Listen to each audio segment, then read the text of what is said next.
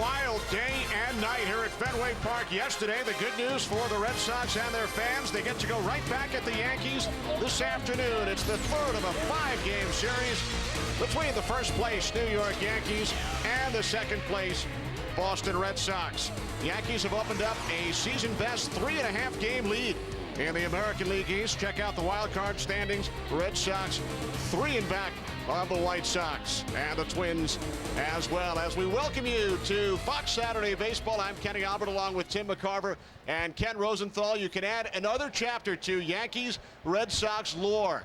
A doubleheader sweep for the Yankees here at Fenway yesterday. It took just under 9 hours to complete. And perhaps Yankees captain Derek Jeter put it best after game 2. He said, winning 2 today is certainly better than losing 2, but we still have 3 more games to play in this series. And Tim, on the other side, from a Red Sox perspective, what are they thinking right now? Well, bludgeoned by the Yankees in a couple of games yesterday, but still plenty of time left to make up a 3.5-game deficit. Remember back in 2004 when the Yankees beat the Red Sox 3 in a row in the American League Championship Series? Pessimism abounded, and what did they do? They reeled off 8 straight wins, 4 against the Yankees in the ALCS, 4 against the Cardinals in the World Series. And after all, why not turn pessimism into optimism? Because they've got the young right-hander on the mound today, Josh Beckett, 13-7 on the year. The alarming thing, he's given up 31 home runs. That's the most in the majors. And the Yankees certainly know what Josh Beckett can do. Think back to Game 6 of the 2003 World Series at Yankee Stadium. Randy Johnson on the mound for the Yanks today. Red Sox looking for revenge. Yankees look to make it 3 in a row at Fenway.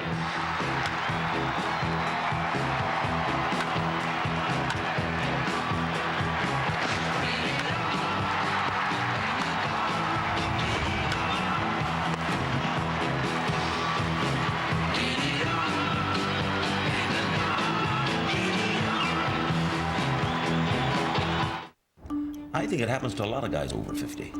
See, I was always going during the movies and hating to stand up, going during a presentation and hating to stand out.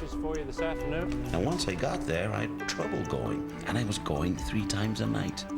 I said to my doctor, I have a going problem. He said, you have a growing problem. It's not your bladder, your prostate is growing. See, I had an enlarging prostate. My doctor prescribed Avodart. Most medicines only treat symptoms. Avodart, with time, actually shrinks the prostate and improves urinary symptoms. So I can go more easily when I need to go and go less often. Only your doctor can tell if your symptoms are from an enlarged prostate and not a more serious condition such as prostate cancer, so have regular prostate exams. Avodart is for men only. Women should not take or handle Avodart due to the risk of a specific birth defect. Tell your doctor if you have liver disease. Rarely, sexual side effects, tenderness, or swelling of the breast can occur. Call your doctor today. Avodart for your growing problem. Baby Ruth is a great tasting candy bar. And when you have peanuts, nougat, and caramel, you don't need bells and whistles. All right, here's one whistle. But no bells. Baby Ruth from Nestle, official candy bar of Major League Baseball. This is Duralast, the battery built to exceed the need.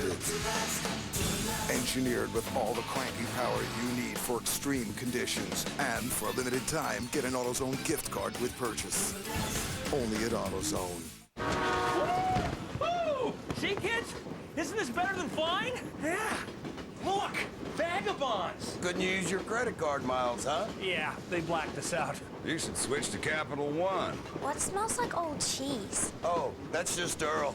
Oh, it's just Earl, honey. Switch to Capital One's new no-hassle rewards. Now with no blackout dates, no earn caps, and no miles expiration. This is our stop. You want to hit the ground rolling. Okay. Ooh. What's in your wallet? An important lesson I learned is to never give up. Major League Baseball and the Boys and Girls Clubs of America teach kids the importance of never giving up. Home run, Big Papi strikes again! Big kid, big effort, big smile. I guess that's why they call me Big Papi. Major League Baseball is a proud sponsor of the Boys and Girls Clubs of America. Together, they create a positive place for kids.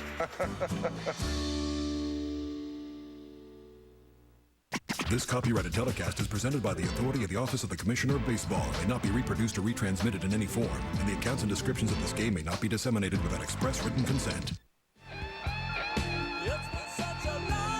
Back to Fenway Park, where the Yankees swept yesterday's doubleheader. They won game 1, 12-4. Game 2, 14-11. And Tim, it ended 12 hours, 33 minutes ago at 12:52 a.m. this morning here in Boston. A look at the combined numbers from the doubleheader. 41 runs, 61 hits. The teams used a combined 18 pitchers, including 2 Yankees who pitched in both games. 783 total pitches thrown. And the 2 games took a combined 8 hours, 40 minutes. The Boston subway is called the T. The last T left at 12:35 a.m., almost 20 minutes before the end of Game 2. So an early morning, and I'll guarantee you it was a much better day for the Yankees than the Red Sox.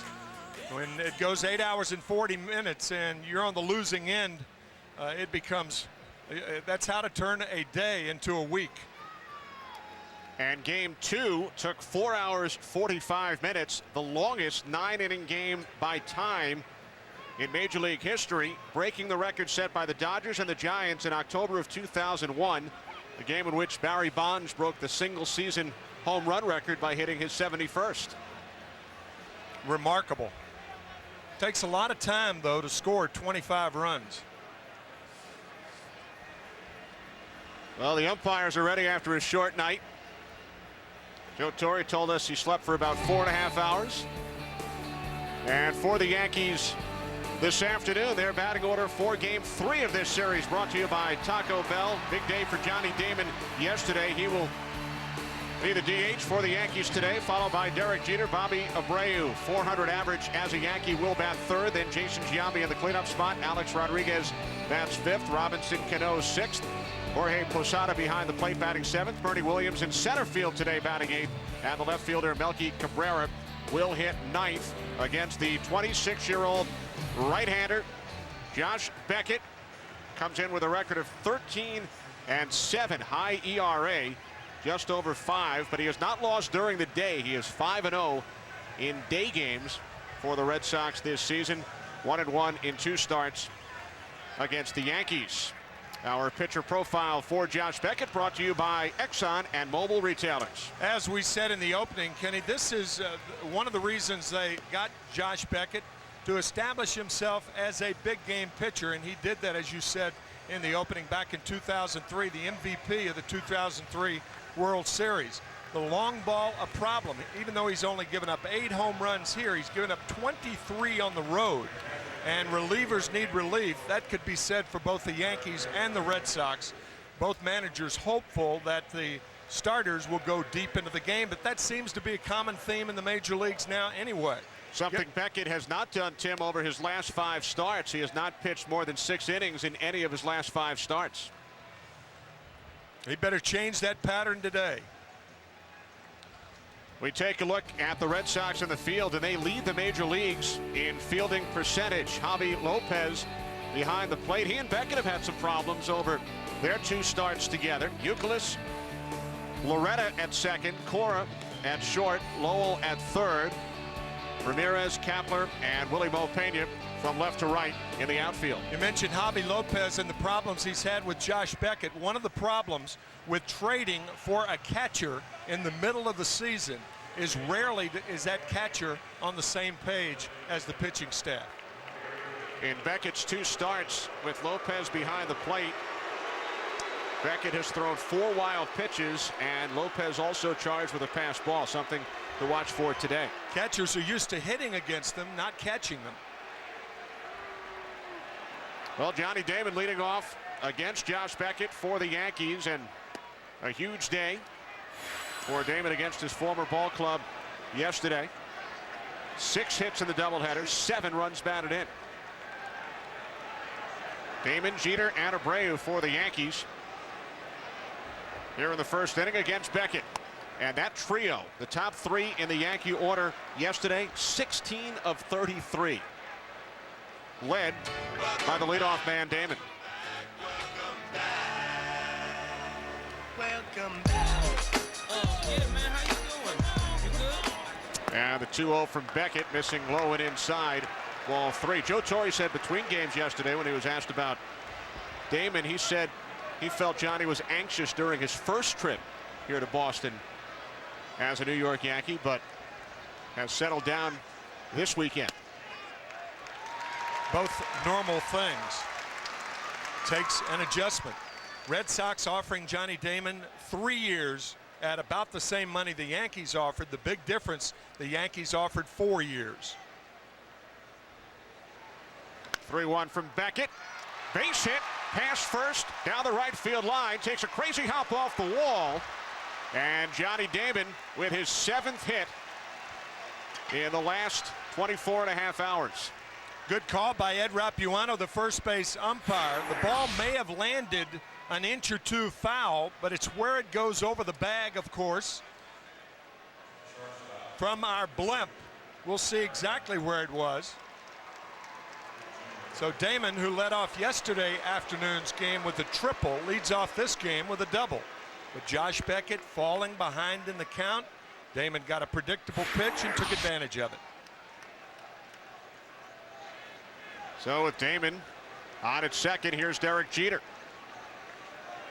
Jeter had the big hit for the Yankees in Game 2 last night. A bases clearing double in the 7th inning. Beckett to first. So Jeter does his job moving Damon over to third. Joe Torre and quite a few managers nowadays will give the option to an older player. Just get him to third base. I think Derek Jeter's too good a hitter, though, to be bunting in that situation. I mean, Derek's second in the American League in hitting. And to give yourself up early in the game, if it's the 7th inning, that's one thing, not in the first. It's hard to believe we are now referring to Derek Jeter as an older player. When he was the Rookie of the Year back in 1996. So Damon now takes his lead off third with 1 out as Bobby Abreu steps in.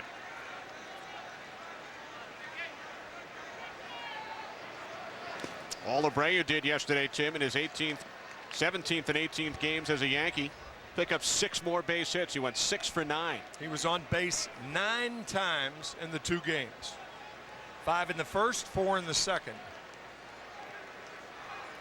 Batting .400 as a Yankee. I'll tell you, Kenny, I didn't realize Abreu would have an immediate effect on the Yankees like he's had.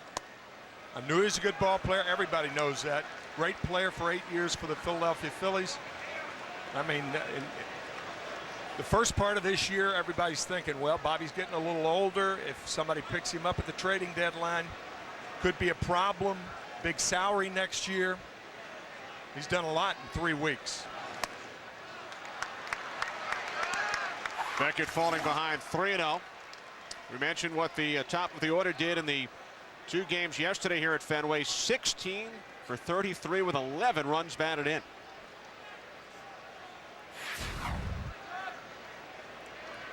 Damon on third. Giambi on deck. And Abreu draws a walk for the Major League leading 104th time this season.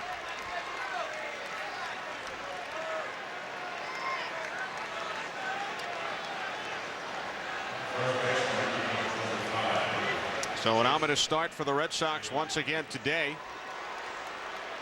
after suffering through 2 losses yesterday. First and third, 1 out for Giambi.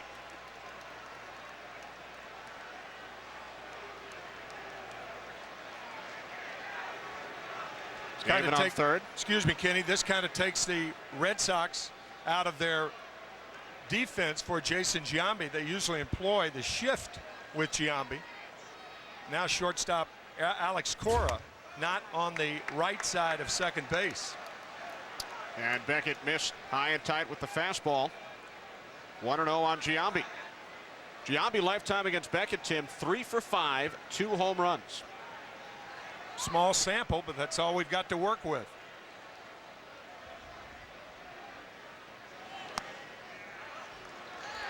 Now 1-1 on Giambi. Beckett, of course, pitching in the American League for the first time this season after spending the last 4 years with the Florida Marlins. Won a career high 15 games last season.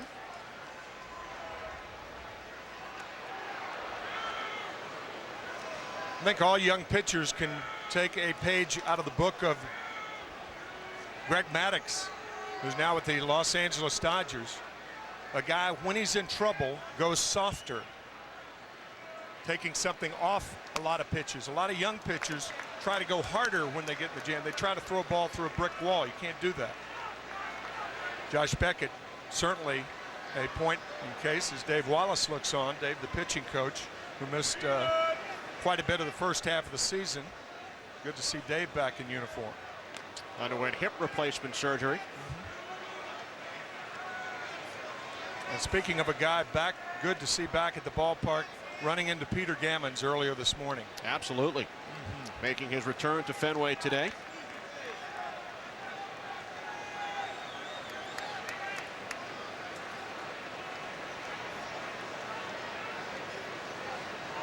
The 2-1 to Giambi. Beckett missing away.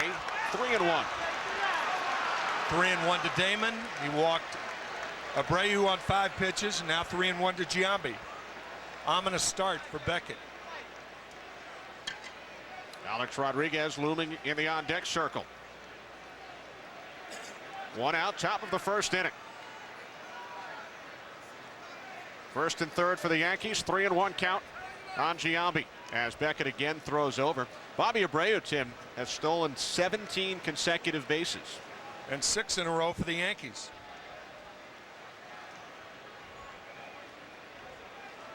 I wouldn't send him here. 3-1's a hitter's count, not a runner's count. Abreu not going anywhere, and Giambi takes ball 4. Second consecutive walk. Yankees have loaded the bases against Beckett here in the first inning.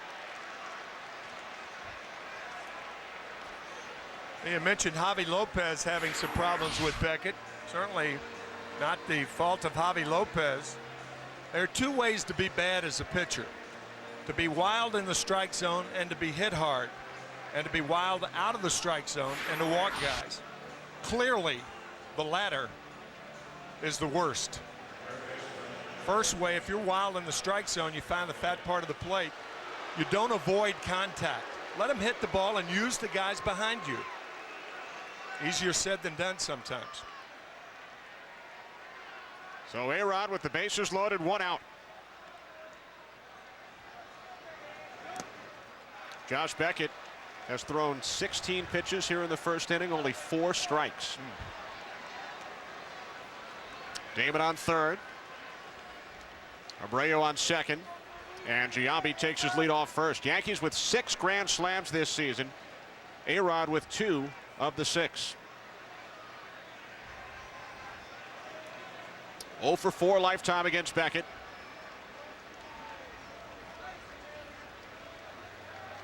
The 1-0. Beckett missing inside, ball 2. And now a visit from Dave Wallace.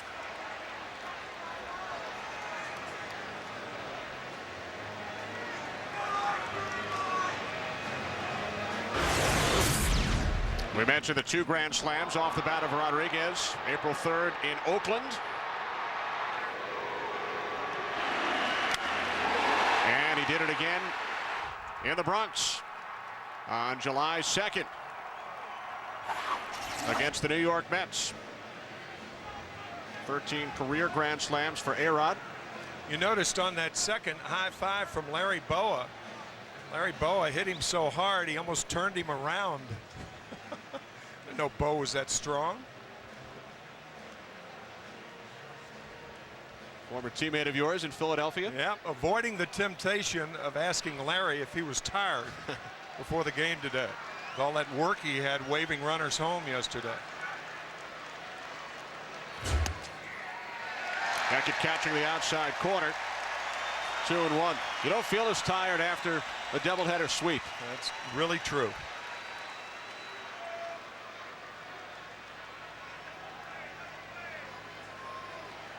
Beckett, as you saw, has struggled in first innings this year. ERA of 6.5. 2-1. On the ground to the shortstop, Cora. To second for 1. Off to first. Double play. Red Sox out of the inning. They turn the 6-4-3.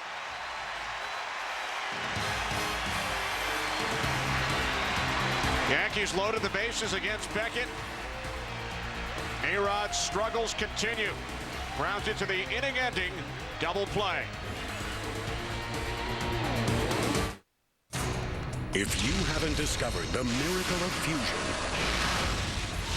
it's time you did. Gillette Fusion. Until now, pressure caused irritation. Fusion has 5 blades spaced closer together to reduce pressure, with less irritation and more comfort. Flip Fusion over. A precision trimmer for those tricky places. The comfort of 5 blades, plus the precision of 1. The best shave ever in manual and battery powered. Gillette guarantees it or your money back. Gillette Fusion. I like these new Nacho Crunch grilled stuffed burritos. Crunchy little tortilla strips in them. Kind of fun. You know, don't let Dave hear. You know, he always has to be the fun guy. Hey guys, what's up? What's that? Sounds crunchy. It's fun, isn't it? Taco Bell's new Nacho Crunch grilled stuffed burrito. Carne asada steak, warm nacho cheese sauce, and crunchy tortilla strips wrapped up and grilled to go. For the burrito that's fun to crunch. Crunchy. Think outside the bun. How do we know you spend more time behind the wheel than you want? And that often, what really needs refueling is you. How do we know you like fast better than slow? And that a friendly place to stop along the way can make a big difference in your life? How do we know? It's really very simple. The human touch and 1,000 other things you need. We're Exxon. We're mobile. We're drivers too.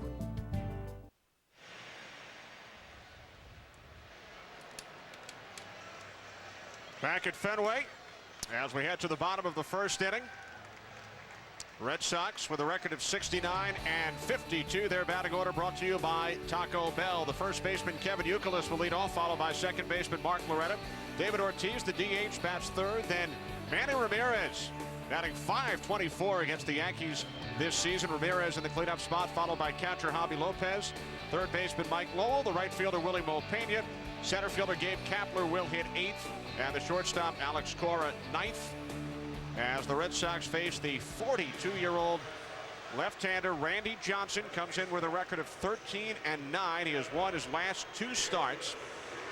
14 and 7 lifetime against the Red Sox. 7 and 2 here at Fenway.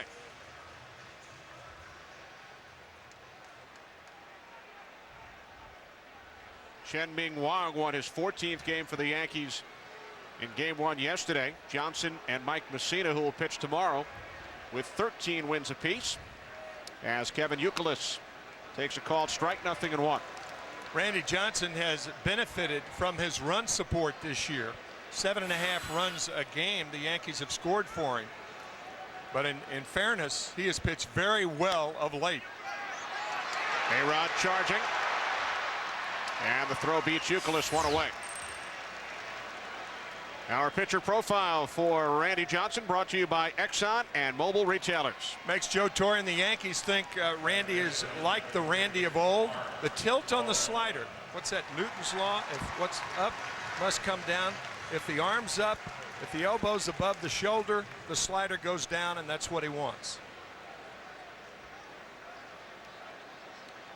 You mentioned Johnson has pitched very well as of late, especially in his last 2 starts. Did not allow a hit over the first 6 innings in Chicago against the White Sox 2 starts ago. Shut out the Angels over 6 innings in his last start.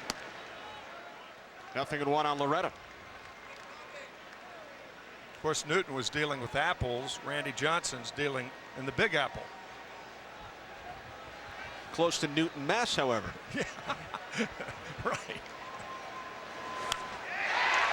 Loretta rips it just foul, 0-2.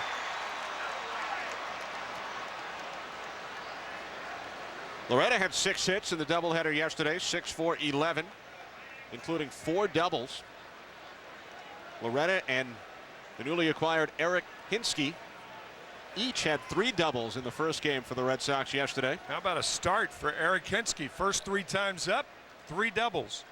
Almost rendered speechless after game 1. It's been a whirlwind couple of days for Hinsky. Arrived in Boston at 10 o'clock on Thursday night. Loretta left field, and coming on to make the diving catch is Melky Cabrera, who continues his outstanding play in left field for the Yankees. Everybody talks about the green monster at Fenway Park. that's a ball that hit in any other ballpark is a single. But because the left fielder is so shallow, Melky Cabrera making a nice play, but any other ballpark, he would just give Loretta the base hit. Not here at Fenway.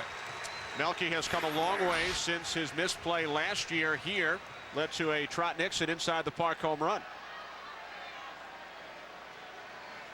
With 2 outs, here's David Ortiz. On the first pitch, pops it up, shallow center. Coming on is Bernie Williams playing center field today. He makes the catch. A 1-2-3, 6-pitch first for Johnson.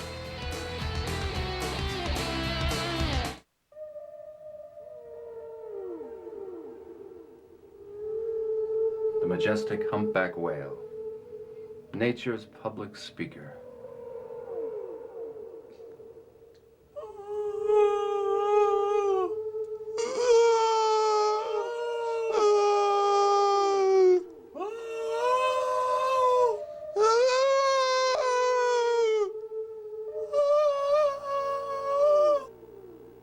This is Duralast, the battery built to exceed the need. Engineered with all the cranking power you need for extreme conditions. And for a limited time, get an AutoZone gift card with purchase. Only at AutoZone. Who'll win the Major League Baseball Comeback Player of the Year Award presented by Viagra? Go to MLB.com/comeback award, vote, and you may win a trip to throw out a ceremonial first pitch at the World Series. Baby Ruth is the candy bar for baseball guys. Guys who like peanuts, nougat, and caramel every bit as much as a grand slam. And if you're a woman who likes that stuff, want to go to a ball game? Baby Ruth from Nestle, official candy bar of Major League Baseball. What's your favorite brand, America? Chevrolet. We love baseball, hot dogs, apple pie, and Chevrolet. Stolen bases, goat cheese, pizza, bottled water, and Chevrolet. Stolen bases, goat cheese, pizza, bottled water, and Chevrolet. Free agents, rally monkeys, fancy leagues, and Chevrolet. Whoa, wait, what's a rally monkey? They go together in the good old USA. Face painters, satellite radio, endorsement deals, and Chevrolet. Chevy, an American revolution. Fox Saturday Baseball is sponsored by your Exxon and Mobil retailers. We're drivers too. By Taco Bell, think outside the bun. By new Gillette Fusion, the best shave ever in manual and battery power. And by Chevy, baseball's #1 fan, Chevy, and American Revolution. Kenny Albert, Tim McCarver, Ken Rosenthal back in Boston. Tim, there were only 5 innings of the 18 played yesterday in which no runs were scored in the top half or the bottom half. No score after 1 today. No score, and the Red Sox going in order in 3.5 minutes. The Yankees batting almost 11 minutes. Yankees loaded the bases in the first. Big pitch to get Rodriguez on the 6-4-3 double play. And now Robinson Cano leading off against Beckett here in the second. He takes ball 1. Cano working on a 6-game hitting streak. He's batting .340 since returning from the DL.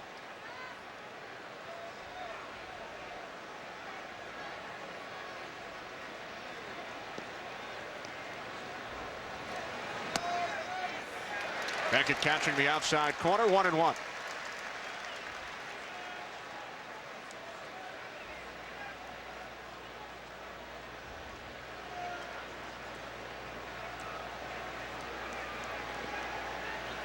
Cano, Posada, and Bernie Williams for the Yankees here in the second.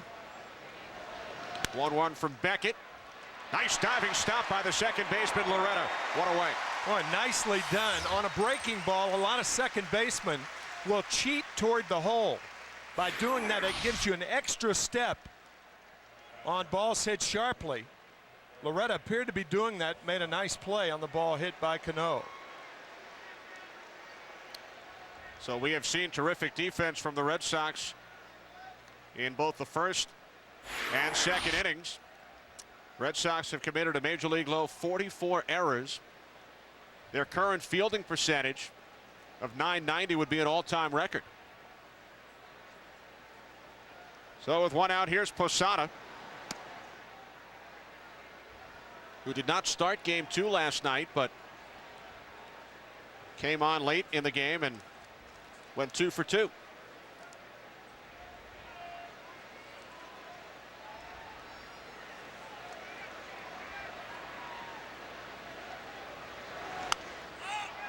Posada pops it up to the left side. The third baseman Lowell is under it, moving to his left for the second out. As we check in downstairs with Ken Rosenthal. Ken. Kenny, last night Brian Cashman called his AAA manager Dave Miley at about midnight, about the 7th inning, and said, hey, I think we're going to need some pitching. After 1 a.m., after the game was over, they decided to call up Jeff Karstens, a pitcher, and Aaron Guile, an outfielder, because Jason Giambi is nursing a sore groin. They sent down Brian Bruni, who threw 56 pitches in the second game, and designated Sidney Ponzone for assignment. Aaron Guile said he got the call at about 2 a.m. in his hotel room. He quickly went to the ballpark, packed up his stuff, then returned his rental car to the airport, boarded a 7 a.m. flight, and he still hasn't slept. Thanks, Ken. Bernie Williams sends this one into the right field corner. It is gone. Home run number 9 for Bernie Williams. The 32nd home run allowed by Josh Beckett this season. The Yankees take a 1-0 lead.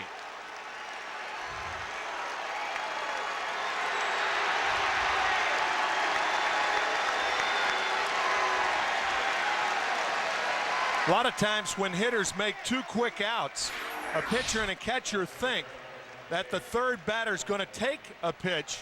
Bernie Williams said, Gets a high fastball, and Josh Beckett gives up his 32nd home run of the year. That is a major league high. Willie Mopena runs out of room.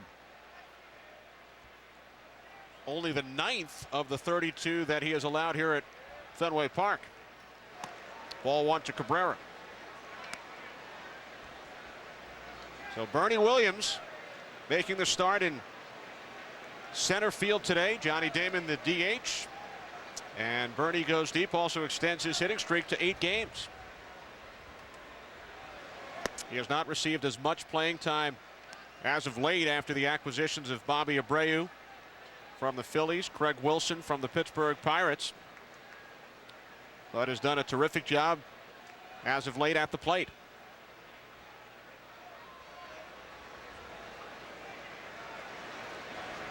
The 2-0, ball 3. Now 3-0 on Cabrera. The roster moves Ken Rosenthal mentioned, made by the Yankees, not the only roster moves involving these clubs today. The Red Sox designated right-handed relief pitcher Rudy Cianez for assignment. Cabrera walks on 4 pitches, and the Red Sox called up right-handed reliever Jermaine Van Buren from AAA Pawtucket. And yesterday they designated Game 1 starter Jason Johnson for assignment, activated Keith Folk. So in the last 24 hours there has been roster moves involving 8 players on these 2 ball clubs. 30 to 40 years ago, general managers of teams rarely took road trips. But in this day and age, because of all of the moves that are necessary, even after the trading deadline, general managers normally travel with the teams. Cabrera goes and has his 10th stolen base of the season.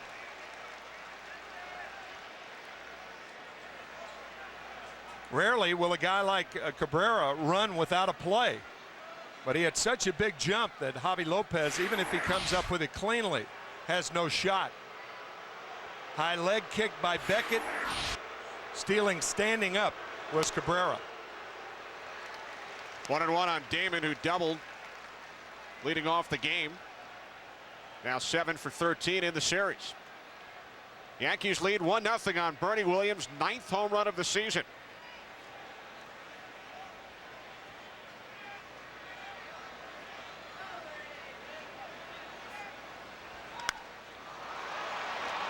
Damon into left center, and it bounces off the monster. Cabrera scores easily. Second double in 2 innings for Johnny Damon. He drives in his 67th run. 2-0 Yankees.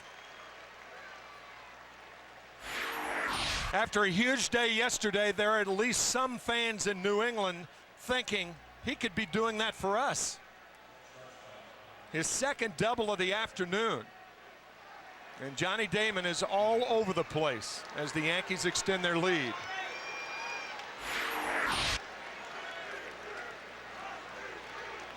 Johnny Damon now has 14 hits in his last 29 at bats. Man.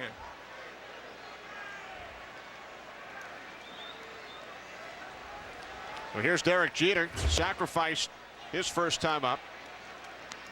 Remember, Beckett retired the first 2 Yankees in this inning, Cano and Posada. Then the Williams home run. He walked Cabrera on 4 pitches, followed by the Damon double.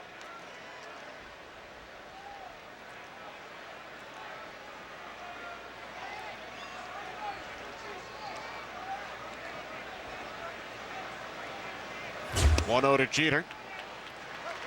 1-1.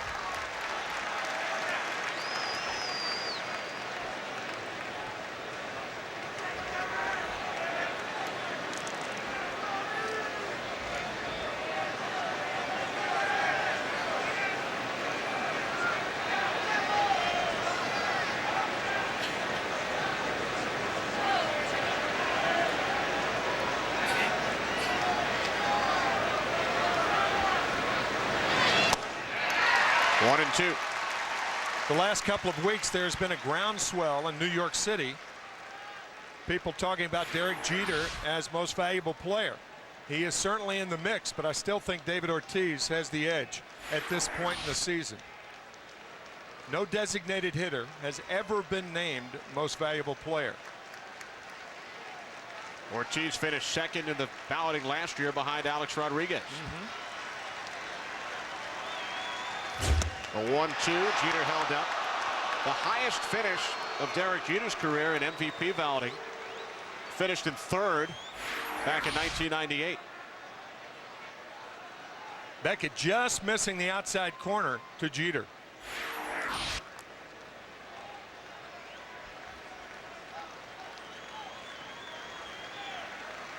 Two balls, 2 strikes. Damon on second. Yankees with a 2-0 lead. Bounce foul back behind third. When Jeter finished 3rd in 98, the American League MVP, Juan Gonzalez. Nomar Garciaparra finished 2nd in the balloting. Juan Gonzalez now playing for the Long Island Ducks of the Independent League. I'm by no means laughing at the Long Island Ducks, but just the fact that Juan Gonzalez, a lot can happen in 8 years in this game. Does have a way to keep you honest. Full count. What do you think about a DH winning the MVP? Well, it depends on how good the DH is and how good the regular players are. I thought Alex Rodriguez, because he was so good on the other side of the ball last year, and what he did defensively, it was terrific. But you just can't ignore David Ortiz's continuing contribution.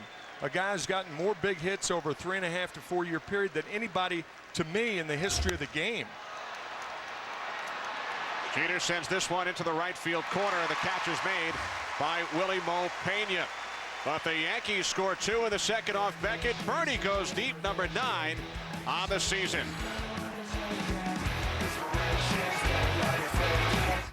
Hey, Joe, if you could have a beer with anybody, who would it be? Anybody? Anybody. Be the guy that took me to my first ball game. A guy who could command a room from 100 miles away. Popular, but humble. People love the way he spoke. I just love the way he listened. Here's to you, Dad. Hello. Hi, sweetie.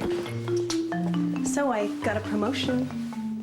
Wow. Hey, big office? At Bank of America, you'll find our managers out front in the lobby. Pretty big. Does it have a window? Huge. There to assist you with your needs and get you on your way. Manager, just be careful you don't lose touch with your customers. Wouldn't worry about that one, Dad. Peeking there. Expert personal attention. Another example of higher standards in checking, only from Bank of America. Better health. Sometimes it's in the genes, but as often as not, it's connected to the quality of the information you have at hand.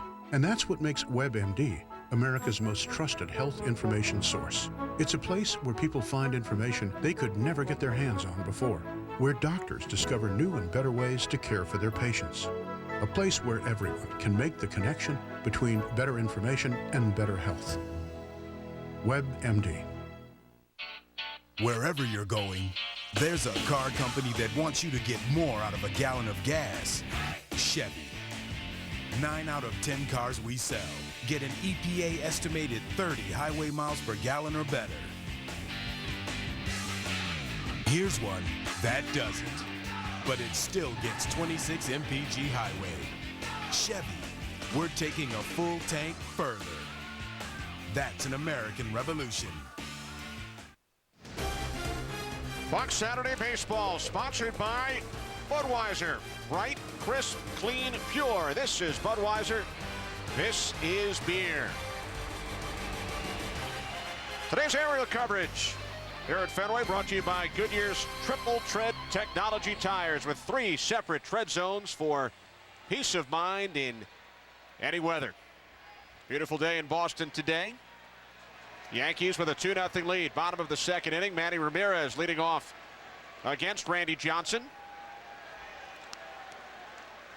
Manny 5 for 8 with a home run yesterday. His 47th career home run against the Yankees, which leads all active major leaguers. 2-0.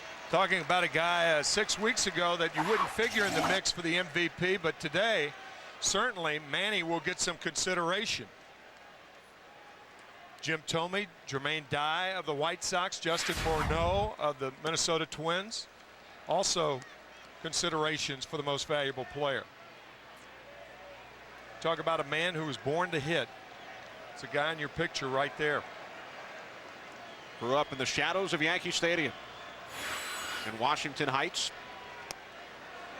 Now 3-1. Javi Lopez on deck, then Mike Lowell. Randy Johnson retired the Red Sox in order in the first on only 6 pitches. His 5th pitch to Ramirez. Inside, ball 4, a leadoff walk. Ramirez on first as we check in with Jeannie Zalasko. Jeannie. And the Cardinals at Wrigley just in time for the high-flying act of one of the Molina brothers. Yadier takes Carlos Zambrano deep. Molina's 5th of the season, and St. Louis is on the board. 2-0, bottom 2. All right, thanks, Jeannie. Had to laugh at Tony La Russa's comment this morning, saying that yesterday was the first time the Cardinals had seen the bottom of the 9th inning in Chicago this year. 0-8, wow. Losing 3 to the White Sox and 5 to the Cubs before yesterday's game. Cardinals lead only 3.5 in the National League Central. Strike 1 to Lopez. Javi Lopez acquired from the Orioles on August 4th, 2 weeks ago after Jason Varitek went down with a knee injury.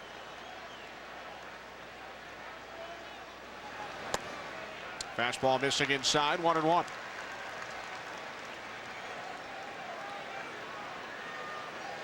So far, I have not seen a lot of pop on Randy Johnson's fastball. It's flat. A lot of times when you push the ball, you flatten that hand out instead of staying on top of it. He had some zip on that one. Amazingly, Randy Johnson recently went 2 starts without striking out a batter. July 29th, August 4th, faced 52 consecutive batters without striking out anybody. And it might have been his best 2 back-to-back starts of the year. Took a no-hitter into the game against the White Sox 2 starts ago into the 7th inning, and took a shutout in the 7th inning, his last start against the Angels on Monday. And that proves the point that if pitchers use the guys behind them, of course, Randy's gone through his whole career. He's a power strikeout guy. Over 4,500 strikeouts, ranking Randy Johnson 3rd all time. Reached that mark in his last start. Struck out Tim Salmon for number 4,500. And there is number 4,504 as Javi Lopez goes down. First strikeout today for Randy Johnson. We check out the Yankees in the field, brought to you by Gillette Fusion. Giambi, Cano, Jeter, Rodriguez around the infield. Cabrera in left, Bernie Williams in center, Abreu in right, Jorge Posada behind the plate. At the plate for the Red Sox is Mike Lowell. Back in 2000, Tim, Mike Lowell was Randy Johnson's 3,000th strikeout victim while playing for the Florida Marlins. Michael Ohl, of course, signed by the Yankees initially. And excuse me, check swing. Cano, Jeter on to first, double play. The Yankees turn the 4-6-3. They lead 2-0 after 2. We'll return after a word from your local station. Dante Culpepper and the Dolphins. Steve Smith and the Panthers. Thursday in primetime on Fox. Summer clearance is going on now at Bangor Chrysler Dodge. This year it's bigger than ever with Employee Pricing Plus. Rebates up to $3,500 or choose 0% financing. Or we'll even give you 110% of your trade's market value. It just doesn't get any better. Ram pickup, Durango, Charger, they're all included. The lowest prices, $3,500 rebates, 0% financing, plus high trade allowances. What are you waiting for? It's a summer clearance at Bangor Chrysler Dodge. Find the home that's just right for your family now at Imperial Homes in Eddington. The quality-built Marlette Schultz homes are certified for the state of Maine. Talk to John, Brian, Pat, or Jason when you visit Imperial Homes, Route 9, Eddington. And remember, it's not that far. Make your special event sparkle with a touch of elegance from Blue Hill Limousine. We provide the area's finest limousine and town car service at the most affordable rates. Although we specialize in weddings, graduations, and proms, a professionally chauffeured limousine turns any event into a special memory that will last a lifetime. As a professional, EBS Building Supplies is a partner in your business. No project is too small or too big. With custom ordering and fast delivery, your client's projects will be complete on time and on budget. EBS has what you need at the right price. EBS is helpful service with a smile and a location near you. It's the EBS advantage. EBS Building Supplies can do, just ask. I just don't see myself cooking in this kitchen. And there's no deck. Where am I going to put the barbecue? Buying a new home isn't child's play, but Town & Country Realtors make it easy. Just go to tcreal.com. Click on Property Search. Narrow your search by location and price range. And TC Real does the rest for you. Town & Country makes it easy. You are watching WFVX Fox 22 Bangor. The fall season starts first on Fox with the season premiere of Prison Break this Monday. Then it's the thrilling series premiere of Vanished. It all starts Monday at 8 Eastern, 7 Central, right here on Fox. Strike one to Bobby Abreu, who walked back in the first inning. Prison Break returning on Fox on Monday. I know I can't wait. Although I can't figure out how Dominic Purcell, one of the stars, turned up on the sidelines with Chris Myers on Fox on Thursday during the Giants-Chiefs game. Oh, you couldn't figure that out. I thought they were on the run. And there he was on the field at Giant Stadium with Chris. We'll have to tune in on Monday. Abreu, Giambi, Rodriguez here in the third inning for the Yankees. Who scored 2 in the second with 2 outs off Beckett. 1 and 2 on Abreu, who sees more pitches, Tim, per plate appearance. As we check out his numbers against the Red Sox this year, more pitches per plate appearance than anybody else in baseball. The guy who is in second place, interesting, is about 100 feet from him. First baseman Kevin Youkilis. And that's what makes guys like Abreu and Youkilis good 2-strike hitters. They have to be, because they take so many pitches and run so many deep counts. Often they're hitting with 2 strikes. Something the Yankees as a team have become known for over the last decade, taking pitches. Abreu stays alive. Damon and Abreu alone in yesterday's doubleheader. 2 Yankees, Damon and Abreu, saw 102 pitches between them. Oh, that's great. That's wonderful.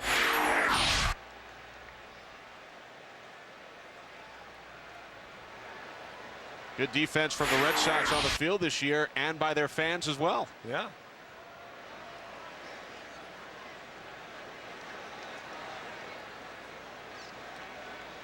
Sixth pitch of the at-bat to Abreu. And the count is now full.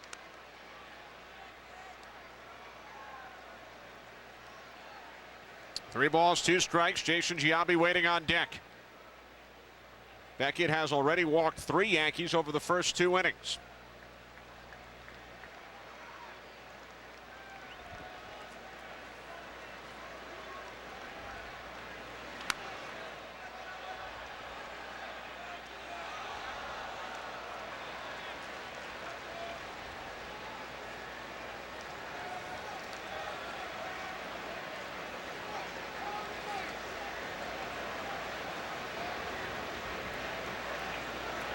Well, we at Fox like to quickly identify those who catch foul balls in the stands, and we are told that is Michael Bryan, a local youth basketball coach here in the Boston area, who happens to coach the daughter of our graphics operator.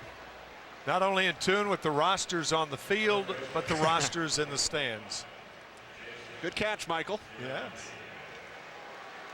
Well, Bobby Abreu works out an 8-pitch walk. Second time he has walked in 3 innings. And here's Jason Giambi, who also walked back in the first.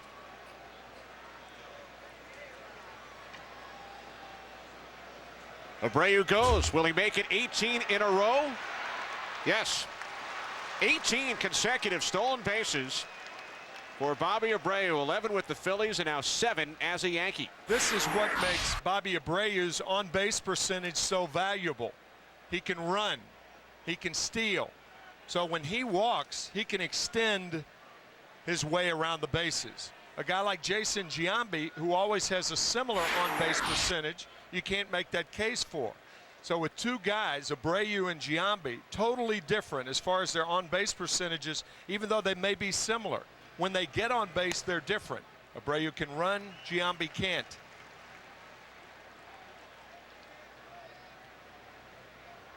Abreu in scoring position for Giambi.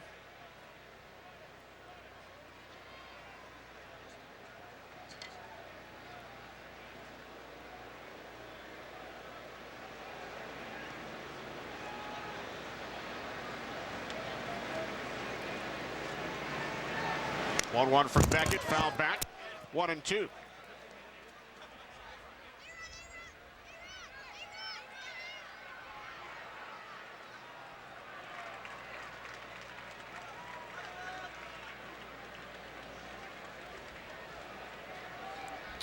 think back to the 2004 season with the Phillies, Bobby Abreu stole 40 bases.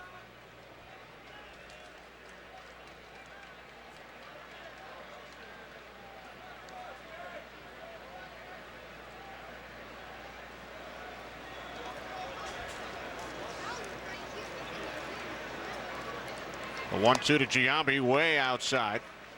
In fact, last year, Abreu became only the 3rd player in baseball history to have 7 consecutive 20 home run, 20 steal seasons, joining Barry Bonds and Bobby Bonds.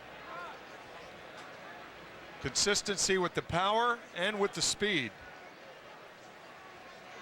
2 things that really don't necessarily go together. If you can run, that doesn't mean you can hit the ball out of the ballpark. And if you can hit the ball out of the ballpark, doesn't mean you can run. Giambi got a piece of it to stay alive with Rodriguez waiting on deck. We check in once again with Ken Rosenthal. Ken? Guys, Josh Beckett has gotten only 6 outs, and he's already over 50 pitches. The importance of the starters pitching efficiently today is even more important than usual, given the state of both bullpens. Ideally, the managers would like their starters to go at least 7, then turn the game over to their closers. You look at the Red Sox. Keith Fulk unavailable, 42 pitches yesterday in his return from the DL. Julian Taveras, 32 pitches. Mike Timlin, 32. Manny Del Carmen, 29. The Red Sox would like to stay away from all of them. Full count now on Giambi, and to expand on Ken's point, the Red Sox starters yesterday, Jason Johnson went only 4 1/3, and then John Lester only 3 2/3.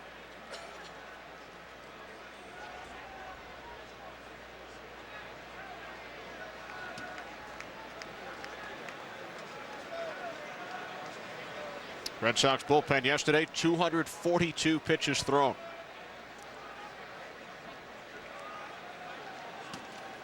as baseball and those around it continue to do, keeping track of pitch counts, seems like more pitchers are going down the more that people keep track of pitch counts.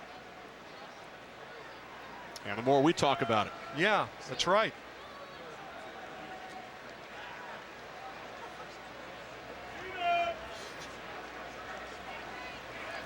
Payoff pitch to Giambi. In the air, left center. Long run for the center fielder Kapler. He makes the catch for the first out of the inning. Thing about pitch counts for starters, I think there are a lot of people in and around the game that think that once a guy reaches 110 pitches that there should be cause for alarm.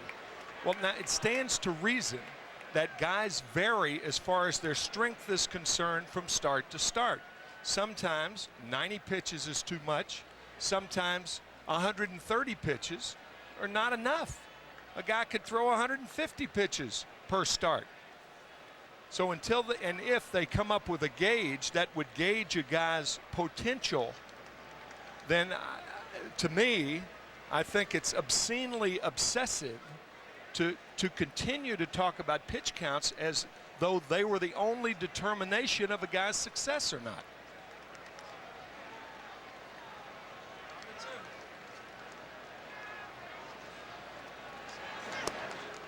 Although it is obscenely obsessive, we will tell you that that was pitch number 55 thrown by Josh Beckett today. How obscenely obsessive.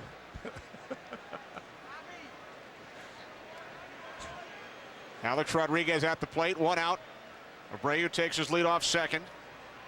A-Rod grounded into a 6-4-3 double play with the bases loaded to end the first inning. 1-1.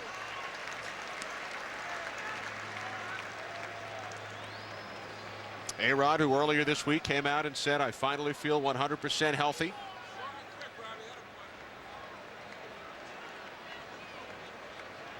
Has had his problems in the field, committed his 22nd error. We talked about it last Saturday. I think he does feel healthy, and on top of things as a hitter. I don't as a fielder. 2-1. One of the common things when you are pressing at third base, and in my view he is, one of the common things that happens is when you throw, you start pushing the ball. You lead with your elbow. And I don't remember any time during A-Rod's career where he has thrown the ball continually dropping under the flight of the ball. He's always stayed on top of it, a good strong arm, good strong throw. But I think that's where it's really affecting him, in the field, not at the plate. And you may have expected that 2 years ago during his first year as a third baseman, but he was terrific in the field the last 2 years. 2-2. A lot of people think that you can only slump with the bat. You can slump in the field too. Good fastball from Beckett.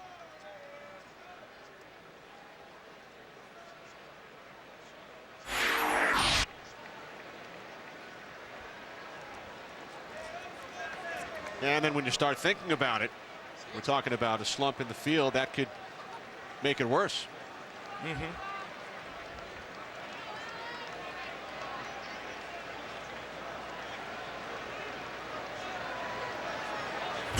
2-2 to Rodriguez, a called strike 3. First strikeout of the game for Josh Beckett. Right on the corner to get Rodriguez. So Alex, a ground ball double play with the bases loaded and 1 out in the first inning. And now stranding another runner in scoring position. Taking a called third strike. That was a nasty fastball. That's the best pitch Beckett has thrown in this game. So now with 2 outs, here's Robinson Cano. Grounded out to second. Terrific diving play by Loretta. Back in the second inning.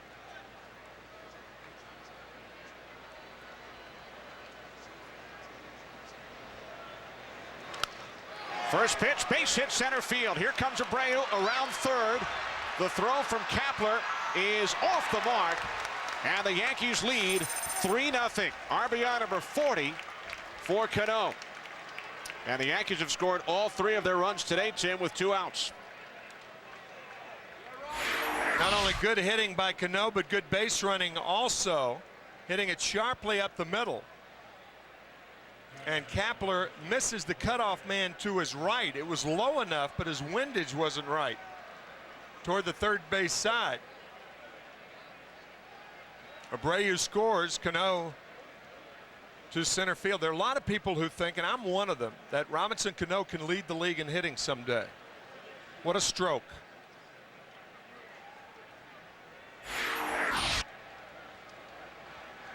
Now 3-0 Yankees. Here's Posada. Popped out to the third baseman Lowell. His first time up. Fouls off the first pitch from Beckett. 0-1.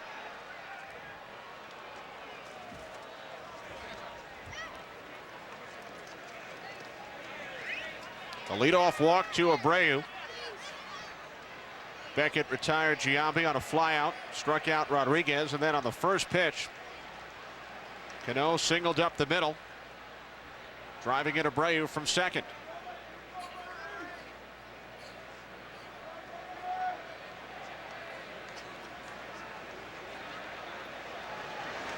With the Yankees taking as many pitches as they do, you think Beckett may have been surprised when Cano swung at the first offering? No. I mean, it wasn't a bad pitch. It was inside, but the point is, stay ahead. There are certain things that you have to do as a pitcher. And if I were the director of a farm system, every young pitcher would have in his locker this sign: leadoff walks, score. It would be in every minor league locker room, in every minor league pitcher's locker. Leadoff walks, score. And normally they do.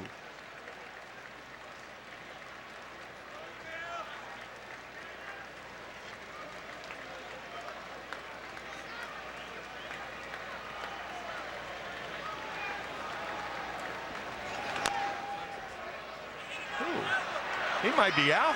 He was. That's a good call by Joe West. He ran into it. It was in fair territory. One more look. Posada ruled out. 3-0. Middle of the third from Fenway. My name is Steve Weller. I'm the BK chicken changer. It's my job to get BK chicken fries in the car when it comes in for a pit stop.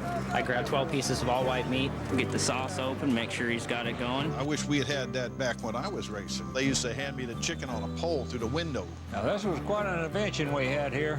You see how we put this chicken on that pole, and then they'd run that car in there real fast, and they'd just step back and stick that chicken right in there in your face. Oh, it's a mess.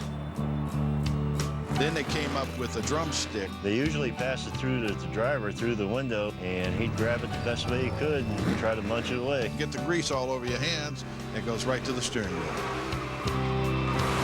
Well, then they incorporated the chicken sandwich, and you know, that didn't work out at all. Absolutely love it. It's a great job. Can't ask for more. You got to be in first place all the time. Chicken fries are #1. You got to feed the need for chicken fries. Here's to men, to guys who want to spend less time in the men's room and more time fishing. And here's to Flomax. It's approved to treat male urinary symptoms due to BPH, also called an enlarged prostate. In 1 week, Flomax may help symptoms like going often, going urgently, weak stream, frequently waking up at night to go.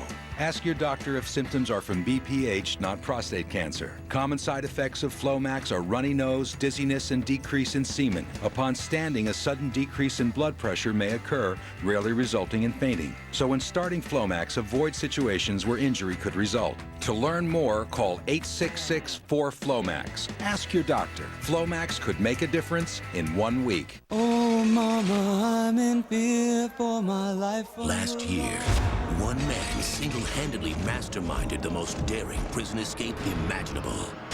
Come on, Michael! Fox Monday. The greatest manhunt in history is on. We can stop being cons and start being civilians. It's the premiere you've been waiting for. Freeze! Schofield! Prison Break, followed by Vanished at 8/7 Central, Fox Monday. Back in Boston, Kenny Albert, Tim McCarver, Ken Rosenthal. Willie Mo Pena leading off for the Red Sox here in the third against Randy Johnson. Yankees out to a 3-0 lead. Red Sox have had only one base runner. Manny Ramirez walked in the second.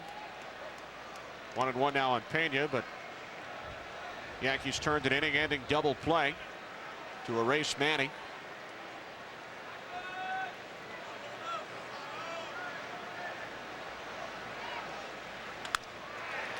The shortstop, Jeter.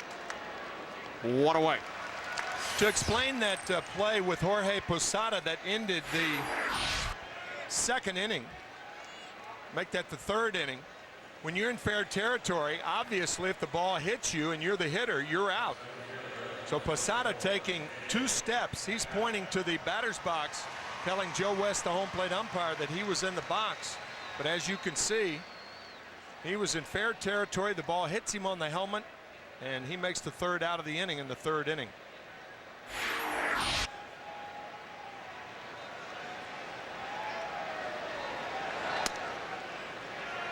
Strike one to Gabe Kapler, starting in center field today for Coco Crisp. Kapler just 1 for his last 23. 1 out, bottom of the third. Fastball missing inside, 1-1.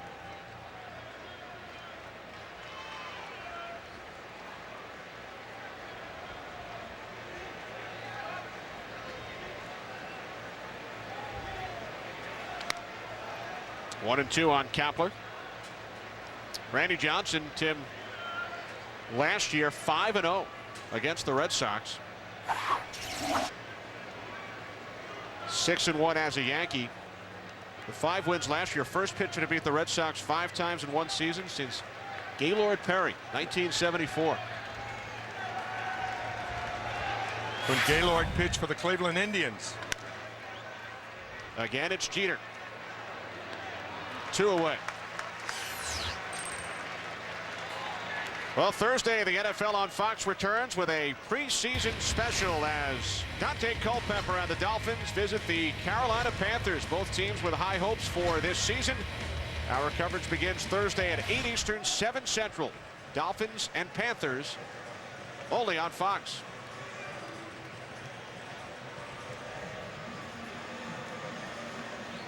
Two outs as Alex Cora steps in, the Red Sox shortstop. Cora batting .291. We mentioned the second game last night. Longest 9-inning game in Major League history, breaking the record set by the Dodgers and the Giants in 2001. Alex Cora played in that game for the Dodgers. So he has now been involved in the 2 longest 9-inning games in baseball history. Played in both. And he's the only one who played in both. Yes.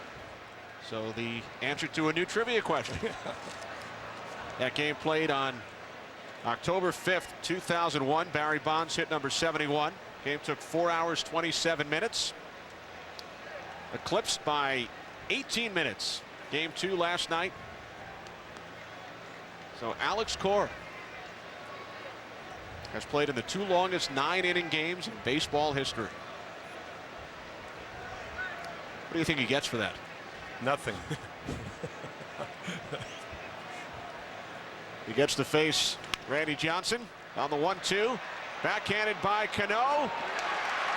What a play. Good play. What a play by the Yankees' second-year second baseman to end the inning. Good play to catch it. Better play to throw it with as much on it.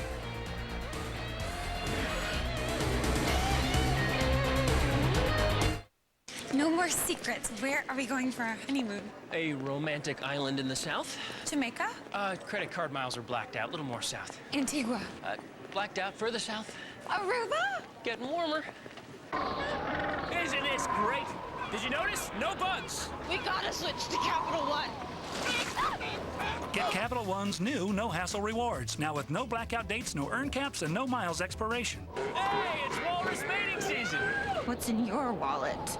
This is Duralast, the battery built to exceed the need. Engineered with all the cranking power you need for extreme conditions. And for a limited time, get an AutoZone gift card with purchase. Only at AutoZone. Attaboy. Rip City, baby. Who'll win the Major League Baseball Comeback Player of the Year award presented by Viagra?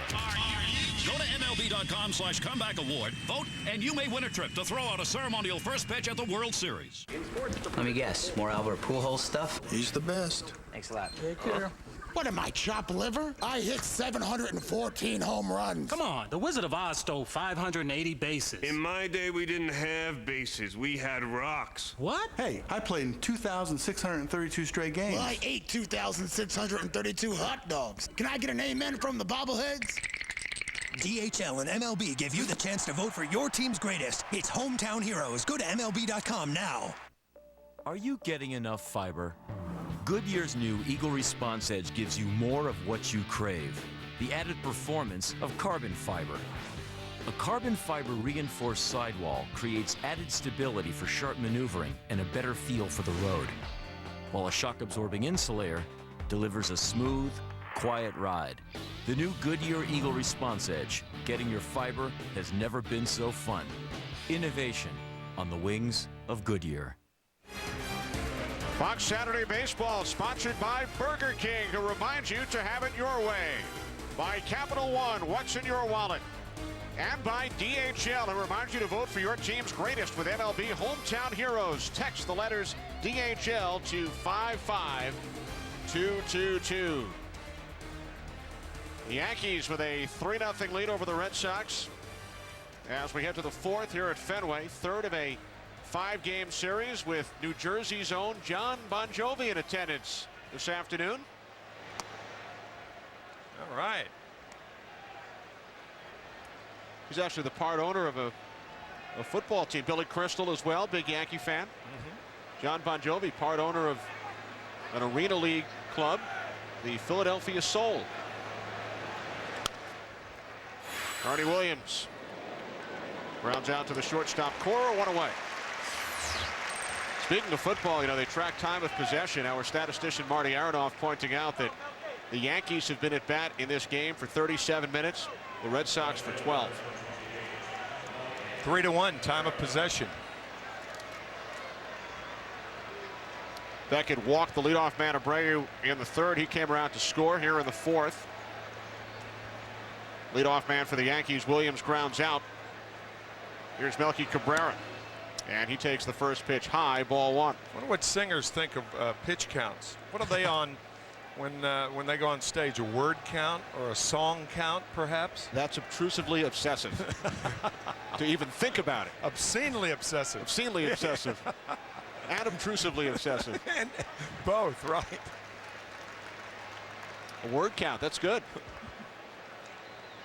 Or a song count, perhaps. Song count, yeah. To float that by John one of these days, if we ever meet you.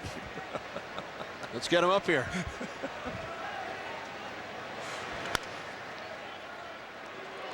Nice play by Youkilis. The toss to Beckett, 2 away. So 2 up, 2 down here in the Yankees' fourth. Time now for our Capital One trivia question. What player has hit the most career home runs against the Yankees in their history? Most home runs against the New York Yankees. We already told you Manny Ramirez has hit 47, most among active players. We'll give you a couple of minutes to think about it. You can hear the boos from the crowd as Johnny Damon steps in for the third time today. He has doubled twice and driven in a run. Now 8 hits in the series, 8 for 14, 8 runs batted in.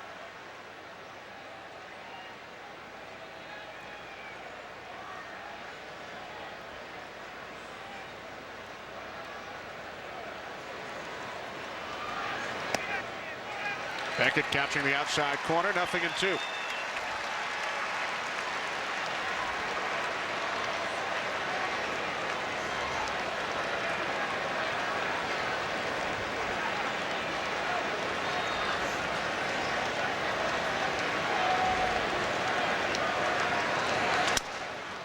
Off the end of the bat, Mike Lowell. A 1-2-3-4. Only 8 pitches in the inning for Beckett. David Ortiz getting set to bat third for the Red Sox when we return.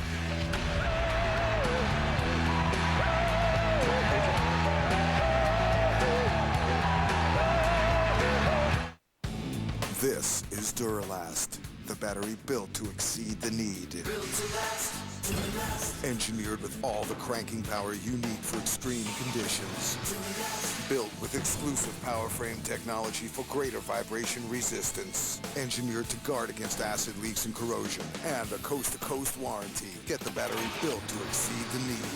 And for a limited time, get an AutoZone gift card with purchase. Duralast. Only at AutoZone. Hey, Joe, remember we met on the elevator that we mentioned like an hour ago? Oh, yeah. How are you guys? Zach does a really good Joe Buck. You gotta hear it. It's not that great. You gotta hear it. It's incredible. Why do you do this? Do it. He winds up for the pitch. It's a screwball. Wait, who's talking? Is that Joe or Zach? And he's out of there. What's up? Okay. No. Okay, let's just bring it down a notch, all right? Why don't I get 5? You guys have some work to do in your room or anything, or? No, all done.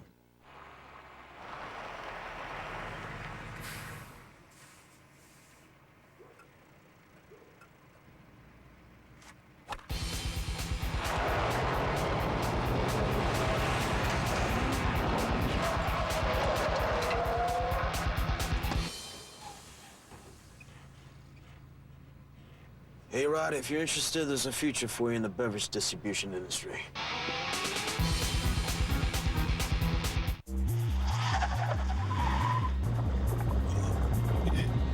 There's no way to hide it. If you drive drunk, we will find you. Cops everywhere are stepping up enforcement and cracking down like never before. Sir, have you been drinking tonight? Sir, have you been drinking this evening? Sir, have you been drinking tonight? Make no mistake, you will get caught and you will be arrested. Over the limit, under arrest. Fox Saturday Baseball, sponsored by Chevy. Baseball's #1 fan, Chevy, and American Revolution. Bottom of the 4th inning here at Fenway. Top of the order for the Red Sox. Kevin Youkilis takes a called strike, 0-1. 3 runs, 4 hits for the Yankees. No hits over the first 3 for the Red Sox. Youkilis, Loretta, and Ortiz here in the 4th against Randy Johnson.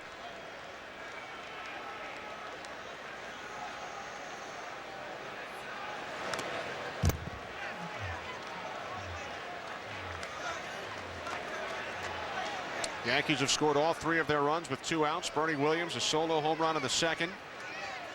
Johnny Damon, an RBI double.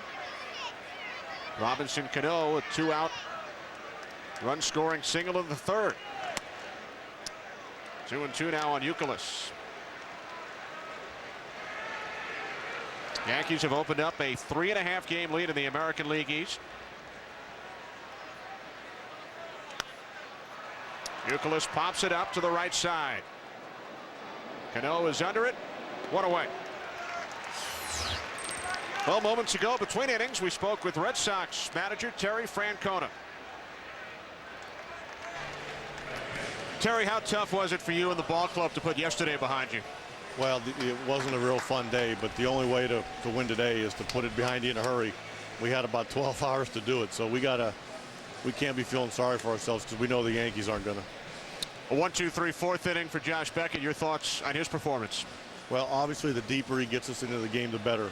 It's no secret we've been in our bullpen a lot, so if we can have more innings like that, it bodes well for us. Okay, thanks, Terry. Okay. A subdued Red Sox manager. Yeah, subdued because of the grueling schedule over the last 24 hours, plus the fact that the Red Sox lost 2 yesterday and are trailing here 3-0.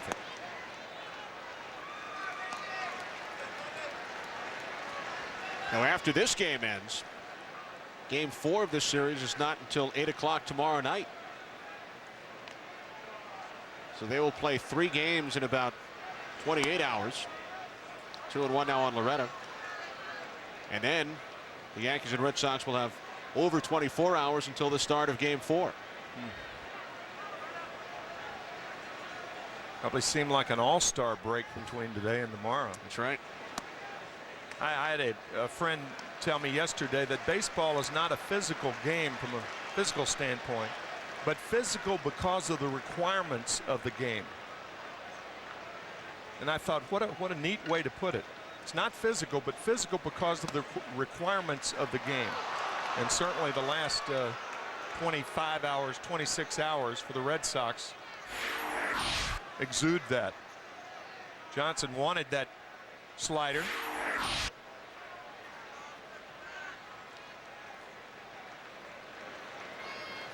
And now the payoff pitch to Loretta, missing away. And the Red Sox have their second base runner of the afternoon. With David Ortiz stepping to the plate. Time now for our Burger King home field advantage. Burger King, have it your way. Well, David Ortiz, Tim, made a comment recently that he did not know how to get to the state of Maine. Well, the governor of Maine presented him with 41 lobsters, representing each of his home runs at that point. He now, of course, has 43. And he will be making a future trip to Maine. Yes. He is some ambassador for this ball club. Huge Green Bay Packer fan, but he's kind of changed that over the last year, saying that the Patriots now share equally. His wife is from Wisconsin. And he has been known to roam the sidelines at Lambeau Field.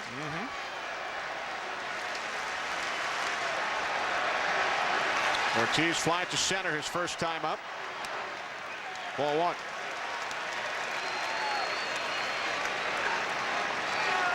It is remarkable when you think back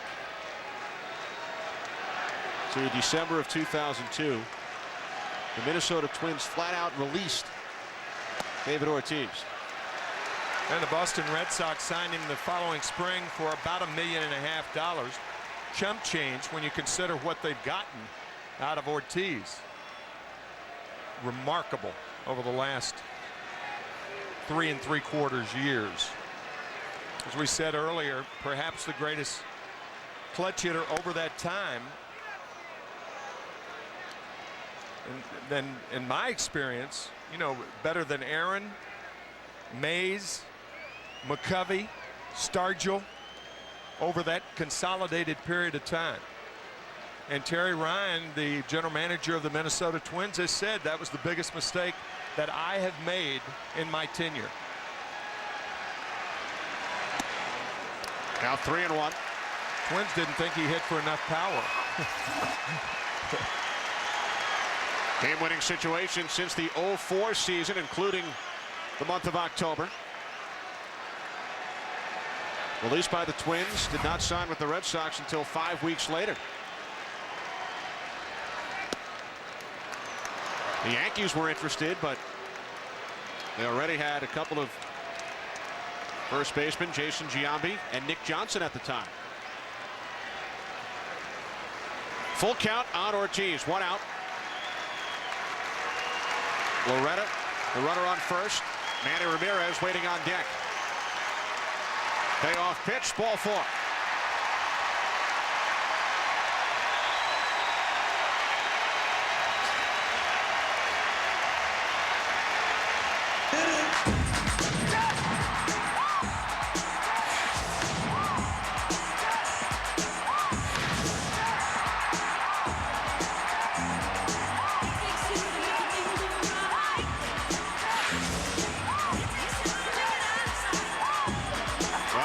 David Ortiz, and then you have to face Manny Ramirez.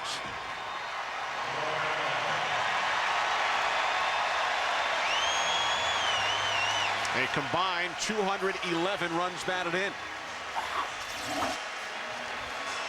And we are still in the month of August.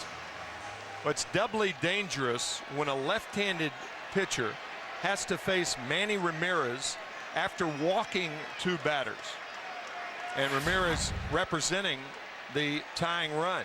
The reason for that is now you're conscious of throwing balls out of the strike zone. So the strikes that you throw are going to be too good of pitches. And you can't make too good of pitches to Manny Ramirez. Nobody covers the plate any better than Ramirez, as evidenced his right field home run in yesterday's game. And he walked his first time up today. Lifetime .250 hitter against Randy Johnson with 4 home runs. First pitch, ball 1.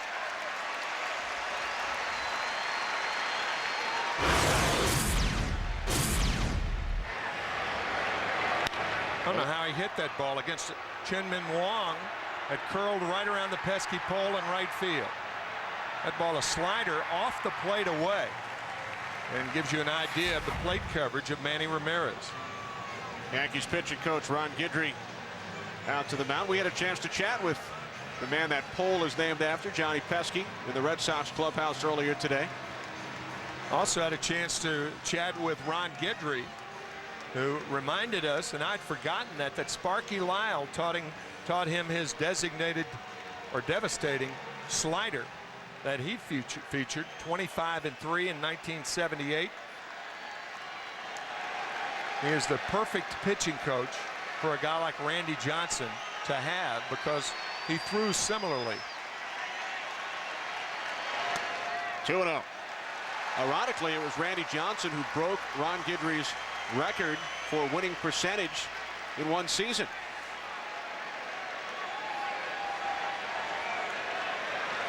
Ron Guidry in his first season as Yankees pitching coach replaced Mel Stottlemyre, who retired. First and second, 1 out. 2-0 count on Manny Ramirez. Gets the bat on it. 2-1.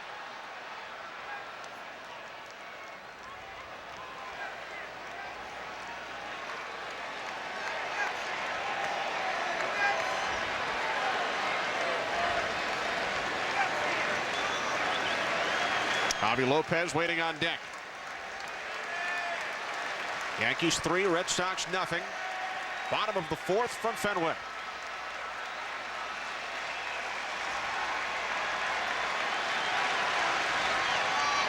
The 2-1. A drive over the monster.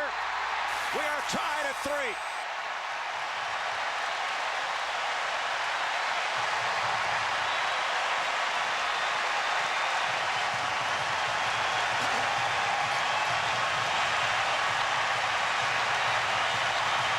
Home run number 34, Manny Ramirez. The Red Sox first hit of the afternoon off Randy Johnson.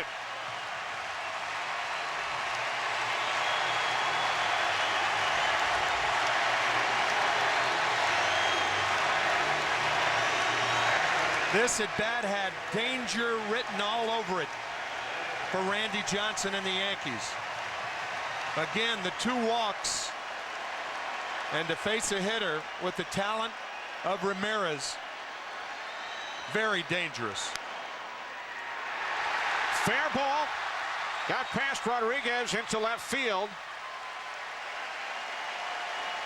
So a single for Javi Lopez following the Ramirez home run. Let's take a look at the pitch by pitch. He missed with the first 2 pitches high and away.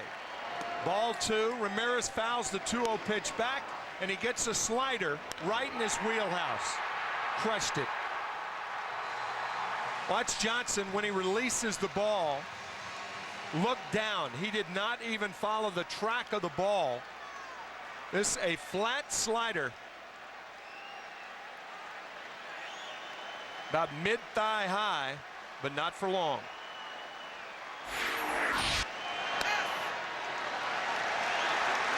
So with one swing of the bat, the Red Sox tie the game at 3. A view from the blimp.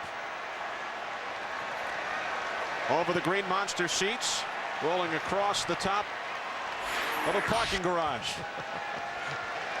48th career home run against the Yankees. A-Rod charging, barehands it, and the throw pulls Giambi off the bag. So Lowell safe at first. Lopez moves to second. Tough play for Alex Rodriguez. Absolutely. He had to play Mike Lowell deep at third base. So because he was deep, the ball cued off the end of the bat, a slider from Johnson. Rodriguez too far to go. and he throws it into the runner. The error or potential error saved by Giambi, an infield hit for Mike Lowell. Good play by Giambi.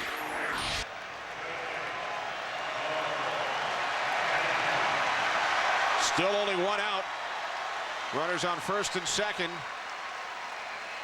for Willie Mo Pena.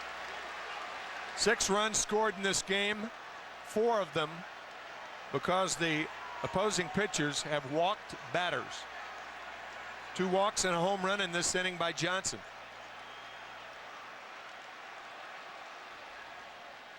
Pena grounded to short. His first time up, takes ball 1.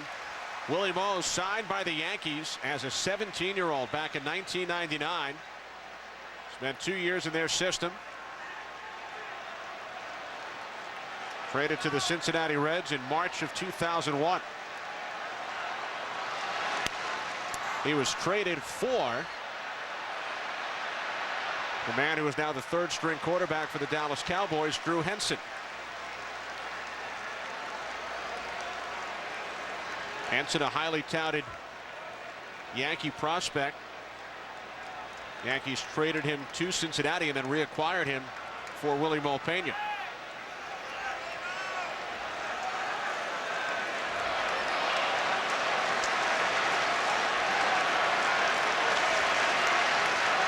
I won't mention it, Tim.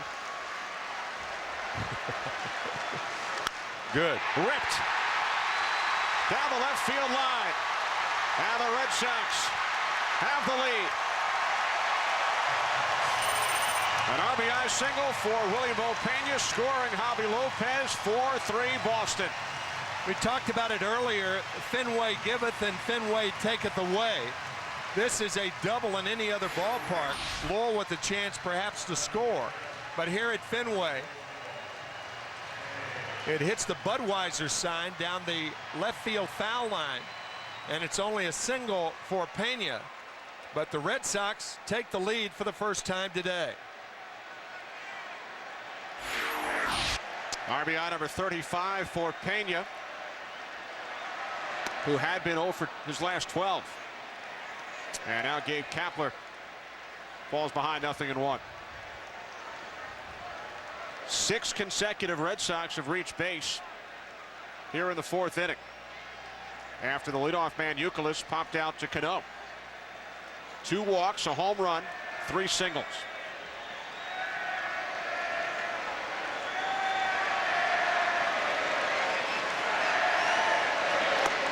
One and one now on Kapler.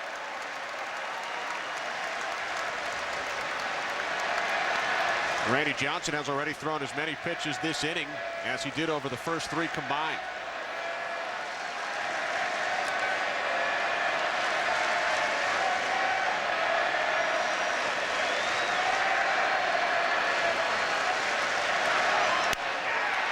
On one hop, Jeter, Cano, Giambi, double play. But the Red Sox take the lead. They score 4 runs in the 4th, including home run number 34, a 3-run shot off the bat of Manny Ramirez over the Green Monster.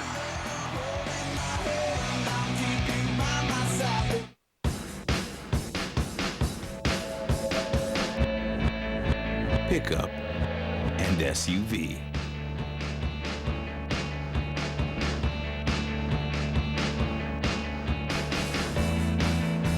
Gasoline and E85 ethanol.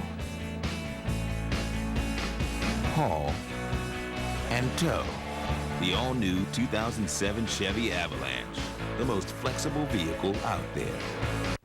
I think it happens to a lot of guys over 50. See, I was always going during the movies and hating to stand up, going during a presentation and hating to stand out. For you this afternoon. And once I got there, I had trouble going, and I was going 3 times a night.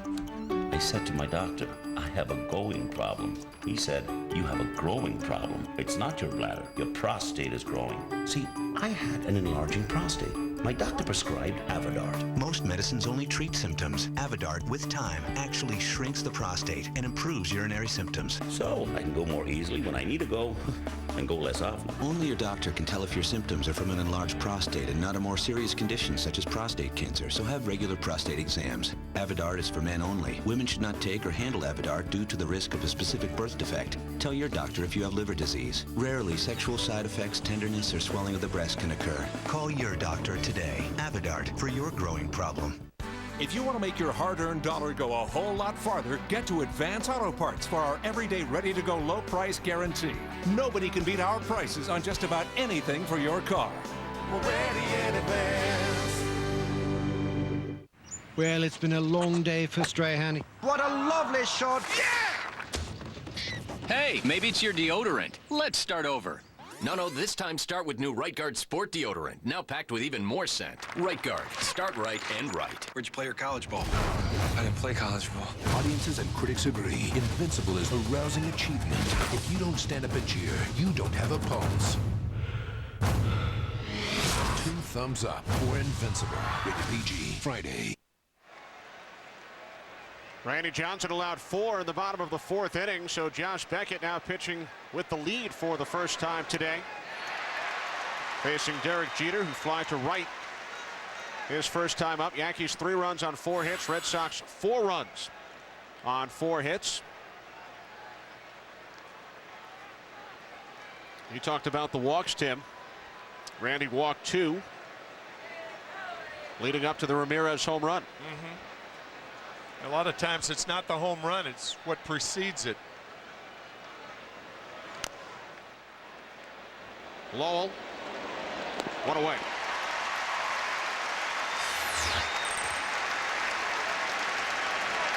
Time now for today's AutoZone Strike Zone, the comparison of Johnson and Beckett. Things have evened up since that 4th inning of the Red Sox.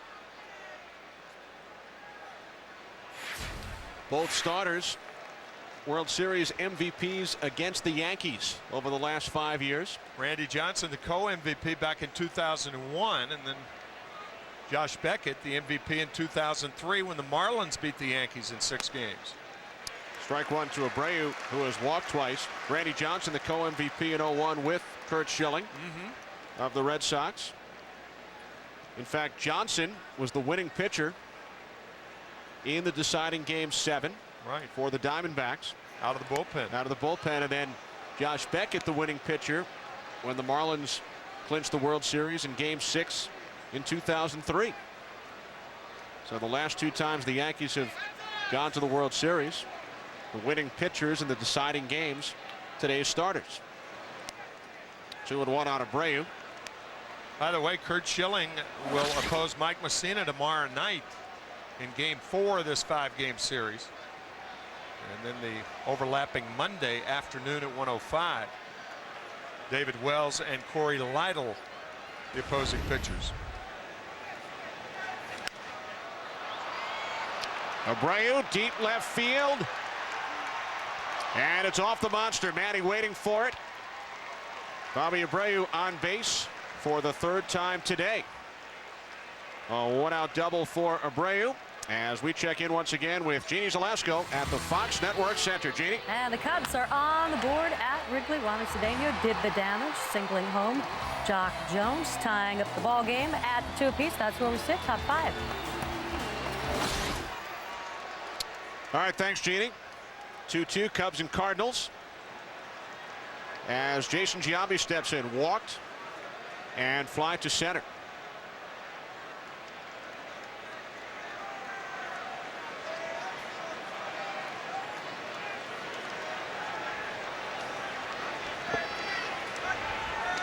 How about Bobby Abreu? You mentioned earlier he reached base 9 times in the doubleheader yesterday. Been on base all 3 times today. So 12 times in 2.5 games has Bobby Abreu gotten on base in 15 plate appearances. The Red Sox have retired him only 3 times in 15 tries. 1-0 to Giambi, low and inside. 2. Last swing by Abreu. This ball and out in most ballparks, but Manny Ramirez, once he sees it in left field, knows it's over his head. It's going to hit high up on the wall.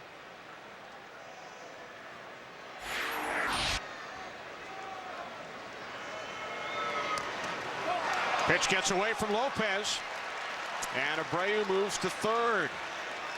We mentioned earlier Beckett and Lopez have had their problems over the 2 previous starts. 4 wild pitches and a pass ball, and this goes down as another pass ball charged to Lopez. That's a 23rd pass ball on Red Sox catchers this year. You could see Lopez trying to catch the ball. Normally, if the ball hits the ground, it would be a wild pitch.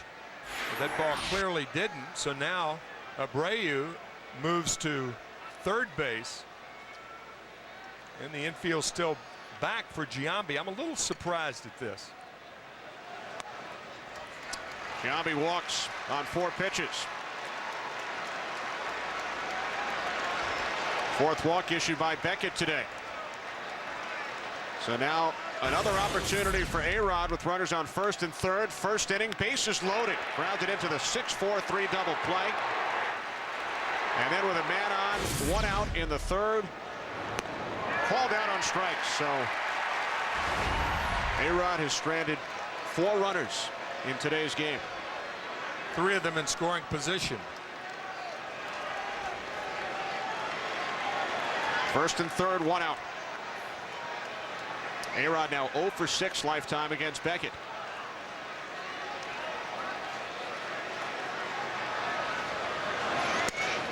First pitch in for a strike, 0-1.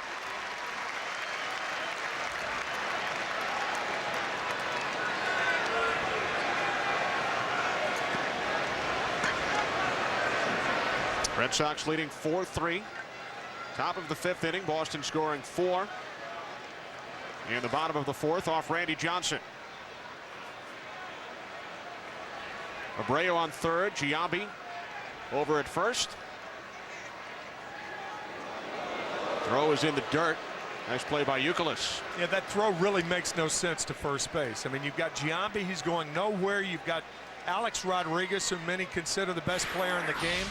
So why even consider throwing the ball to first base? You could throw it away, and he almost did. Good play by Youkilis. This is one of those, forget about the runner at first, get the guy with the stick in his hand.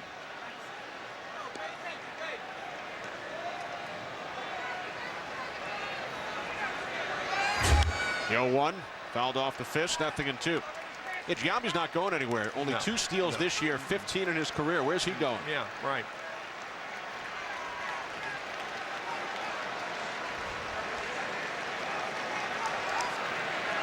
Is Beckett throwing over on his own there? No, yeah. And no pitching coach is going to tell him to throw to first with Giambi over there and Alex Rodriguez, the hitter, with a potential tying run at third base.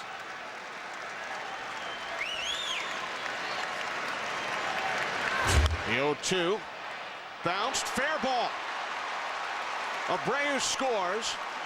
Giambi held at third. Rodriguez in at second with an RBI double. His 90th run batted in of the season. The Yankees have tied the game at 4. It is maddening when a pitcher makes his pitch and a hitter has the talent enough to get enough wood on it to put it in play. Rodriguez hits it down in front of home plate, and it takes a high bounce over the head of Mike Lowell, who can't make the play.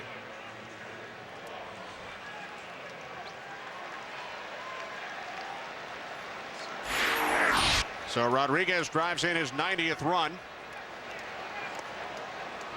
And now with first base open, runners on second and third, the Red Sox will intentionally walk Robinson Cano.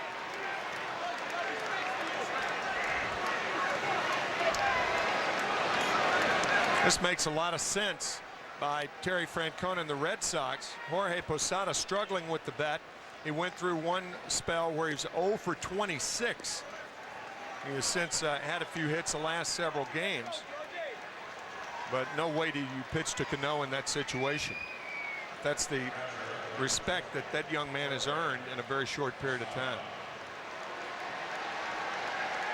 So instead, they will pitch to Posada, who has not gotten the ball out of the infield in 2 at-bats today.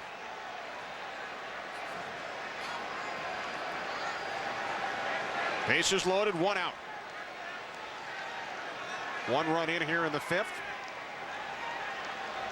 Giambi on third, A-Rod on second, and Cano takes his lead off first.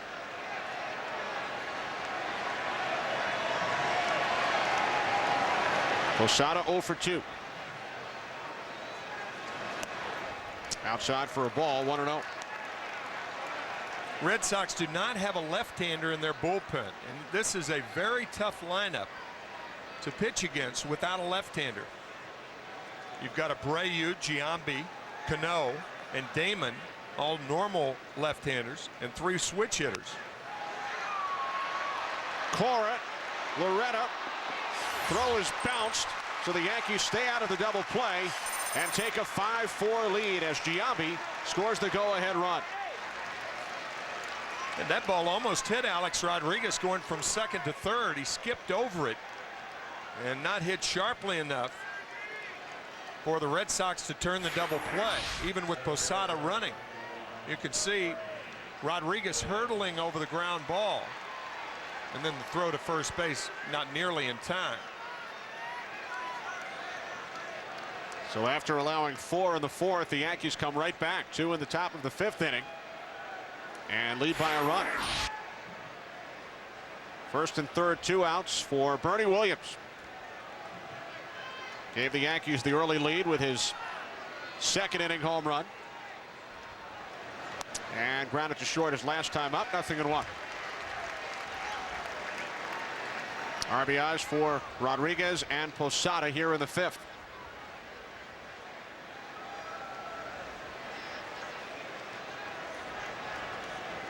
A-Rod on third. Posada over at first. 1-1. We mentioned the Yankees' 3.5 game lead, their largest of the season. Red Sox had a 4-game division lead as recently as July 4th. So over the last 6 weeks, the Yankees have gained 7.5 games on the Red Sox. Posada goes. No throw from Lopez.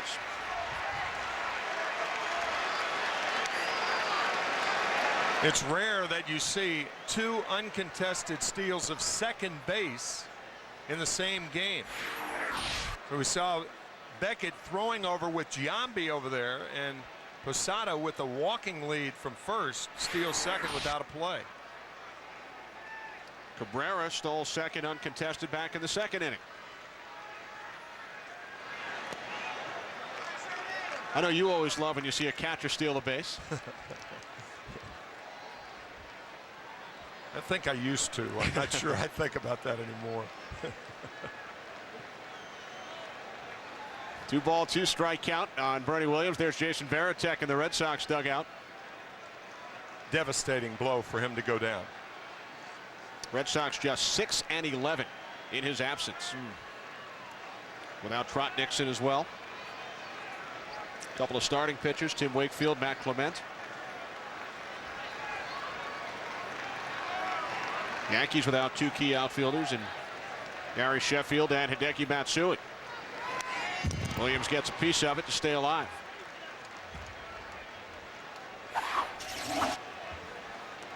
(63-41) were the Red Sox prior to Jason's leaving. And 6-11 since. See the earned run average. That's what suffered. Almost a run and a half difference, and that certainly is more than coincidence. Nothing against Doug Mirabelli or Javi Lopez, but Jason Varitek, the real general of this club. Bernie Williams down on strikes. Yankees strand 2, but they score 2. Middle of the 5th. It's 5-4 New York.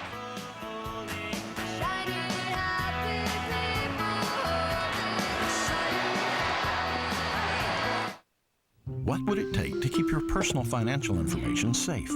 A ferocious guard dog? A great white shark? A man-eating tiger? Any of them will do thanks to Bank of America's Site Key. Just choose a picture and title. We'll show them to you when you sign on so you know you're securely on our site, not some look-alike. So if you'll feel safer, protected by a fearsome grizzly bear, we've got you covered. Open a checking account and experience higher standards in checking, only from Bank of America. It's a fact. The more we learn about how to take care of ourselves and our families, the longer and healthier our lives become. That's why more people turn to WebMD than any other health information source. It's a place where people find answers to health questions with an ease never before possible, where doctors discover new and better ways to care for their patients. A place where everyone can finally forge a link between better information and better health. WebMD. Back in the early days, they used to hand me the whole chicken on a pole. You see how we put this chicken on that pole? They'd run that car in there, just stick that chicken right in there in your face. Then they came up with a drumstick. You get the grease all over your hands, it goes right to the steering wheel. Well, then they incorporated the chicken sandwich. And, you know, that didn't work out at all. Now they got the chicken fries. All white meat, streamlined for high-speed consumption. You gotta feed the need. The need for chicken fries. This is Duralast, the battery built to exceed the need. Engineered with all the cranking power you need for extreme conditions. And for a limited time, get an AutoZone gift card with purchase. Only at AutoZone. Attaboy, Brick City, baby. Yeah! Who'll win the Major League Baseball Comeback Player of the Year Award presented by Viagra? Go to MLB.com/comeback award, vote, and you may win a trip to throw out a ceremonial first pitch at the World Series. Fox Saturday Baseball is sponsored by Viagra. By Bank of America. Experience higher standards in checking only from Bank of America. And by the auto parts experts at AutoZone. Get in the zone. AutoZone. Back in Boston on a Saturday afternoon. Kenny Albert, Tim McCarver, Ken Rosenthal. And Alex Cora is hit by the first pitch of the inning from Randy Johnson.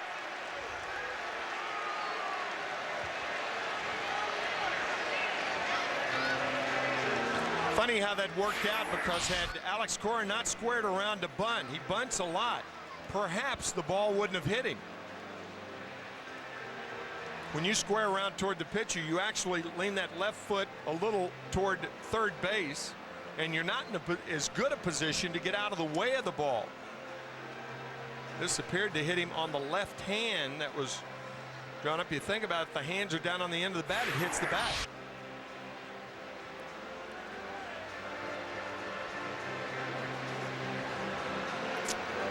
Let's listen to the pitch from Johnson.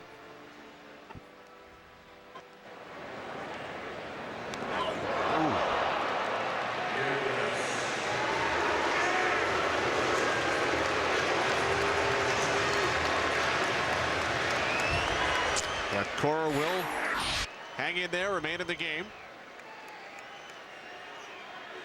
And Kevin Youkilis steps in. Fastball missing, ball one. Youkilis has grounded to third and popped to second. Red Sox scored all of their runs in the fourth inning. 4 runs on 4 hits against Randy Johnson after the Yankees took a 3-0 lead. 2-0.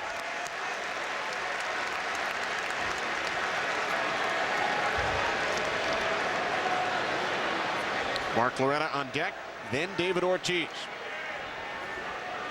5-4 Yankees in the 5th. Johnson missing in. 3-0. Well, you figure 2 big-time strikeout pitchers today, Randy Johnson, Josh Beckett. In this game, 9 walks, only 3 strikeouts.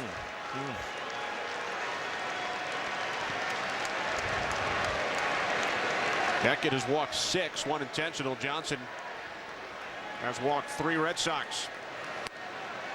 Make it 4. Youkilis to first. We chatted between innings with Yankee skipper Joe Torre.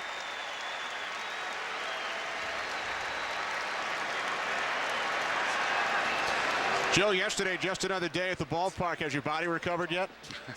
Well, I don't have to play. You know, I mean, I can not sleep at night and take a nap here in the dugout a little bit, but that was quite an experience last night. You told us earlier you slept 4.5 hours, but I guess it feels a lot better when you wake up after a pair of wins. No question. I mean, especially in this ballpark against this team. I mean, you know, the rivalry is such that, you know, at times it's become ugly, and I don't care for it that much because, you know, it really takes away from the baseball.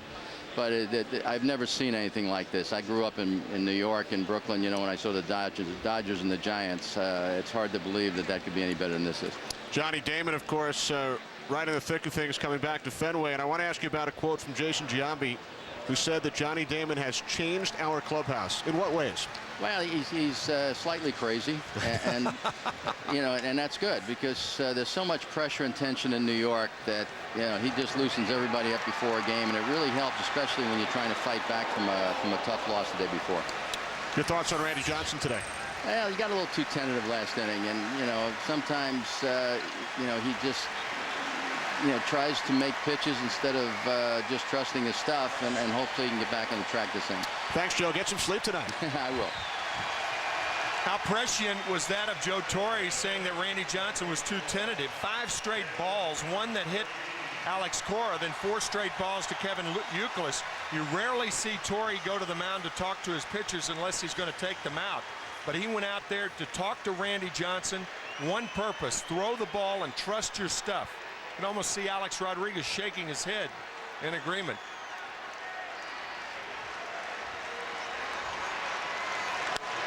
First pitch to Ortiz is caught by Cabrera in left. Throw to the plate. Off the glove of Posada. The Red Sox have tied the game at 5.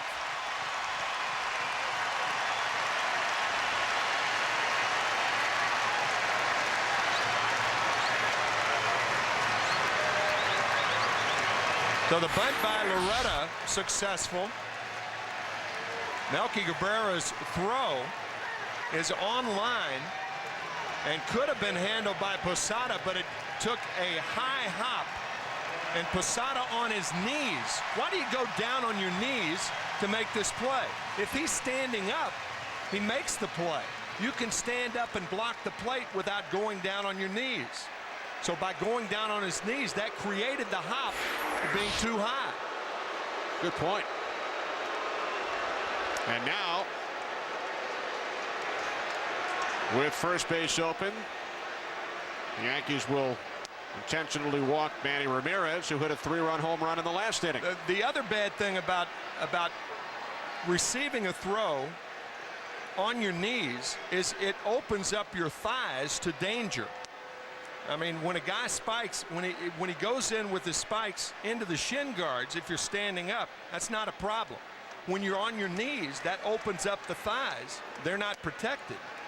So from every standpoint, Posada receiving that throw on his knees is wrong. You stand up the throw and the hop is right there. You make the tag. On your knees, the hop's too high. So that's a ball that should have been fielded by Posada.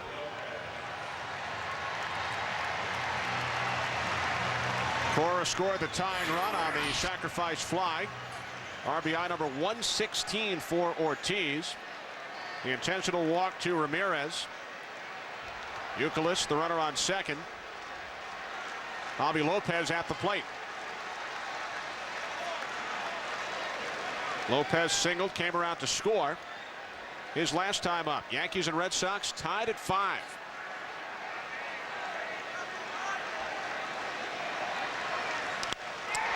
Lopez, first pitch. Right center, coming on to make the catch, Bernie Williams.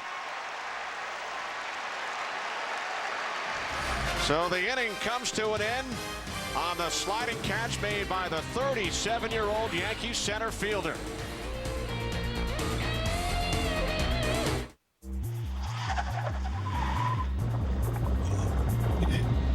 There's no way to hide it.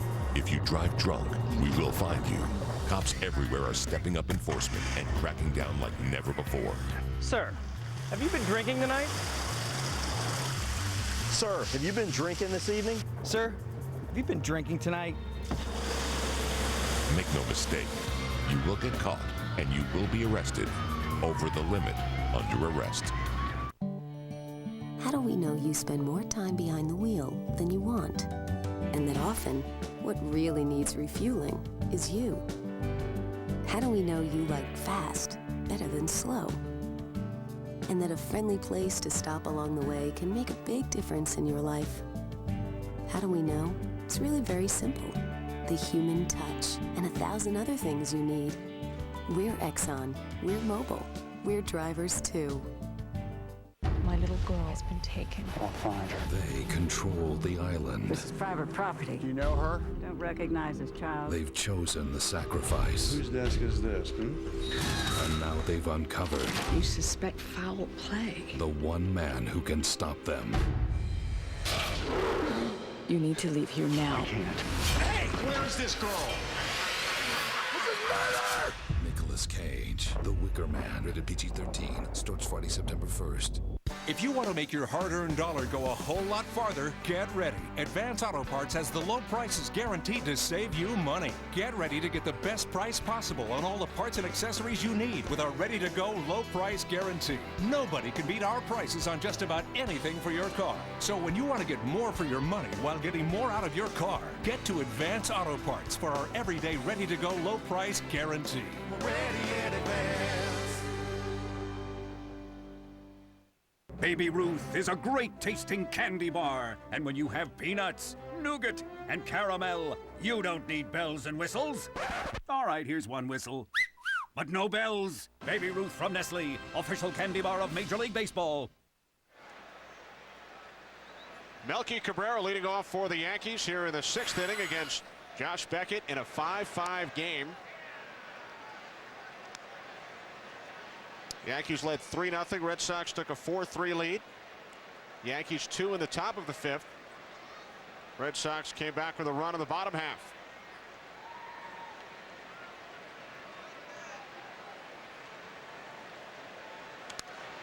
One and one now on Cabrera. Jorge Posada talking to Randy Johnson. Of course, that is constantly, catchers are constantly in motion with their pitchers. It's communication on an inning by inning basis. But it's funny, if a pitcher's successful, there's very little conversation. They're left alone. So if you see a catcher talking to a pitcher between innings, normally the pitcher's not doing real well.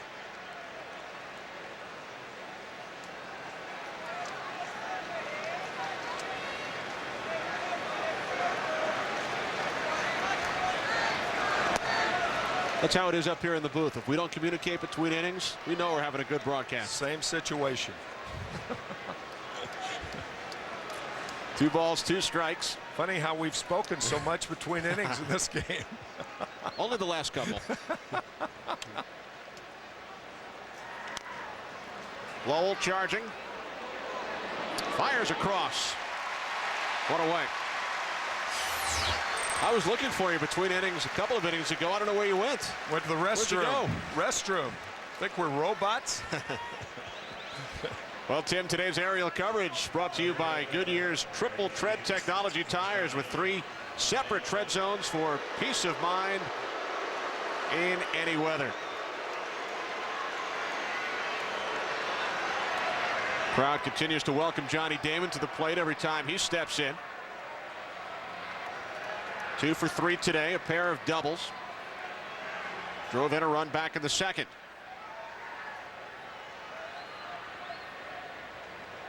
Johnny Damon yesterday tied his career high with his 20th home run, set as a Red Sox 2 years ago. And he leads the major leagues, tied with Travis Hafner, most home runs this month. 7 home runs for Damon during the month of August. 1-0 from Beckett. Catching the outside corner, 1-1.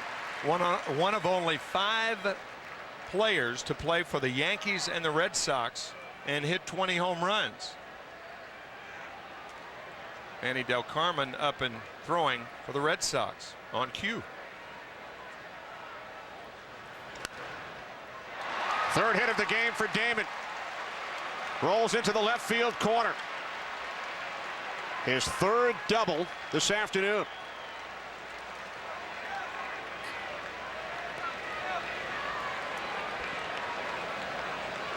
Johnny Damon typically sprays the ball around.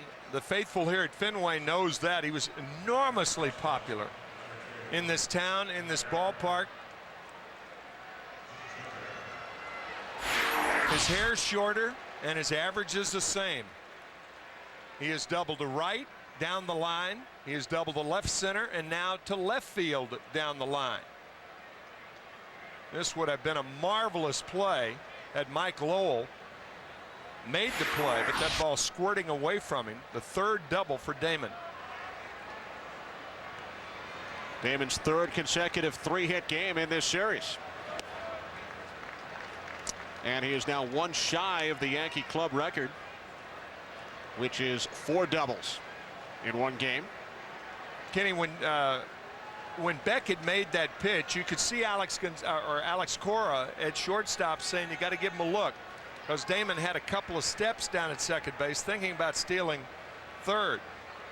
It's a tough play for the shortstop to hold the runner on, but with Jeter hitting a lot of balls to right field, now the shortstop becomes what would normally be the second baseman. So it's the shortstop's responsibility, but by him being that close to second, it opens up the hole on the left side.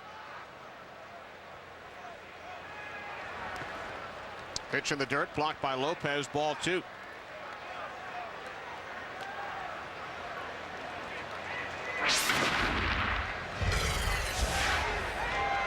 Join us next week. Many of you will see the Cubs and the Cardinals, or the Yankees and the Angels. Check local listings for the game and time in your area next Saturday on Fox. Jeter 0 for 2 with a sacrifice bunt. Damon takes his lead off second, not going anywhere, and Beckett steps off.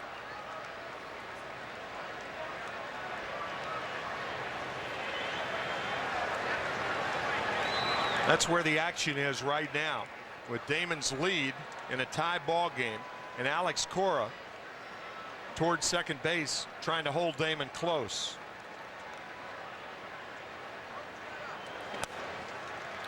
3-0 now on Jeter.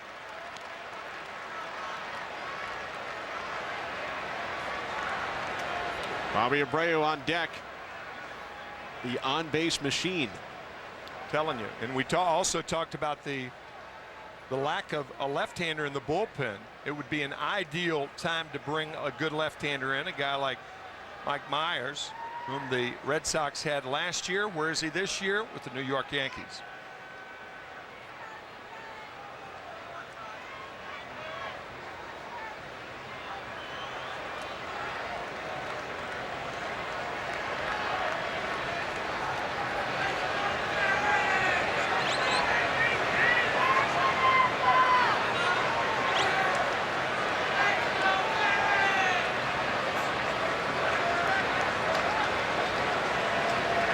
Jeter, not normally a guy who likes to swing at a 3-0 pitch. There's Mike Myers.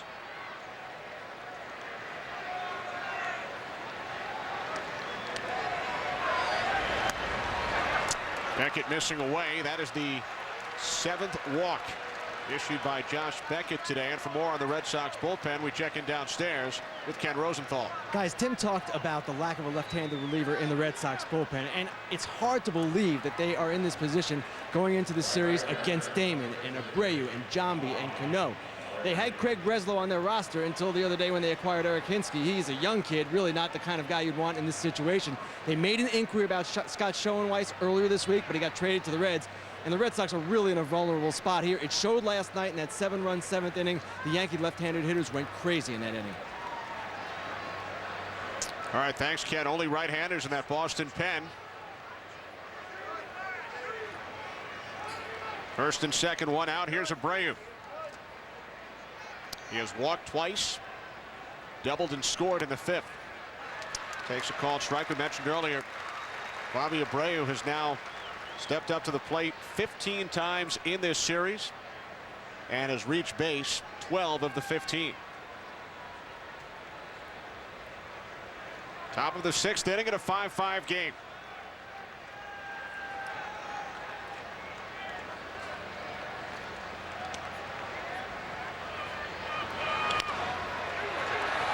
Youkilis takes it to the bag to retire Abreu. Runners advance. Jeter to second, Damon to third.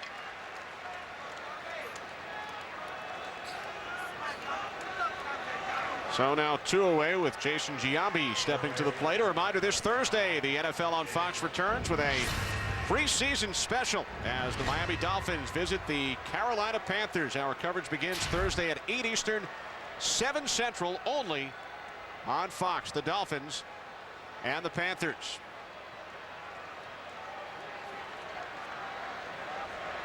Here's Giambi with runners on second and third, 2 outs. He has walked twice and fly to center.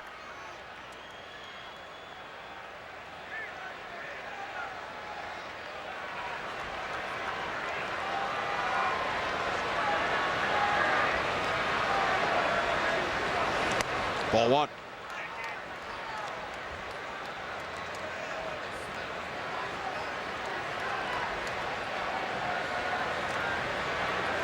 That's Jonathan Papelbon.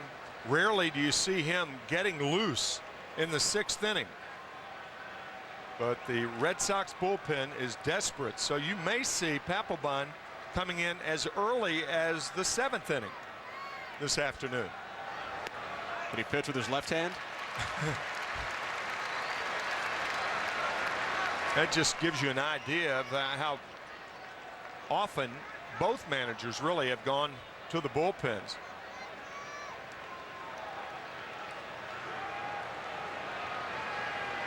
Boy, how rare a sight is that, though, to see Papelbon loosening up in the 6th inning.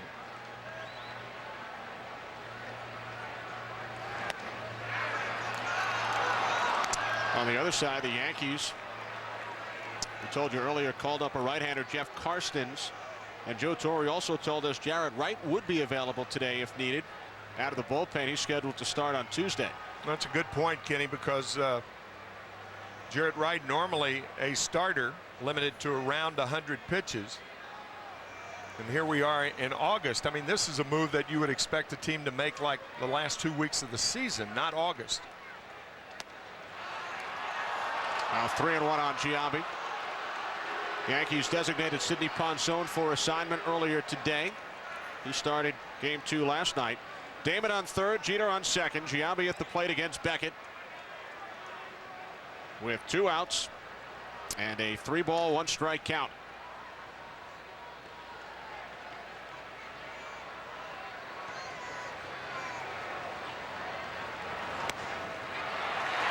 Giambi got rid of the bat, thought it was ball 4. Joe West says stay right here. Borderline pitch. The Red Sox got the call. I mean, if you're a hitter, you want to hit in this situation. Could have been outside, could have been low. Situation where you would go out of the strike zone a little bit in order to pick up those 2 runs on base. Fans on their feet. Payoff pitch from Beckett to Giambi. And 1 pitch later, there is ball 4. So for the second time today, Alex Rodriguez will come up with the bases loaded. Terry Francona out for a visit with Josh Beckett, who has walked 2 in the inning, a career high 8 in the game.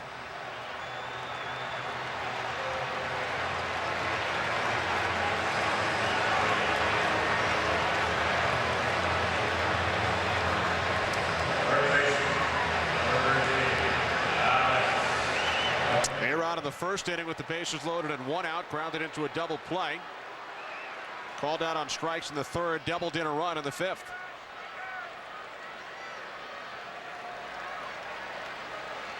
Damon on third. Jeter takes his lead off second. And Giambi over at first.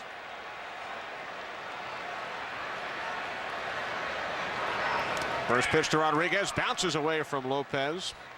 Runners hold.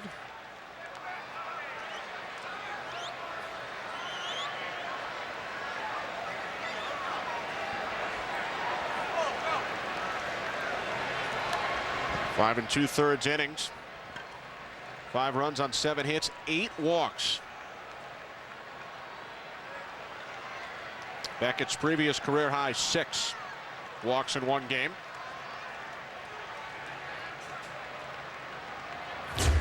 Off the glove of Lopez. But again, Damon not taking any chances. Beckett's all over the place. Curveball in the dirt, fastball up and in to Rodriguez. I mean, how many pitchers are given the liberty of being in a game in the 6th inning after walking 8 batters and still in the game, still very much in the game?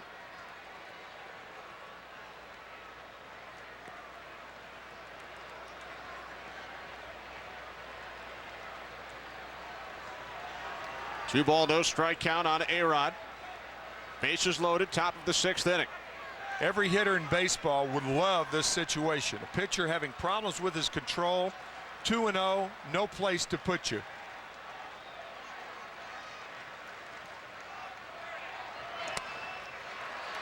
Ball 3.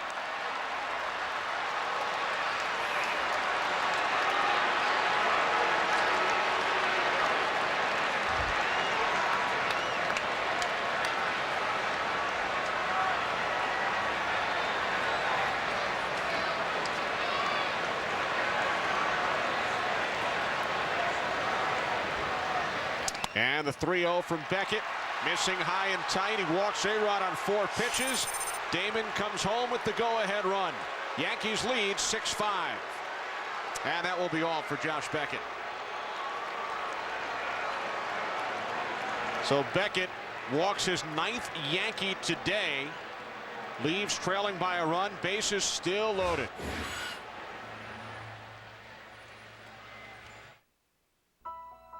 Better health. Sometimes it's in the genes, but as often as not, it's connected to the quality of the information you have at hand. And that's what makes WebMD America's most trusted health information source. It's a place where people find information they could never get their hands on before, where doctors discover new and better ways to care for their patients. A place where everyone can make the connection between better information and better health. WebMD. Let me guess, more Albert Pujols stuff? He's the best. Thanks a lot. Take care. What am I, chopped liver? I hit 714 home runs. Come on, the Wizard of Oz stole 580 bases. In my day, we didn't have bases. We had rocks. What? Hey, I played in 2,632 straight games. Well, I ate 2,632 hot dogs. Can I get an amen from the bobbleheads? DHL and MLB give you the chance to vote for your team's greatest. It's Hometown Heroes. Go to MLB.com now.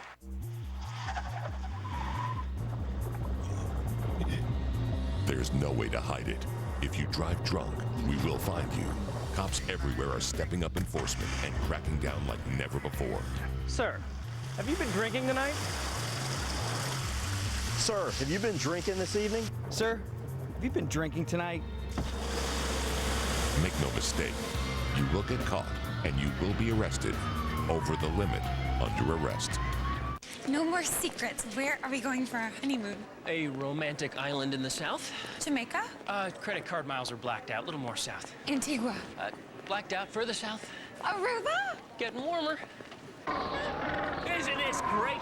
Did you notice? No bugs. We gotta switch to Capital One. Get Capital One's new no-hassle rewards. Now with no blackout dates, no earn caps, and no miles expiration. Hey, it's walrus mating season. What's in your wallet? If you want to make your hard-earned dollar go a whole lot farther, get to Advance Auto Parts for our everyday ready-to-go low price guarantee. Nobody can beat our prices on just about anything for your car. We're ready in advance. Back in Boston, Josh Beckett walked a career-high 9, leaves after 5 2/3 with the bases loaded, and left to a mixed reaction. Cheers from some of the Yankee fans you can see behind the Red Sox dugout. Yeah, a long walk for Josh Beckett, as we talked about in the opening. That's why the Red Sox traded for him. That's why they renewed his contract with a 3-year extension about a month ago. Not a good performance today. So Manny Del Carmen, the 24-year-old Boston native, out of the bullpen to face Robinson Cano with the bases loaded here in the 6th inning. And you saw Beckett's line, the 9 walks, most allowed by one pitcher in the major leagues this season in one game.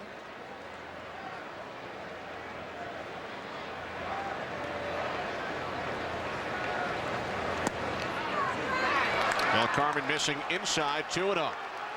The Red Sox record for most walks in one game by a pitcher is 11. Set by Ken Chase in 1943 and Mickey McDermott in 48.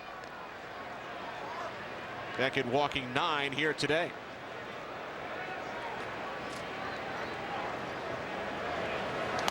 Three and 0. And now Del Carmen 1 ball away from walking in yet another Yankee run. Young pitchers talk about that 60 feet 6 inches from the pitching rubber to home plate as a road paved with gold. Well, today it's been a bumpy road. Very bumpy. Very bumpy.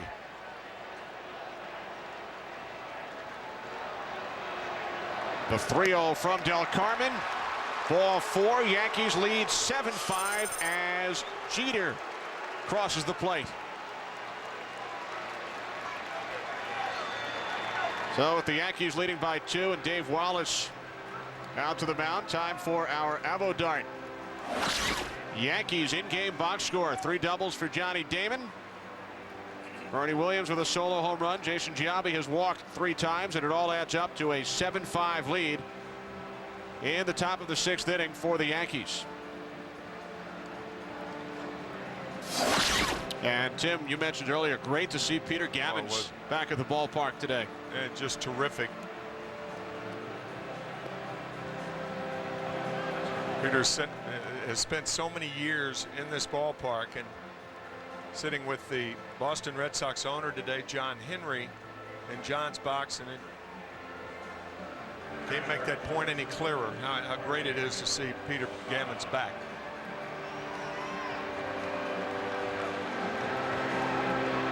Peter here bright and early today, visiting the clubhouses. Bases still loaded, 2 outs. Here's Posada, who came up with the bases loaded in the last inning and drove in a run on a fielder's choice.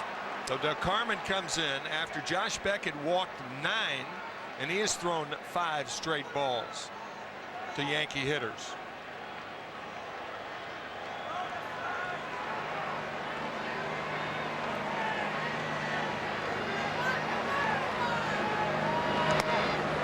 Make it 6. Not even close.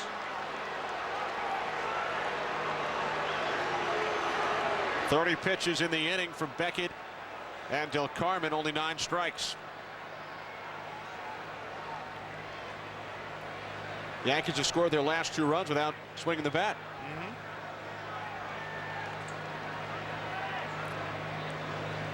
The 2-0 to Posada. Catches the outside corner, and the sarcastic cheers from the Fenway crowd. 2-1. Del Carmen used to be one of them. Yeah. Growing up in the Boston area.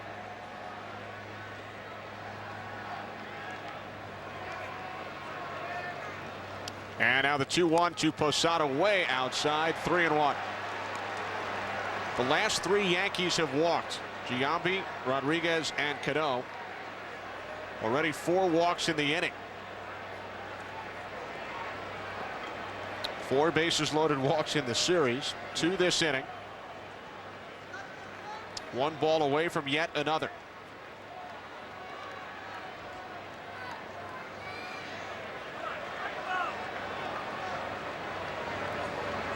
Pitch to Posada. And he sends this one to deep center field. Off the wall. 3 runs will score. Posada hustling for third, and he is in a 3-run triple. Off the bat of Jorge Posada. The Yankees lead is now 10-5. I can't believe that ball hit the wall. I thought that was a playable ball into the triangle toward the 420 spot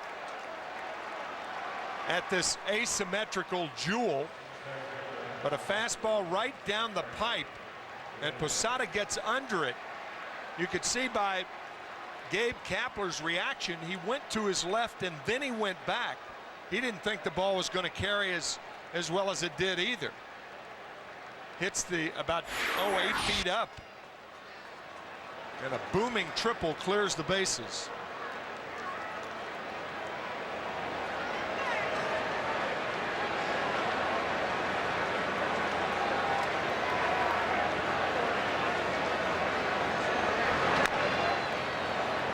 Freddie Williams grounds a foul back behind first. The Yankees scored 12 runs in game 1 yesterday, 14 runs in game 2.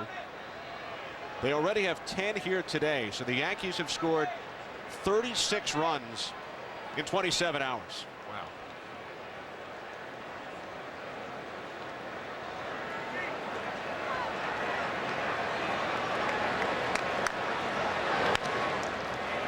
Diving stop by Youkilis. Del Carmen covering. And the Red Sox are finally out of the inning, but not before the Yankees score 5 runs. 2 on walks, 3 on a Posada bases clearing triple.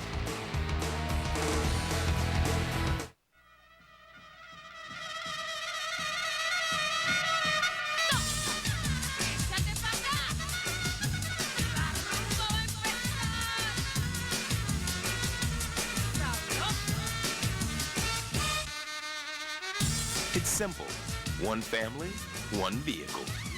The all-new Chevy Suburban with seating for up to 9 and an estimated 21 miles per gallon highway. Suburban, an American revolution. Whoa, whoa, whoa. Shh. Put the little tortilla strips in it, make it crunchy. Well, don't let Dave hear. You know he always has to be the fun guy. Oh, too late. Guys, keep it down. Honestly. So unprofessional. Taco Bell's new Nacho Crunch grilled stuffed burrito. Carne asada steak, warm nacho cheese sauce, and crunchy tortilla strips wrapped up and grilled to go. For the burrito that's fun to crunch. Crunchy. Wow. Think outside the bun. You know you make me wanna take my heels off.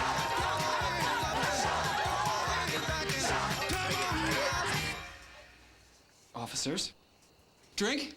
You make me wanna lift my head. Drinking water gives you more energy, so you can have more fun. So make your body happy. Drink more water, like new Aquafina Sparkling, bursting with natural flavors. For a tongue-tingling taste and 0 calories, try Aquafina Sparkling. In 2 days, the biggest thrills on television are all on one night. The new Fox Monday.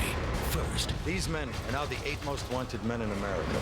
Television's most inventive and exciting show returns with an all-new season. Prison Break. Then, Fox presents the season's first cool thriller. Even Jack Bauer would be proud. In the blink of an eye, the wife of a United States Senator will vanish. Hold it. That's how fast they're taking her away. Now, a centuries-old conspiracy will be uncovered. She's gone missing before. 12 years ago.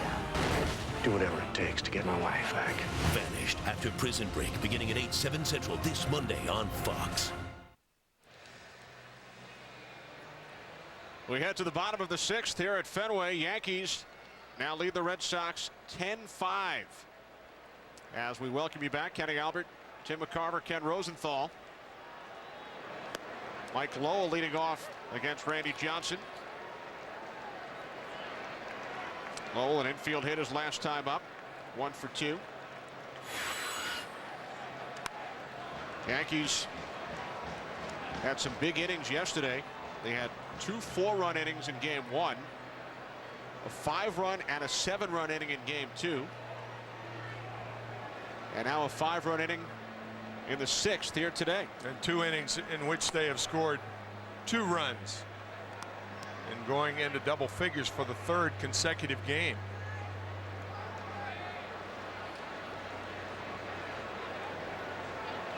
This after they lost 2 of 3 to the Orioles, who the Red Sox have gone 11-1 against. And the Red Sox had the off day on Thursday while the Yankees played and lost in New York.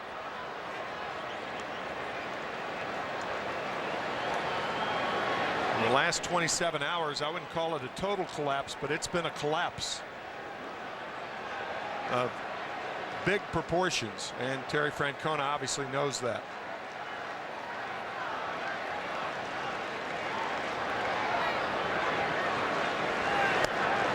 Inside to Lowell, 2-2. So much hype leading up to this series. The first 5-game series between the Yankees and Red Sox since 1973 at Yankee Stadium.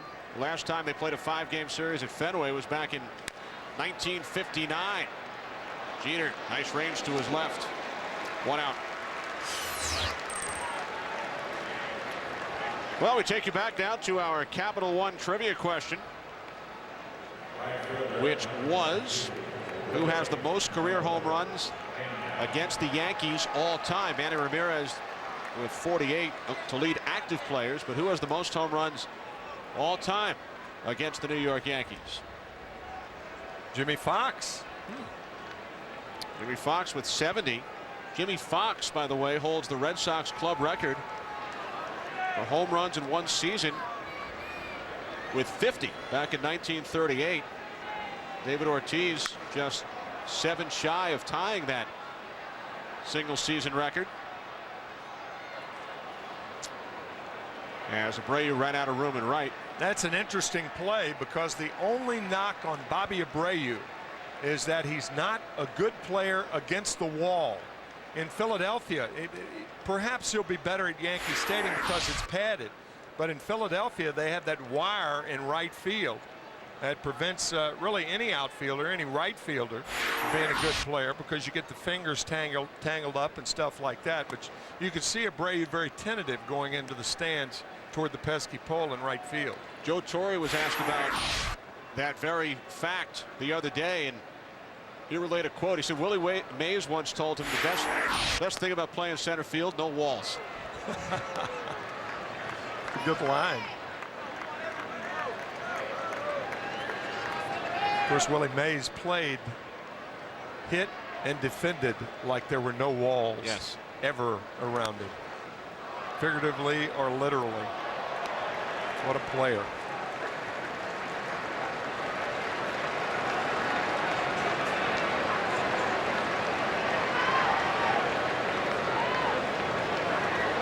Two and two on Willie Mo Pena. Gabe Kapler waiting on deck. Yankees leading the Red Sox 10-5 after putting up 5 in the 6th. 2 runs scoring on bases loaded walks, and then Jorge Posada with a 3-run triple, only his 2nd triple of the season.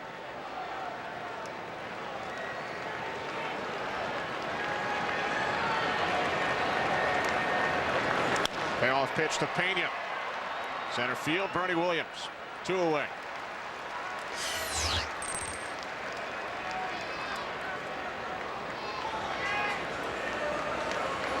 Yankees 10 runs on only 8 hits. Red Sox 5 runs. All of their hits coming in the 4th inning. Our Flomax series summary for the Yankees at the plate. 36 runs, 42 hits. How about the walks, Tim? 25 walks. Man. Fastball missing inside. Ball 1 to Gabe Kapler. Interesting article written by Dan Shaughnessy of the Boston Globe today, and talking about the 1978 season when the Red Sox lost 4 in a row to the Yankees in September of that year. That was a year in which the Yankees trailed the Red Sox by 14 in early July. There's Dan. Actually late July. I think the date was July 23rd. The Yankees caught the Red Sox, and that was the year, of course, Bucky Dent hit the home run off Mike Torres.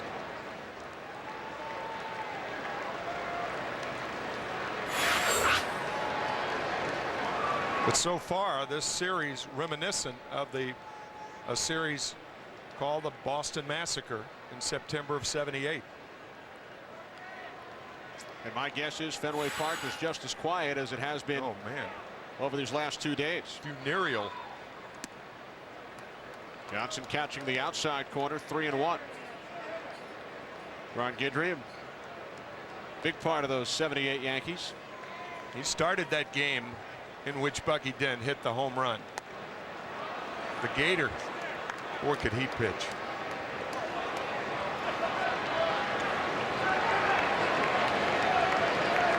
Don Zimmer, of course, the manager of that Red Sox ball club, later rented Bucky Dent's house when he coached with the Yankees. Kepler down on strikes.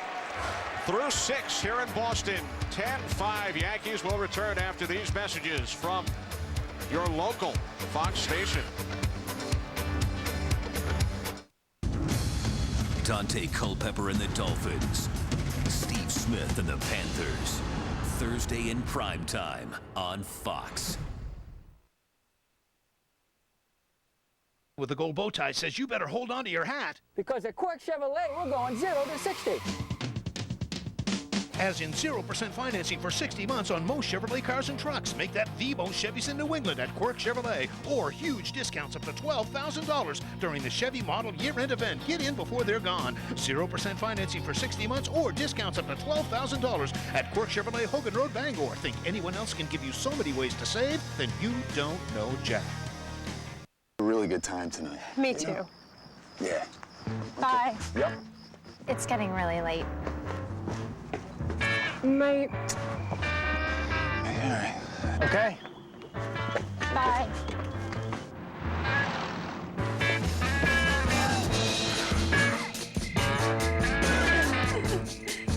It's different when you got a Harley Davidson. The new 2006 models are in at Central Maine Harley Davidson and Buell. Oh, the possibilities. America's Mattress and Furniture Gallery is Maine's largest home furnishings retailer, featuring better quality from Lazy Boy, Lane, Serta, and many more, all at the guaranteed lowest price. Come see the biggest selection and the best shopping experience in Maine, with all the latest styles and colors for every room in your home. And visit our cafe and movie theater. This summer, find huge markdowns in every department. Recliners $179, sofas $399, and leather sofas $499. Better quality, selection, and service is only at America's Mattress and Furniture Gallery on Civic Center Drive in Augusta and on Broadway in Bangor. Make your special event sparkle with a touch of elegance from Blue Hill Limousine. We provide the area's finest limousine and town car service at the most affordable rates. Although we specialize in weddings, graduations, and proms, a professionally chauffeured limousine turns any event into a special memory that will last a lifetime. That beautiful new home you've always wanted can be yours now at Imperial Homes in Eddington. See Brian, John, Pat, or Jason and have them show you the quality-built, Maine-certified Marlette Schultz homes at Imperial Homes, Route 9, Eddington. You're watching WFVX Fox 22 Bangor.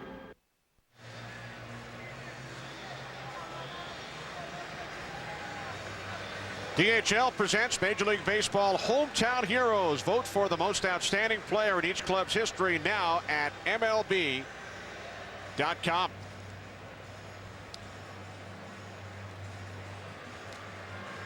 Look at this last strikeout of Gabe Kapler and see how close the ball is to hitting the bat. It may have foul tipped it, in fact. That slow-mo camera that is just terrific and gives you an idea of how close things are. Not this game, however. Curve is in for a strike. 0-1 on Cabrera.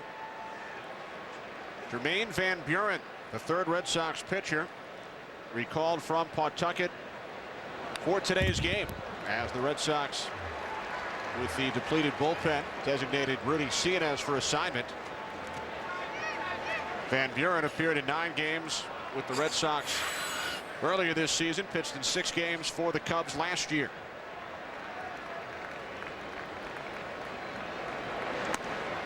One and two. Van Buren from Hattiesburg, Mississippi. That is notable because Jonathan Papelbon was married there last year. Was going to get married in New Orleans, but because of Katrina, had to move the wedding to Hattiesburg, Mississippi, the hometown of Jermaine Van Buren. And the Yankees called up a pitcher yesterday who attended the University of Mississippi. Yeah, T.J. Beam, yeah. I like the question you asked TJ today. Yeah, I said, TJ, how did you get from Arizona to the University of Mississippi? He said, a lot of people ask me that. He was discovered pitching in a junior college all-star game. As Cabrera pops up to the third baseman Mike Lowell for the first out of the inning. Well, in case you joined us late, Johnny Damon picking up where he left off yesterday with 3 doubles today. He's also driven in a run. Manny Ramirez tied the game with 1 swing of the bat, 4th inning. His 34th home run of the season. And then walks galore in the 6th inning. Josh Beckett walked 9 in all, and then Jorge Posada a bases clearing triple, giving the Yankees a 10-5 advantage. And that is where we stand as Johnny Damon bats for the 5th time today.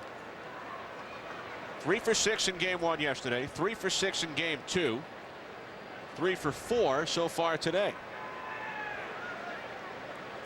And is 1 double shy of tying the Yankees club record of 4 in 1 game. Johnny Damon and Bobby Abreu have really put on offensive shows the last 3 games here at Fenway.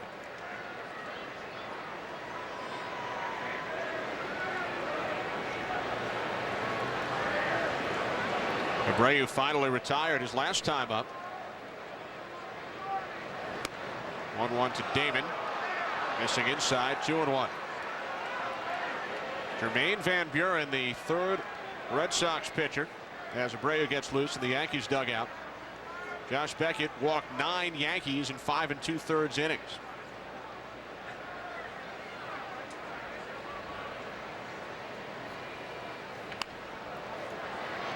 And Damon is retired by the first baseman Youkilis for out number 2.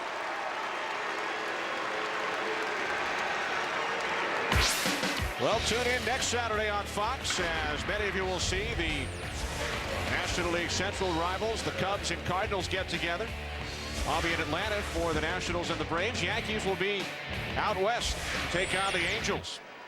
Coverage begins at 1 Eastern, noon Central. Check local listings for the game and time in your area.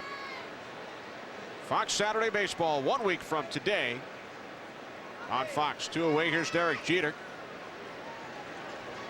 Walked and scored his last time up. You know, we mentioned the 9 walks by Beckett. Manny Del Carmen walked Robinson Cano in the 6th. 10 walks in all. 7 of the 10 Yankees who walked came around to score.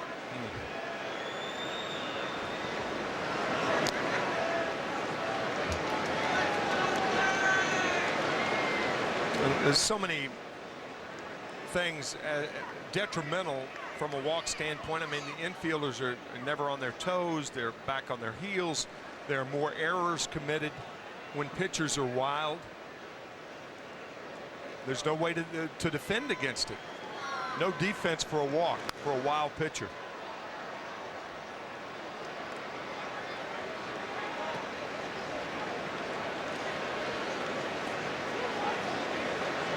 Randy Johnson continuing to be the beneficiary of a potent offense. 7.5 runs support per game, 2nd in the major leagues, 2nd to Javier Vasquez of the White Sox. 10 runs again today. Javier Vasquez, whom he was traded for 2 years ago. Yeah, right. He'll take it.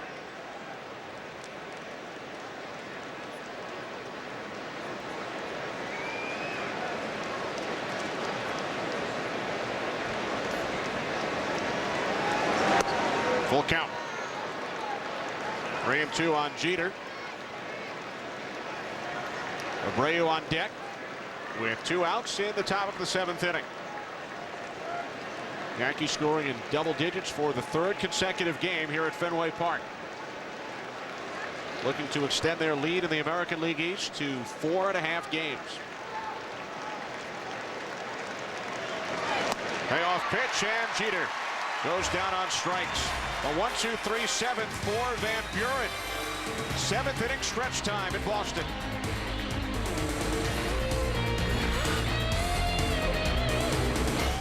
Here's to men, to guys who want to spend less time in the men's room and more time fishing. And here's to Flomax. It's approved to treat male urinary symptoms due to BPH, also called an enlarged prostate. In 1 week, Flomax may help symptoms like going often, going urgently, weak stream, frequently waking up at night to go. Ask your doctor if symptoms are from BPH, not prostate cancer. Common side effects of Flomax are runny nose, dizziness, and decrease in semen. Upon standing, a sudden decrease in blood pressure may occur, rarely resulting in fainting. So when starting Flomax, avoid situations where injury could result. To learn more, call 866-4FLOMAX. Ask your doctor. Flomax could make a difference in 1 week. This is Duralast, the battery built to exceed the need. Engineered with all the cranky power you need for extreme conditions. And for a limited time, get an AutoZone gift card with purchase. Only at AutoZone. And as you'll see from our third quarter earnings, our performance is on the rise. That's amazing. He didn't even flinch. Yeah, typical cage fighter. What? He does this as a sideline. He'd rather be gouging somebody in the eye or putting his knee in somebody's kidney. Ted. Yeah, he has a bumper sticker that says, "I'd rather have you in a chokehold." He's like 5'7". He's a bad man. Will you be hauling 7 tons of sheet metal? Or 70 pounds of plywood? 12,000 pounds of cattle? Or a little something for a do-it-yourself job? We can't be certain how you'll use your GMC Sierra heavy-duty pickup, so we engineered it with the most available horsepower and torque in its class. GMC, engineered to the highest standard, professional grade.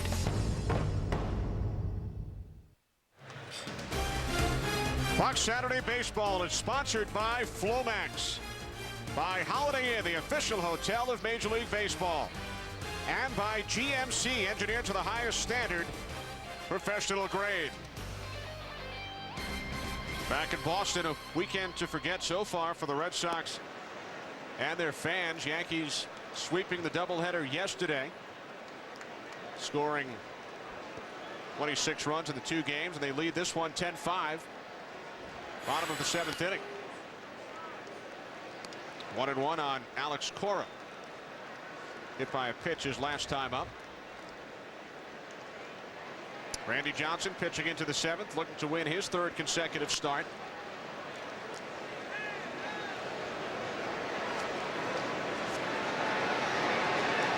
Johnson with 276 career victories, 30th on the all-time list.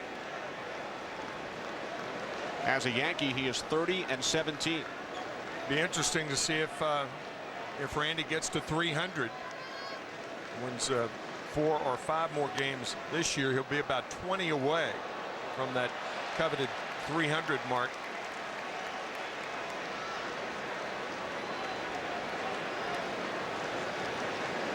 Tom Glavine should be the next pitcher to reach 300 wins. Tommy, what, with 287 right now, I believe. 1-2 to Cora, foul back. 5 Cy Young awards. Only Roger Clemens has more. Clemens with 7. Clemens one of only 2 pitchers with more strikeouts than Randy Johnson. Jeter, 1 out. Well, we mentioned the Red Sox on July 4th had a 4-game lead in the East. 7.5 game swing, and take a look at the records for the Yankees and Red Sox since the All-Star break. 2 teams heading in opposite directions. Yankees 22-12, Red Sox 3 under the 500 mark since the break. And they will play 6 more times tomorrow night, Monday afternoon here. And then in September, a 4-game series at Yankee Stadium. One of which we will cover on September 16th.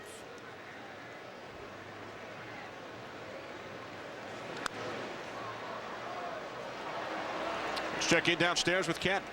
Guys, there's a lot of frustration in this ballpark today, and one of the problems for the Red Sox is that they're trying to win and develop at the same time. They're going with a lot of young pitching. They did very little to upgrade their staff, and it's a delicate balance. But there are 3 problems. 1, the Yankees go all out to win every year. 2, your fans are paying the highest ticket prices in the majors. And 3, you've got $100 million plus worth of talent going all out to win right now. It's a transition year, but it's not very pretty. Thanks, kid. I don't think the fans want to hear the word transition used. No, no. John Henry, the owner of the Red Sox. There's a new book out by Seth Mnookin called Feeding the Monster. It's about the economical situation of the Red Sox. Marvelous book. I'll tell you, John Henry and his group have done a marvelous job in raising the consciousness of the Red Sox nation. A lot of people say, well, what do you mean it was high when they got here? Not nearly as high as it is now. I thought one of the greatest promotions ever was when the Red Sox won it in 2004 and taking the World Series trophy to almost every little town in New England. One of the great promotions and the smartest things that an organization could do, solidifying the Red Sox nation in New England. And of course that championship came after they trailed the Yankees 3-0 in the ALCS. Right. Came back to win the next 4.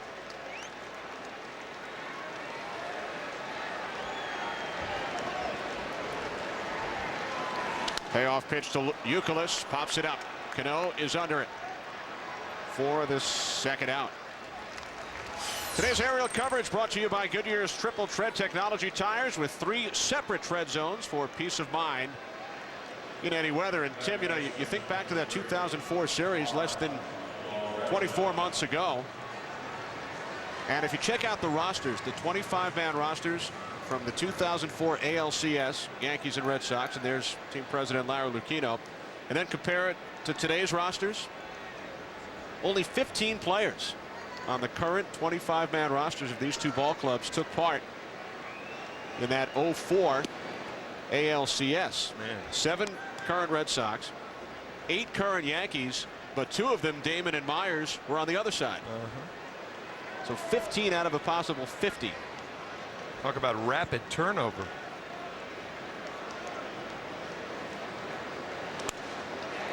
Ripped foul by Loretta.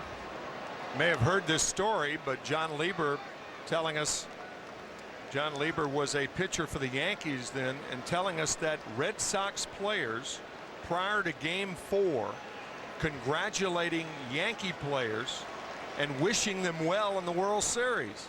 And the Red Sox come back and win four in a row, and then beat the Cardinals 4 in a row.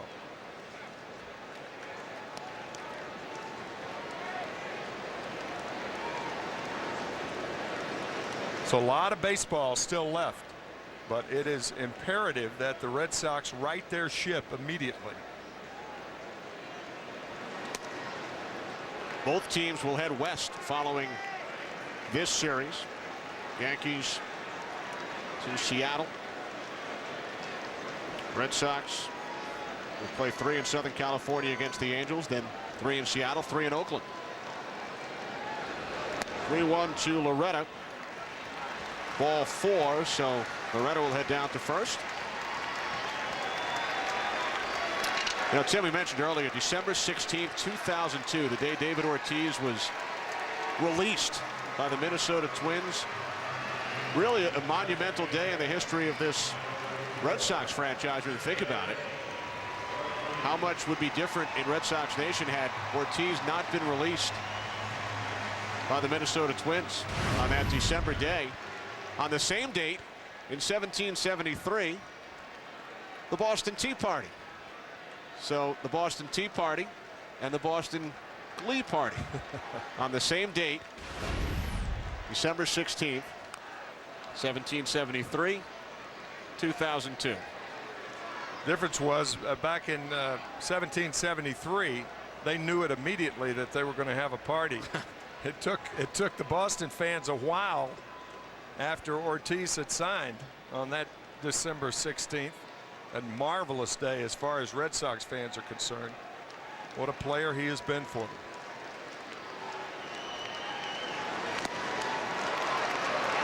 Nothing in 2 on Ortiz. 2 huge days in Boston. And we mentioned he did not sign with the Red Sox until 5 weeks later.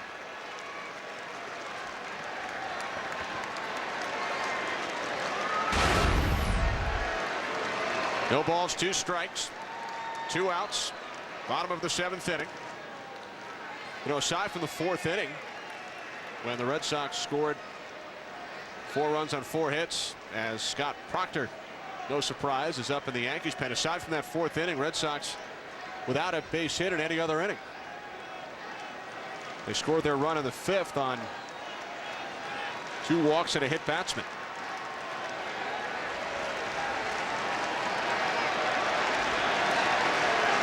Loretta goes, and Ortiz takes ball 2.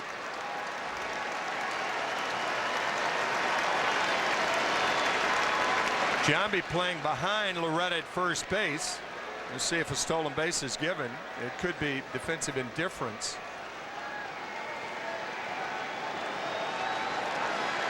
Ortiz gets on. Ramirez the hitter. He pops another one. They're right back in it.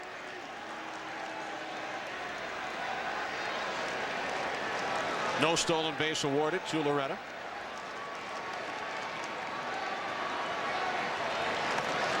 Check swing, strike 3. Ortiz down on strikes. 3rd strikeout for Randy Johnson. We've played 7 in Boston. Yankees leading by 5.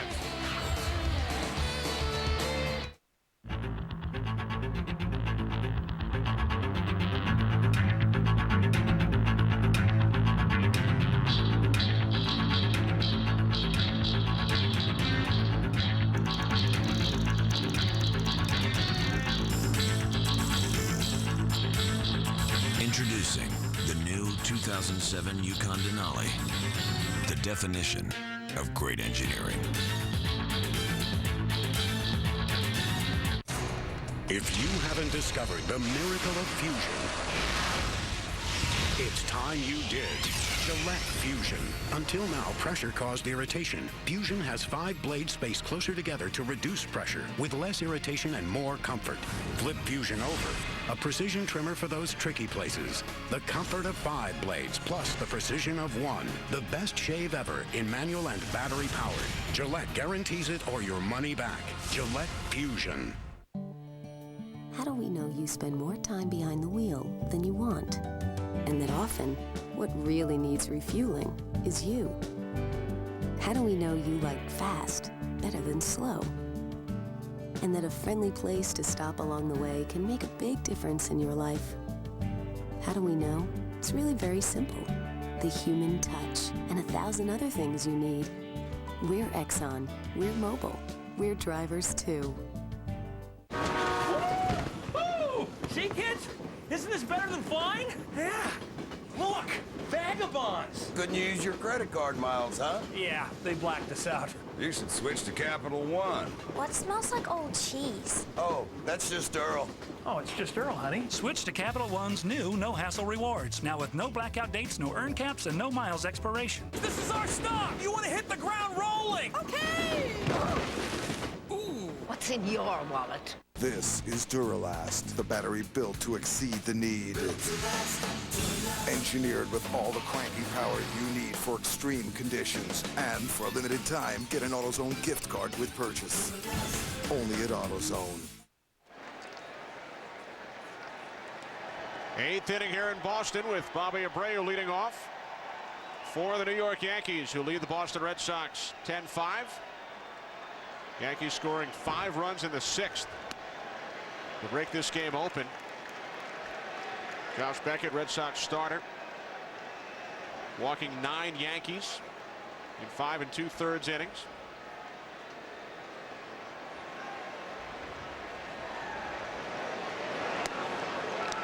Jermaine Van Buren, the 3rd Boston pitcher of the afternoon, retired the Yankees in order in the 7th. There's Randy Johnson in line for his 14th win of the season.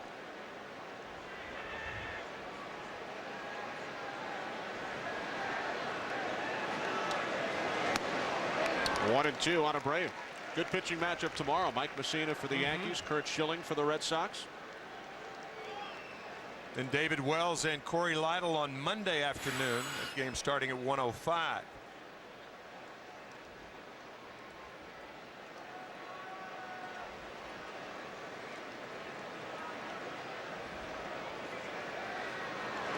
One, 2, and Abreu goes down on strikes. Second strikeout for Jermaine Van Buren.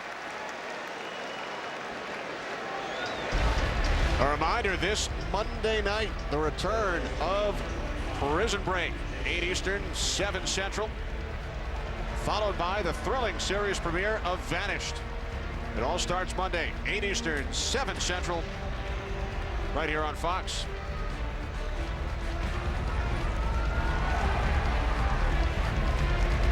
This was moments ago between innings. Joe Torre with his starting pitcher, Randy Johnson, in the Yankees dugout. Randy has had a couple of easy innings, 2 innings in which the Red Sox have sent only 7 men to the plate.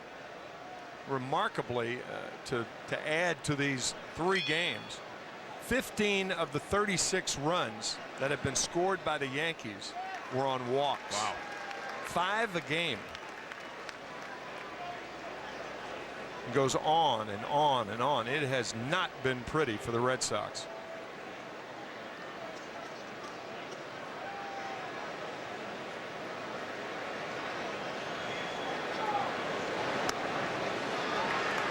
One and 2 on Giambi, who has walked 3 times today.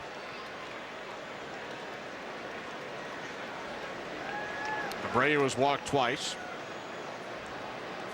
Cano has walked twice. 7 of the 10 Yankees who have walked today have scored runs. Foul back, count remains 1 and 2. You mentioned Corey Lidle starting for the Yankees on Monday. He is not with the team. He is on bereavement leave. His 98-year-old grandmother passed away this week. So the Yankees able to call up a relief pitcher for the weekend to replace Corey Lidle on the roster. He will return on Monday. Base hit, left center field for Giambi. It rolls to the wall. The throw is high, and Giambi is in with a double.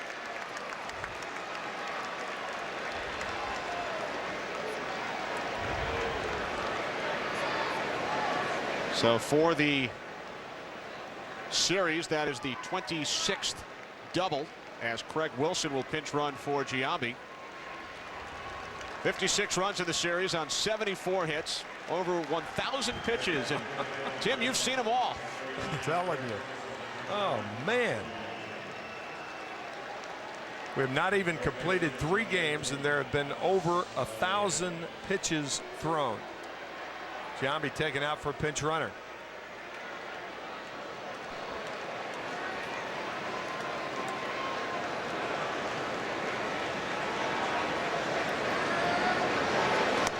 First pitch to A-Rod, missing inside, ball 1.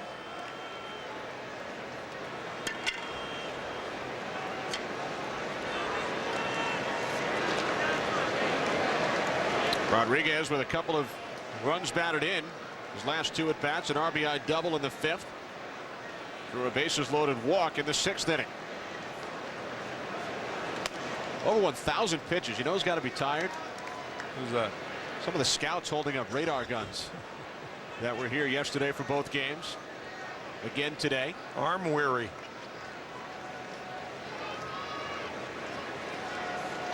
Remember what Joe Kerrigan told us before the game? He had a good line. Yankees bullpen coach. Former manager of the Red Sox. He said we wore out the bullpen phone. We used up all our minutes. We used up all our minutes yesterday. Great line. He must be working for us. He didn't have to work yesterday. He's only held up the jugs gun 1 game. Rotator cuff surgery after these 3 games. Guess what? Another walk. Walk number 11 issued by a trio of Red Sox pitchers today.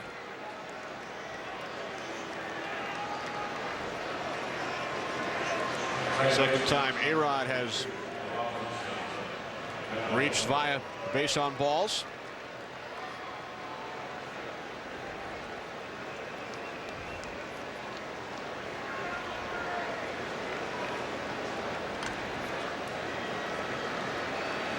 Curt Schilling with impeccable control going tomorrow night, as Kenny said earlier. Ball 1 to Robinson Cano.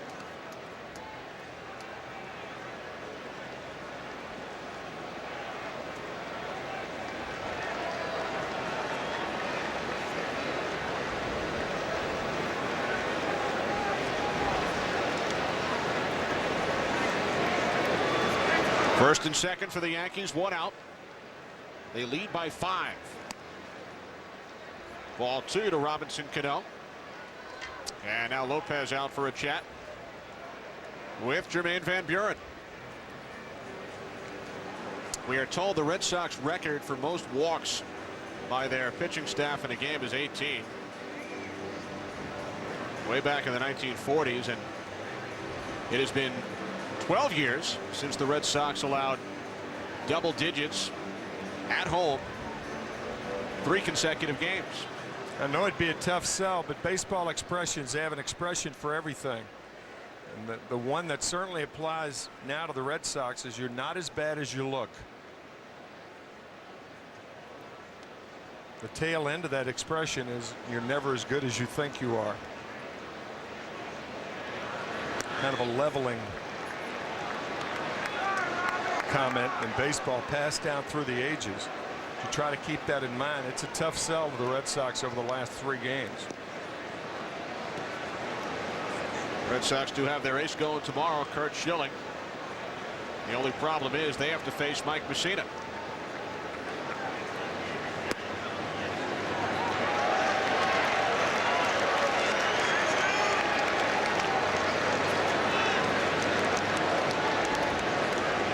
The Yankees battery, Johnson and Posada.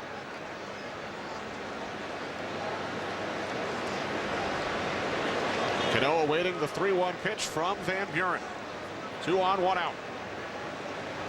And Cano rips this one. Deep center field. Kapler going back. It's out of here.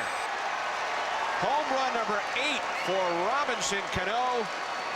And the Yankees extend to a 13-5 lead.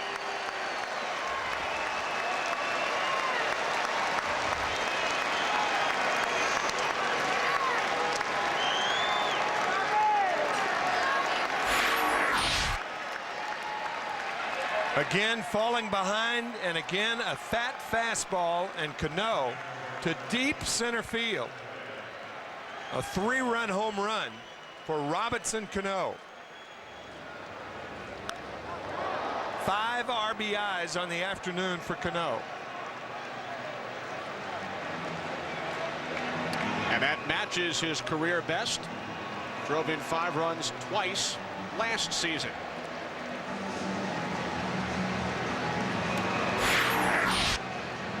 Make it 39 runs for the Yankees in this series.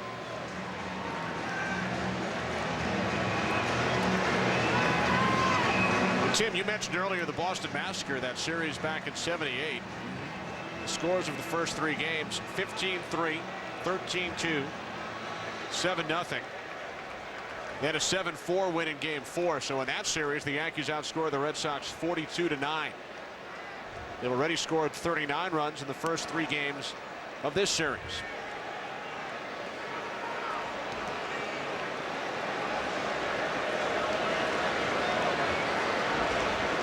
Posada at the plate. He's driven in 4 runs today.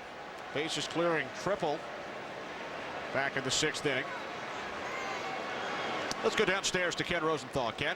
Guys, I don't mean to antagonize the Yankee haters out there, but the Yankees don't just buy players anymore. They're not just doing that. They've got Cano, Chim-Min Wang, and Melky Cabrera from their farm system contributing. Tim earlier talked about Cano as being a possible batting champion down the line. Brian Cashman, the GM of the Yankees, thinks Cano can be a 25 homer man. He's got very strong hands, very strong wrists. You can feel it shaking his hand. Last year, the Yankees called up Cano and Wang right around the same time, and it certainly gave them a spark. Ken mentioned Cabrera, who's had a fine season this year. 3-1 on Posada. And in a strange sort of way, obtaining Alex Rodriguez opened the door for Robinson Cano because Alfonso Soriano went to Texas in the Rodriguez deal, and then Cano was allowed to play second base. And because the Yankees didn't re-sign Miguel Cairo, who went to the Mets, then Cano was given the job in spring training, and they have not looked back, neither Cano nor the Yankees. Cano named to the All-Star team but was out. Could not play due to his injury. Payoff pitch to Posada is ball 4. That is walk number 12. And that will be all for Jermaine Van Buren. Terry Francona wearing out the path from the Red Sox dugout to the mound.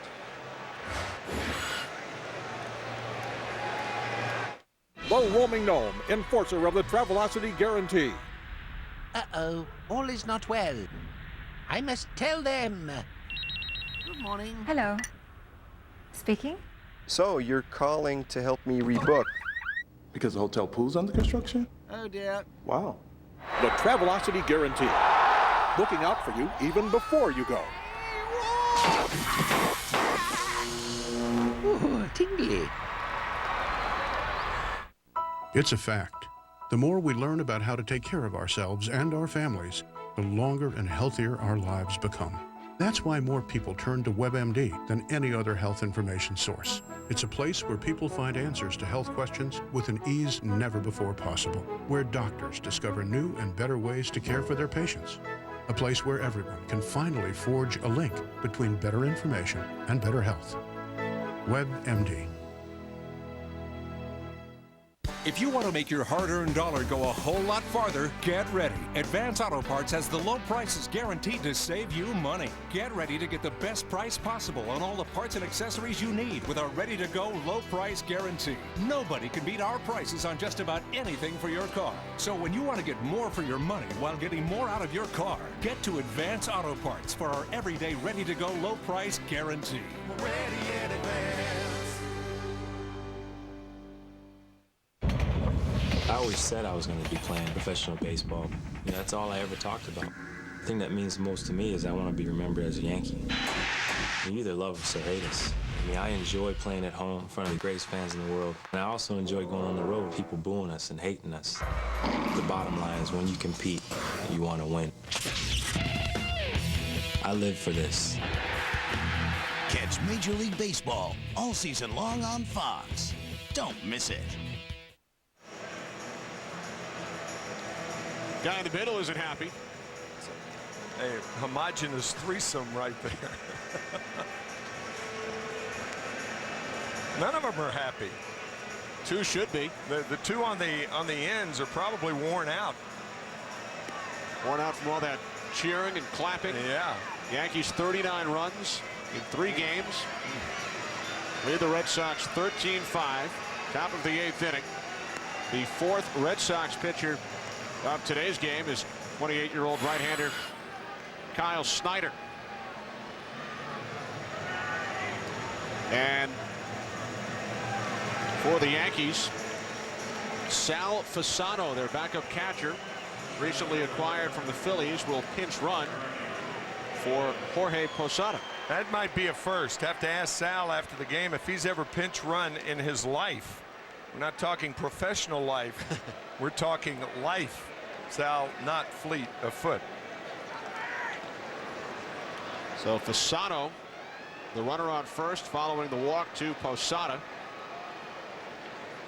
And now Bernie Williams to face Snyder. Ball 1. 12 walks so far issued by the Red Sox staff.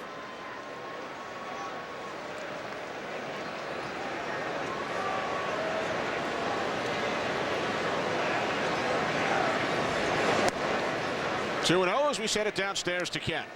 Guys, right before Speedy Sal Fasano made his pinch running appearance, he kind of turned to the guys in the dugout and said something to the effect of, hey, get a load of this. So it's going to be real interesting to see him dance around the bases here. Come on, Ken. Sal has 2 career stolen bases in 10 seasons.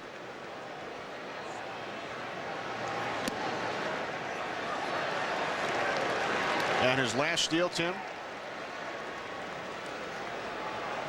1998. 8 years. Stole a base for the Kansas City Royals in '98. None since.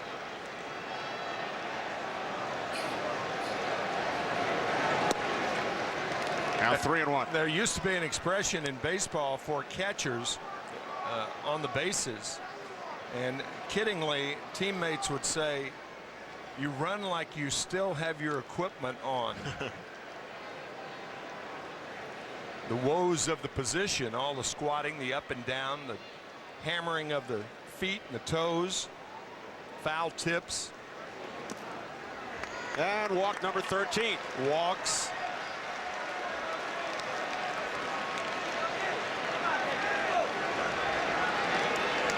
Terry Francona on the left, Dave Wallace on the right. And Sal Fasano, the pinch runner, gets to walk down to second base instead of run. Well, what would you call that? A lope. A trot? A lope, a trot. You know, he is tied for the all-time record in stolen base percentage. 2 for 2 in his career. He has never been caught stealing. And that's shocking. And our statistician Marty Aronoff confirms it is the first time Sal Fasano has been used as a pinch runner in his major league career. Melky Cabrera at the plate, and he takes ball 1. Beckett walked 9 Yankees. Del Carmen 1, Van Buren 2, and now Snyder 1. 13 walks in all.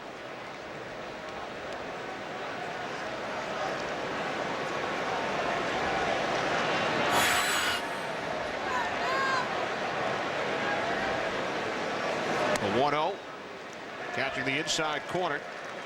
1-1. The last 5 Yankees have reached base here in the 8th inning. After the leadoff man Abreu struck out, Giambi doubled.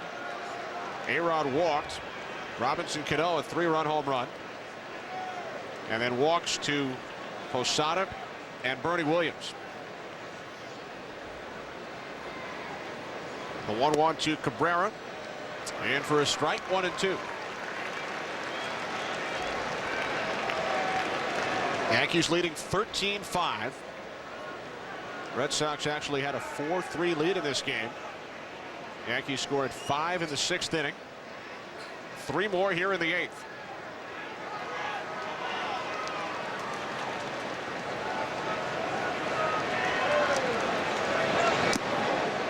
Two and 2. Now, Tim, you add in the run scored by Rodriguez, and 8 of the Yankees who have walked today have now scored. And 9 scored yesterday. The starting lineup scored in yesterday afternoon's game. And 8 of the 9 today.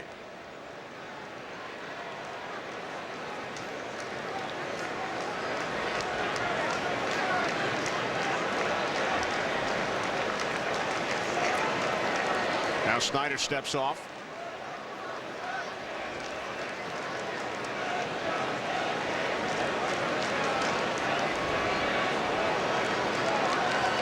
Yankees with 13 runs today and only 10 hits.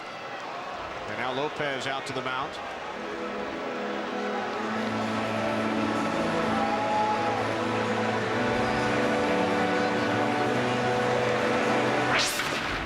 Tune in next Saturday on Fox. Many of you will see the Cubs and the Cardinals, Nationals and the Braves, and the Yankees visiting the Angels. Check local listings for the game and time in your area next Saturday on Fox. Melky Cabrera down on strikes. First strikeout for Kyle Snyder.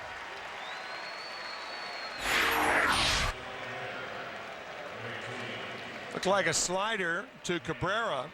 Melky down on strikes. Here's that man again. Johnny Damon 3 doubles today. 9 hits in the series.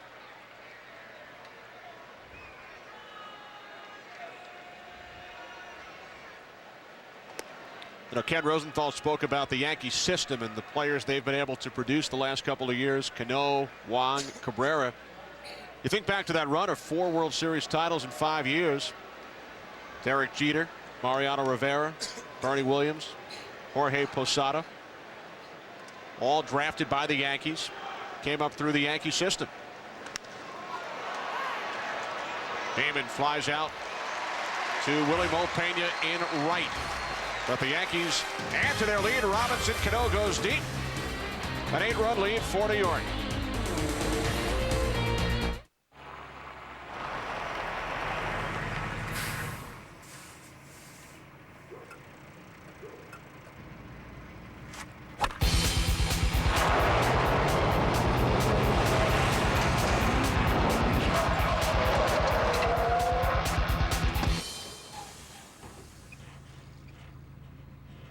Hey, Rod, if you're interested, there's a future for you in the beverage distribution industry.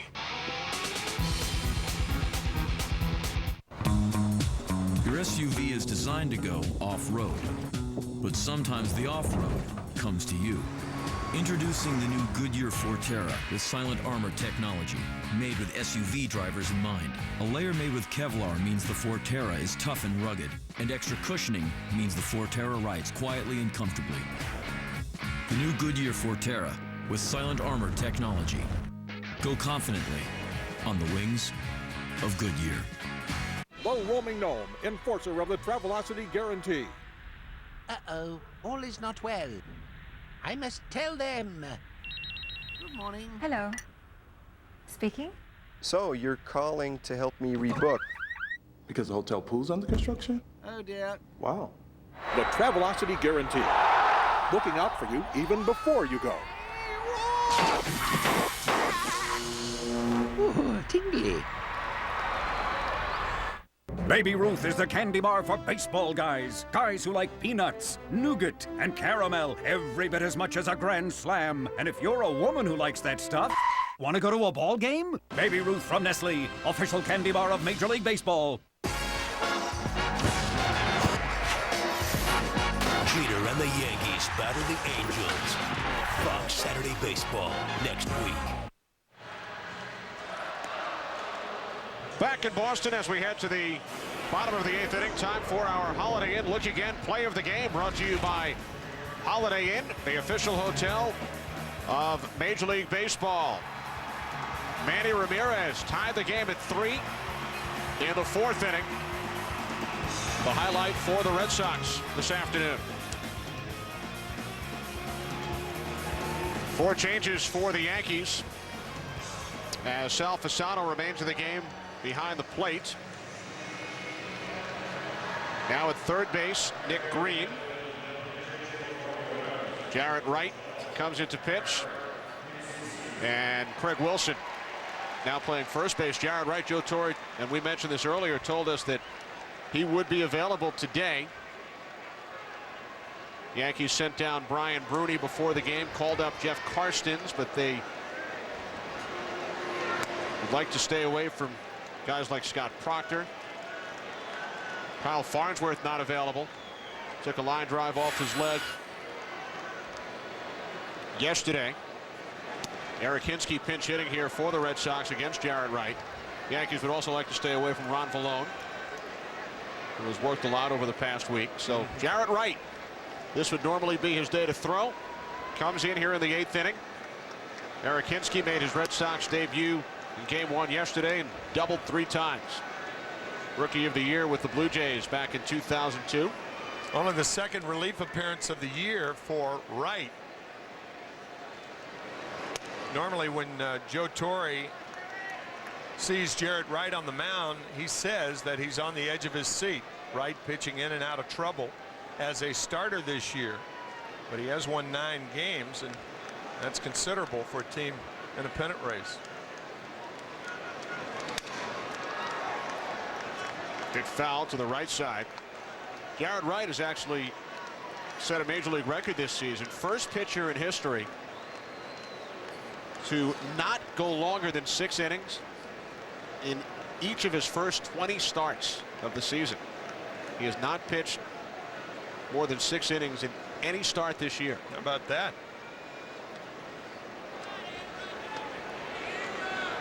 Yankees have been looking for the fifth man in their rotation. They've used a number of different pitchers this year in that spot. Most recently, Corey Lytle, who came over from the Phillies. Before Lytle, Sidney Ponson,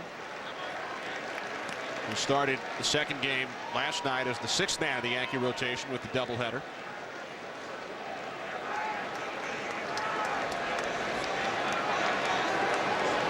Payoff pitch to Hinsky, hit foul into the Red Sox dugout. Kenny, in 1968, Carl Yastrzemski led the American League in hitting with a .301 average. After that season, that was the same year that Bob Gibson had a 1.12 ERA. Juan Marichal 1.26 for the Giants. After that season, the mound was lowered 5 inches. And the reason for that was to get the game back on an equal level, to give more offense, to put more offense in the game, and to equal things out as far as the pitchers and the hitters. I think it's time now that things are evened up again. I think the mound should be raised. I've thought that for years.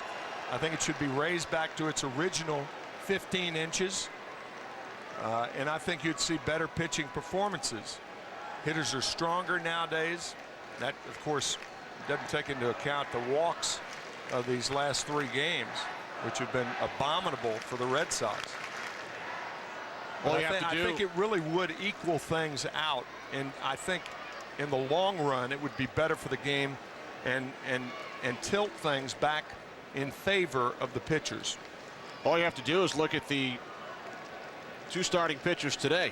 Randy Johnson, Josh Beckett, 13-game winners, both with ERAs coming into the game right around 5 runs per game. That's right. That's exactly right.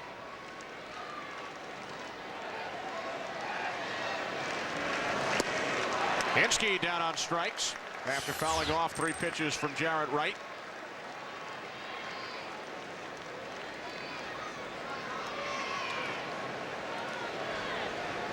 Wow. How about that? First time in club history the Red Sox have allowed at least 12 runs in 3 consecutive games. It has never happened before.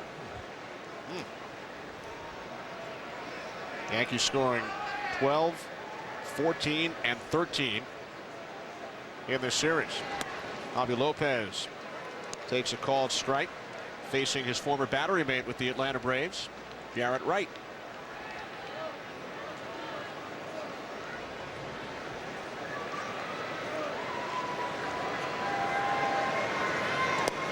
Here's another one for you, Tim.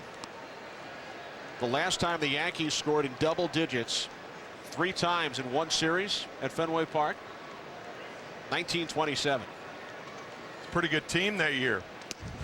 They did not do it in 3 consecutive games, but they did it in 3 out of a 5-game series in September of 1927. The last time the Yankees scored in double digits 3 times in one series in this ballpark.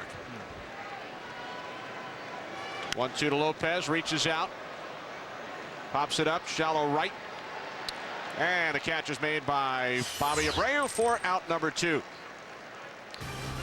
Fox Saturday Baseball is sponsored by WebMD. Better information, better health. By Baby Ruth from Nestle. Savor the official candy bar of Major League Baseball. By Goodyear's new Eagle with Response Edge technology. And by Pepsi, the official soft drink of Major League Baseball.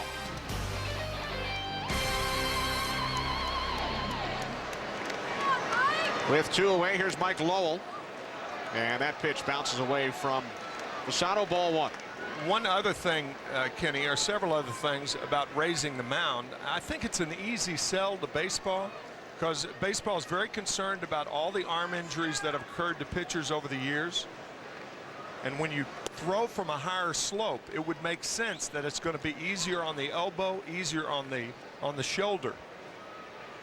You think about it now, from a 10-inch raised mound, pitchers are trying to keep the ball down.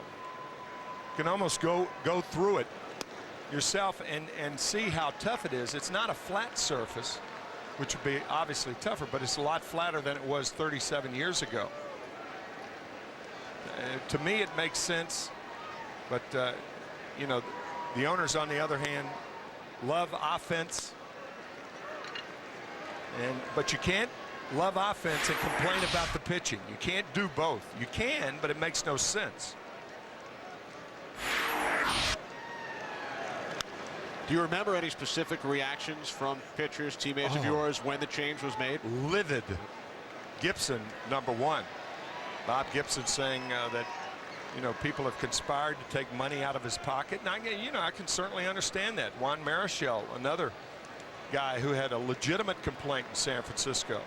Perry, quite a few voices heard that year, but it didn't change ownership and the rules committee's mind. They still did it. A two-out single for Mike Lowell. The Red Sox first base hit since the 4th inning. Hitters, on the other hand, I'm sure were pretty happy about it. Loved it. A reminder, Thursday night on Fox, Miami Dolphins, Carolina Panthers, preseason football. Did you have mixed feelings at all as a catcher? I didn't care one way or the other, and you know, of course, it wasn't my living trying to make a living pitching. Weren't concerned about that catcher's ERA? No. I don't think they had one in those days. I don't think they had that 10 years ago. No, right. Willie Mo Pena at the plate, singled in a run back in the 4th inning. Yankees leading 13-5. Nick Green charging from third. And his throw is right on target. We head to the 9th here in Boston. If you want to make your hard-earned dollar go a whole lot farther, get ready. Advance Auto Parts has the low prices guaranteed to save you money. Get ready to get the best price possible on all the parts and accessories you need with our ready-to-go low price guarantee. Nobody can beat our prices on just about anything for your car. So when you want to get more for your money while getting more out of your car, get to Advance Auto Parts for our everyday ready-to-go low price guarantee. Ready in advance. From the geniuses that brought you Dukes of Hazzard and Super Troopers, Sweet creamery butter, comes a movie that critics are calling How's my senses? a cinematic keg stand. Yeah, laughing. It's chugging good fun. He's laughing at me. Beer Fest. We're not that drunk. Rated R. Hello. Hi, sweetie. So I got a promotion. Well. Hey, big office? At Bank of America, you'll find our managers out front in the lobby. Mm-hmm. Pretty big. Does it have a window? Huge. There to assist you with your needs and get you on your way. Manager, just be careful you don't lose touch with your customers. Wouldn't worry about that one, Dad. Peek in there. Expert personal attention. Another example of higher standards in checking. Only from Bank of America. Take this, take him down. Give me the tape. Ready? Here we go. Let's go.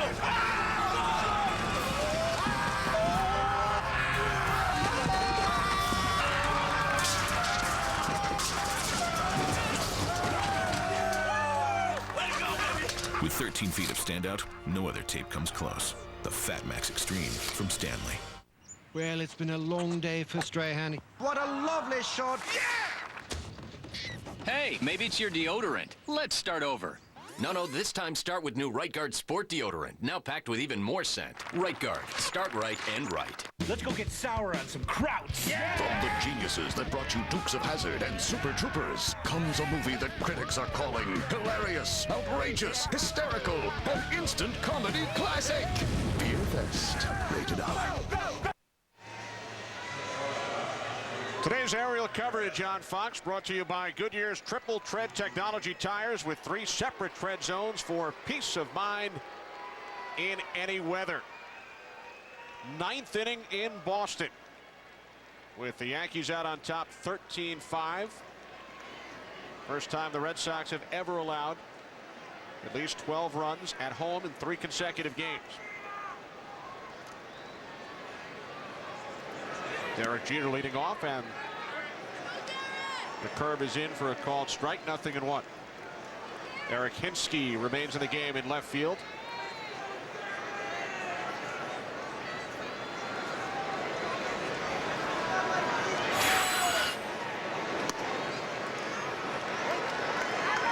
0-2 on Jeter.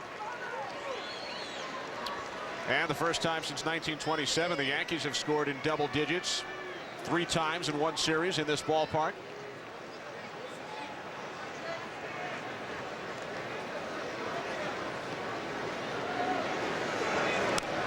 You talked, Tim, in our open about what it felt like for the Red Sox after Game 3 of the 04 ALCS. Obviously, the sense of urgency much greater in October because there are still over 5 weeks to play in the regular season. But when you look at the Red Sox 4.5 games out in the standings after this one, what's got to be going through their minds right now? Well, it's not that they've lost 3 in a row to the Yankees. It's how they've lost them, with the wildness, the pitching being the major problem.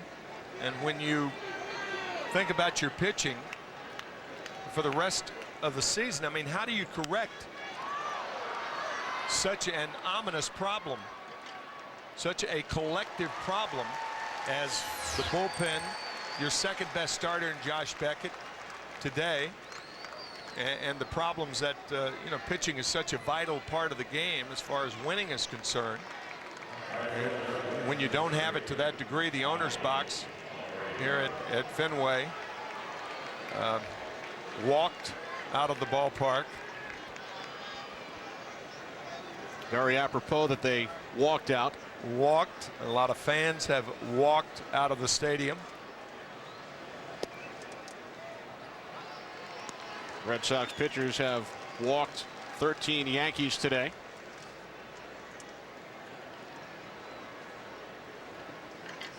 Including Bobby Abreu twice. Brian Cashman, the Yankees general manager, earlier this week asked about this series. He said, well, we're going up to Fenway, our house of horrors.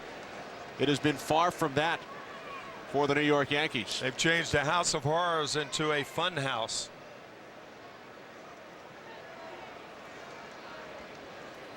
Can't have much more fun than the Yankees have had in these 3 games. Getting back to that question, it's certainly a good question. I mean, 40 games left in the season after today for the Red Sox. About a quarter of a season. And again, losing 3 games, I mean, you can always rationalize that, but it's tough to rationalize the pitching performances over the last couple of days and how poor they've been from a walk standpoint. Get the Yankee hitters. I mean, a team laden with as many good hitters as the Yankees have can certainly score a lot of runs against a pitching staff. But when you aid and abet it with all of the walks to a team that is very, very patient, then there is more than just a little concern over the last quarter of the season.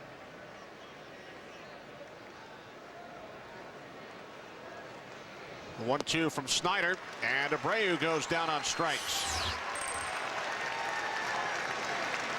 Well, Tim, Pepsi, the official soft drink of Major League Baseball, is proud to present this week's clutch performance. The Yankees' Johnny Damon, 2 home runs, 6 hits in the doubleheader yesterday, and comes back today at his former home ballpark with 3 doubles. 9 hits in the series for Johnny Damon. More Pepsi Clutch performances can be found at www.pepsiclutch.mlb.com. Be sure to watch for the Pepsi Clutch performance each week on Fox. Craig Wilson batting for the first time today. Pinch ran for Jason Giambi in the 8th inning. Came over at the trade deadline from the Pittsburgh Pirates. From last place in the NL Central to first place in the American League East. What a deal.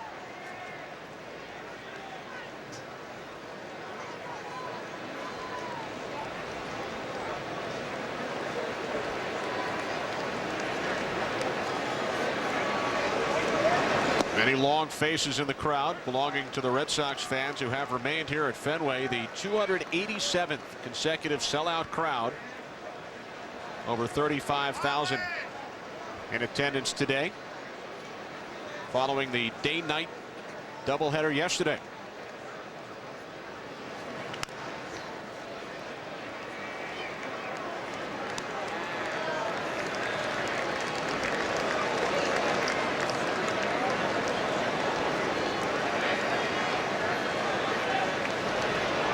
Red Sox will pin their hopes on Curt Schilling tomorrow. He'll face Mike Messina. David Wells and Corey Lytle on Monday. 1-2 to Wilson, in for a called strike 3. We head to the bottom of the 9th. 13-5 Yanks.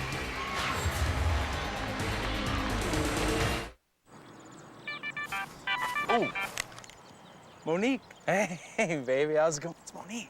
No, it's always a good time for Monique. The world of light beer? No, I had a great time last night. That massage was... Tonight? What? Just got a little darker.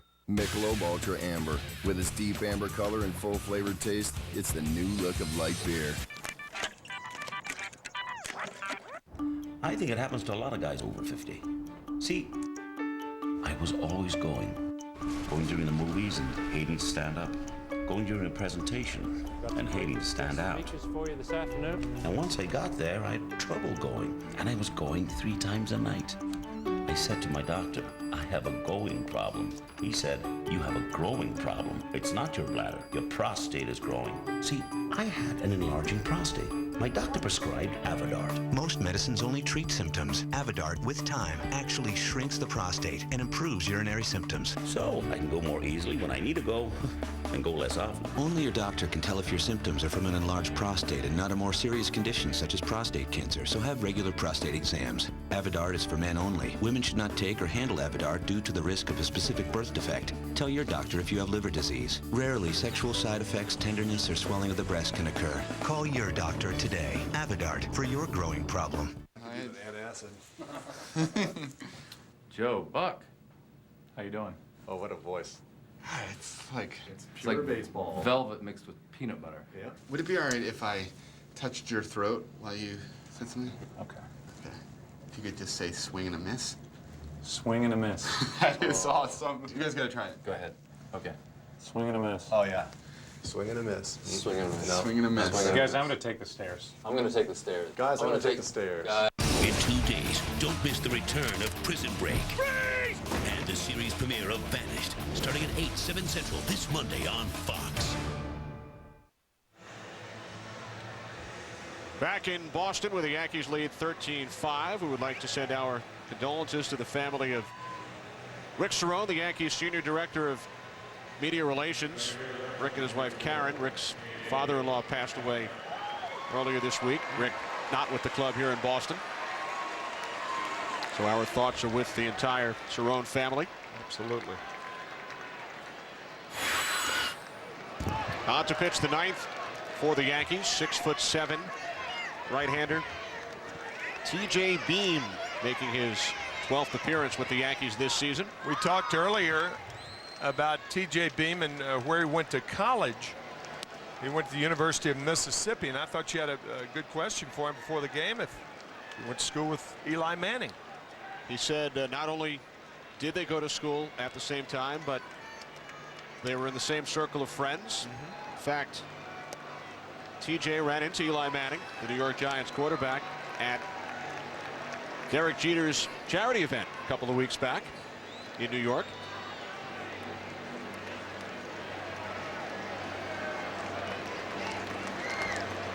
The 3-0 to Gabe Kapler, in for a strike. You and I had the opportunity to watch T.J. Beam's Major League debut in Washington on Fox back in June. The reason we're laughing is it was his first chance to hit in the major leagues, and he was laughing about it. And he did make contact. Yes, he did.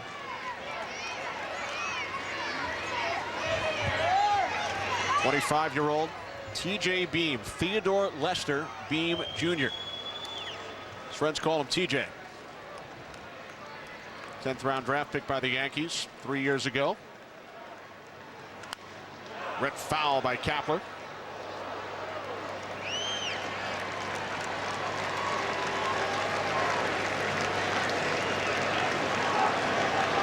Greater chance of actually getting a foul ball with all those empty seats.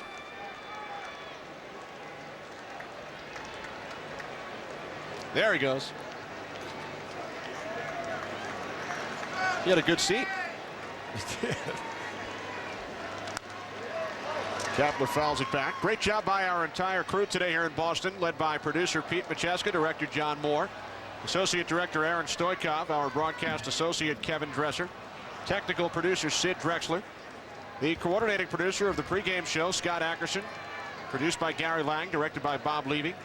The senior producer of Fox Sports is Bill Brown, and the executive producers Ed Gorin and David Hill, as Kepler gets the bat on it and flies out to Bernie Williams in center. What's going on with the Cubs and the Cardinals, Jeannie Zelasco? Well, Tim, you brought it up earlier. Tony La Russa got to see another bottom of the ninth in Chicago, but he's not going to like the bottom of the 10th. Bases loaded for Phil Nevin. He singles in Jock Jones. Game over.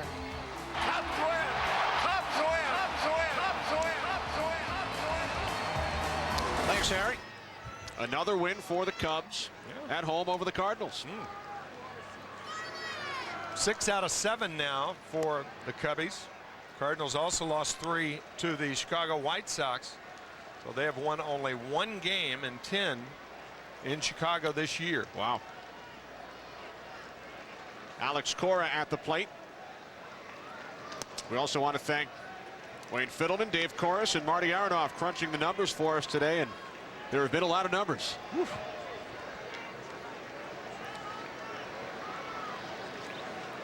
And Rich Basili, our technical director, who fortunately does not have to tally up all the runs, hits, and base on balls in today's game.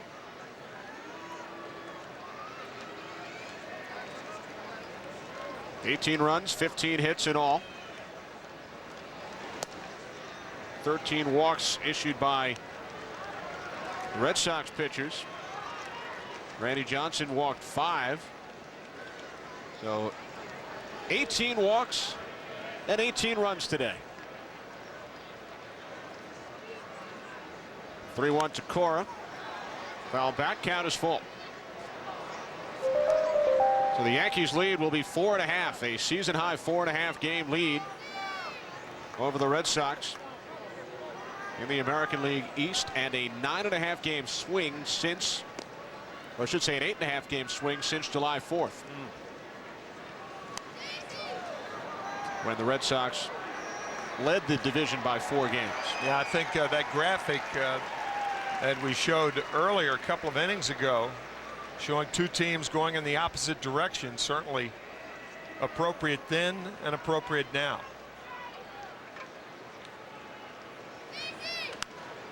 And we look ahead and wonder if they will meet in October for the 3rd time in the last 4 seasons. Coming into play today, Red Sox 3 out, 3 behind the White Sox in the wild card chase. With the way the Tigers and White Sox have played this season, no guarantee the wild card will come out of the East. Popped up, a towering pop up. The catcher Fasano in foul territory makes the catch, and the Yankees are 1 out away from their 3rd consecutive victory here in Boston. Time now to award our Chevrolet Player of the Game, and it goes to Yankees second baseman Robinson Cano, who drove in 5 runs today, a 3-run homer back in the 8th inning. In recognition of his outstanding play, Chevrolet will make a $1,000 contribution to the Boys and Girls Club of America. Chevy, an American Revolution.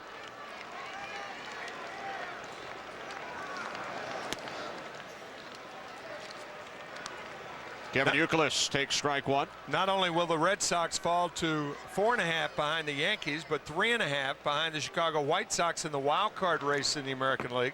White Sox play the Minnesota Twins later in Minneapolis, and the Twins only 1 game back of the White Sox. So but the Twins win, and they would tie the White Sox for the wild card lead. How about Johan Santana? In the second half, since 2003, he's 35-3. Wow. He's won 12 games at home. This year, he's on a 12-game winning streak at home. That's in 19 starts, and the Twins have won all 19 that he started this year at home. It's unbelievable. Youkilis pops it up. This should do it. Craig Wilson moving in, makes the catch.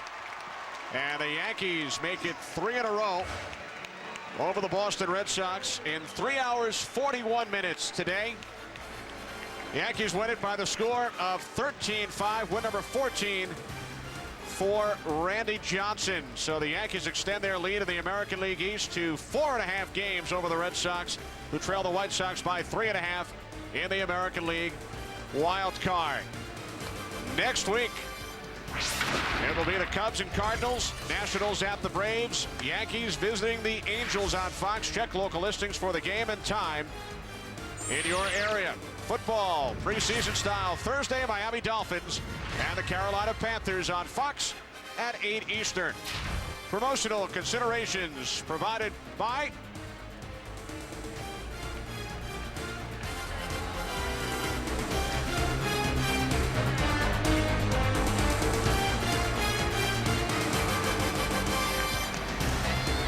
For more information on today's game and the latest in baseball news, log on to foxsports.com, provided by MSN.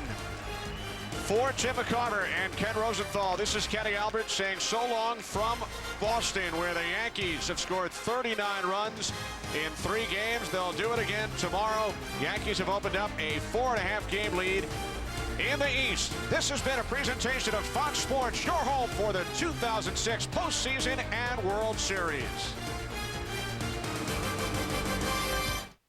This has been a presentation of Fox Sports, home to Major League Baseball, the National Football League, NASCAR, and the new home of the BCS, America's #1 sports network, Fox Sports. Keep reaching for the easy-to-use Big Book. With big print, local coverage, special sections, and full-color advertisements, the easy-to-use Big Book wouldn't be possible without you. Every home, post office box, and business in the coverage area will get the easy-to-use Big Book by U.S. mail. And it's now online at easy-to-use-big-book.com. To advertise in our book and online, call 1-877-246-8179. It's easy to use and affordable.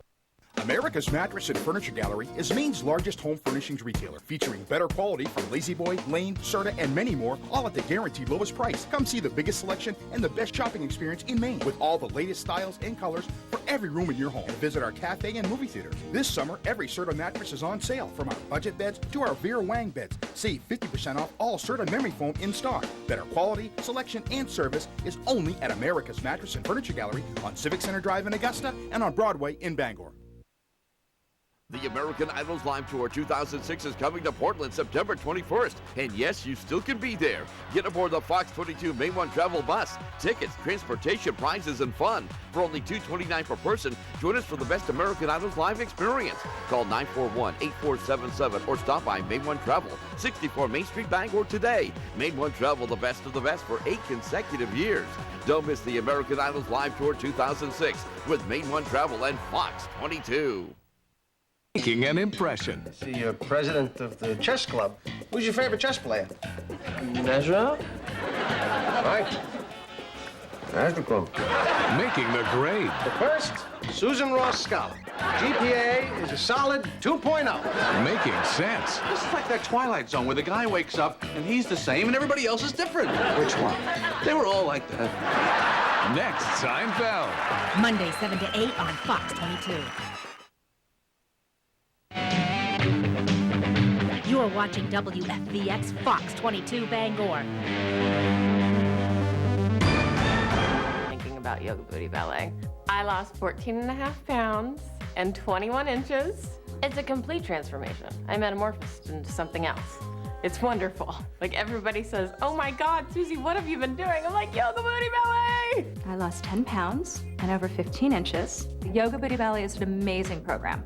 It's something I'll do for the rest of my life, and I'd never, ever say that about any exercise program I've ever done. Yoga Booty Ballet got its start in the heart of Hollywood, and major film and TV stars are among its most devoted fans. Why? Because it gets them looking good for the cameras fast. Here's NYPD Blue star Sharon Lawrence.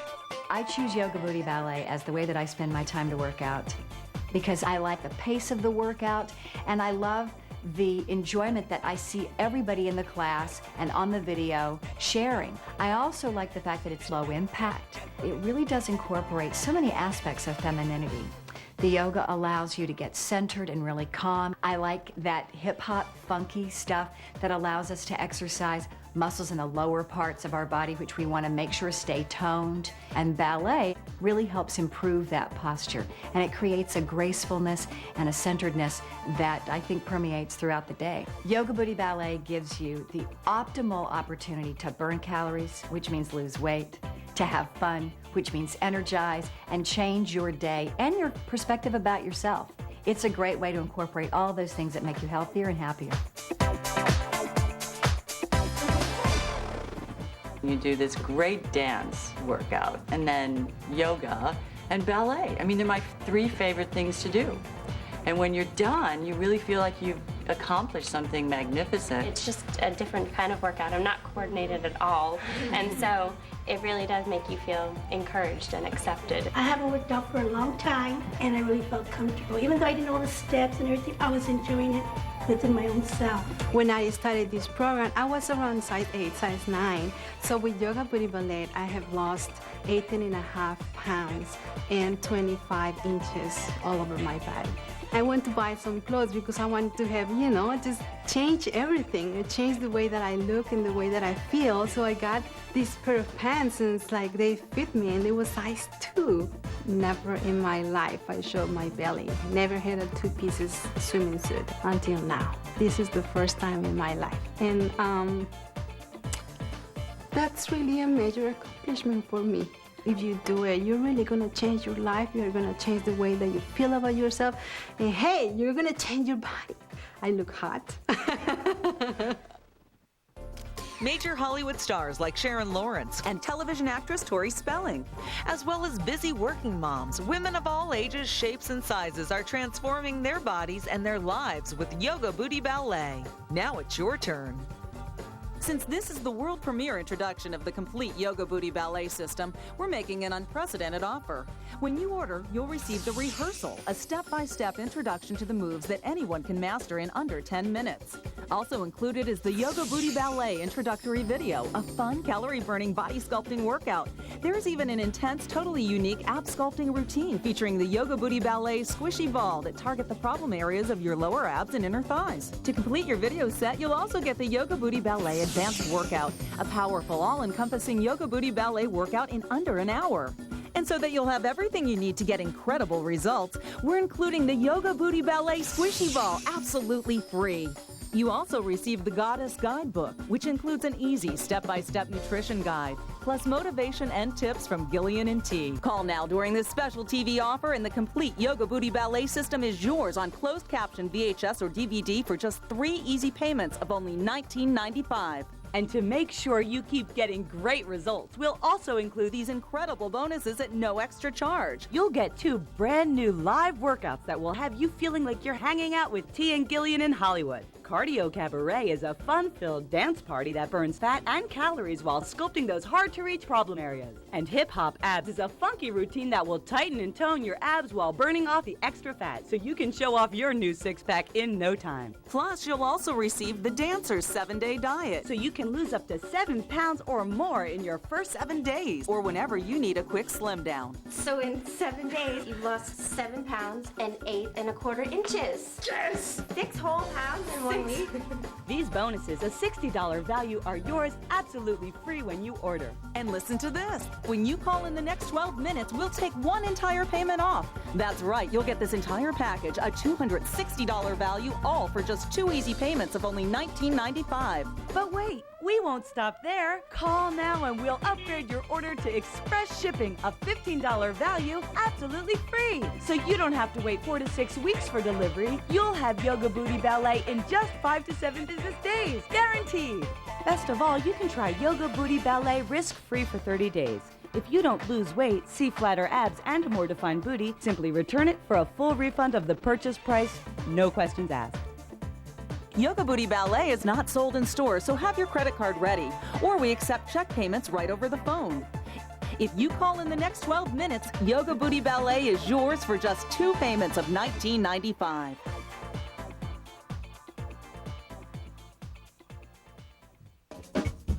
What makes Yoga Booty Ballet so unique? It's because Yoga Booty Ballet is for anyone, large or small, who wants to get in shape and feel great about the way they look.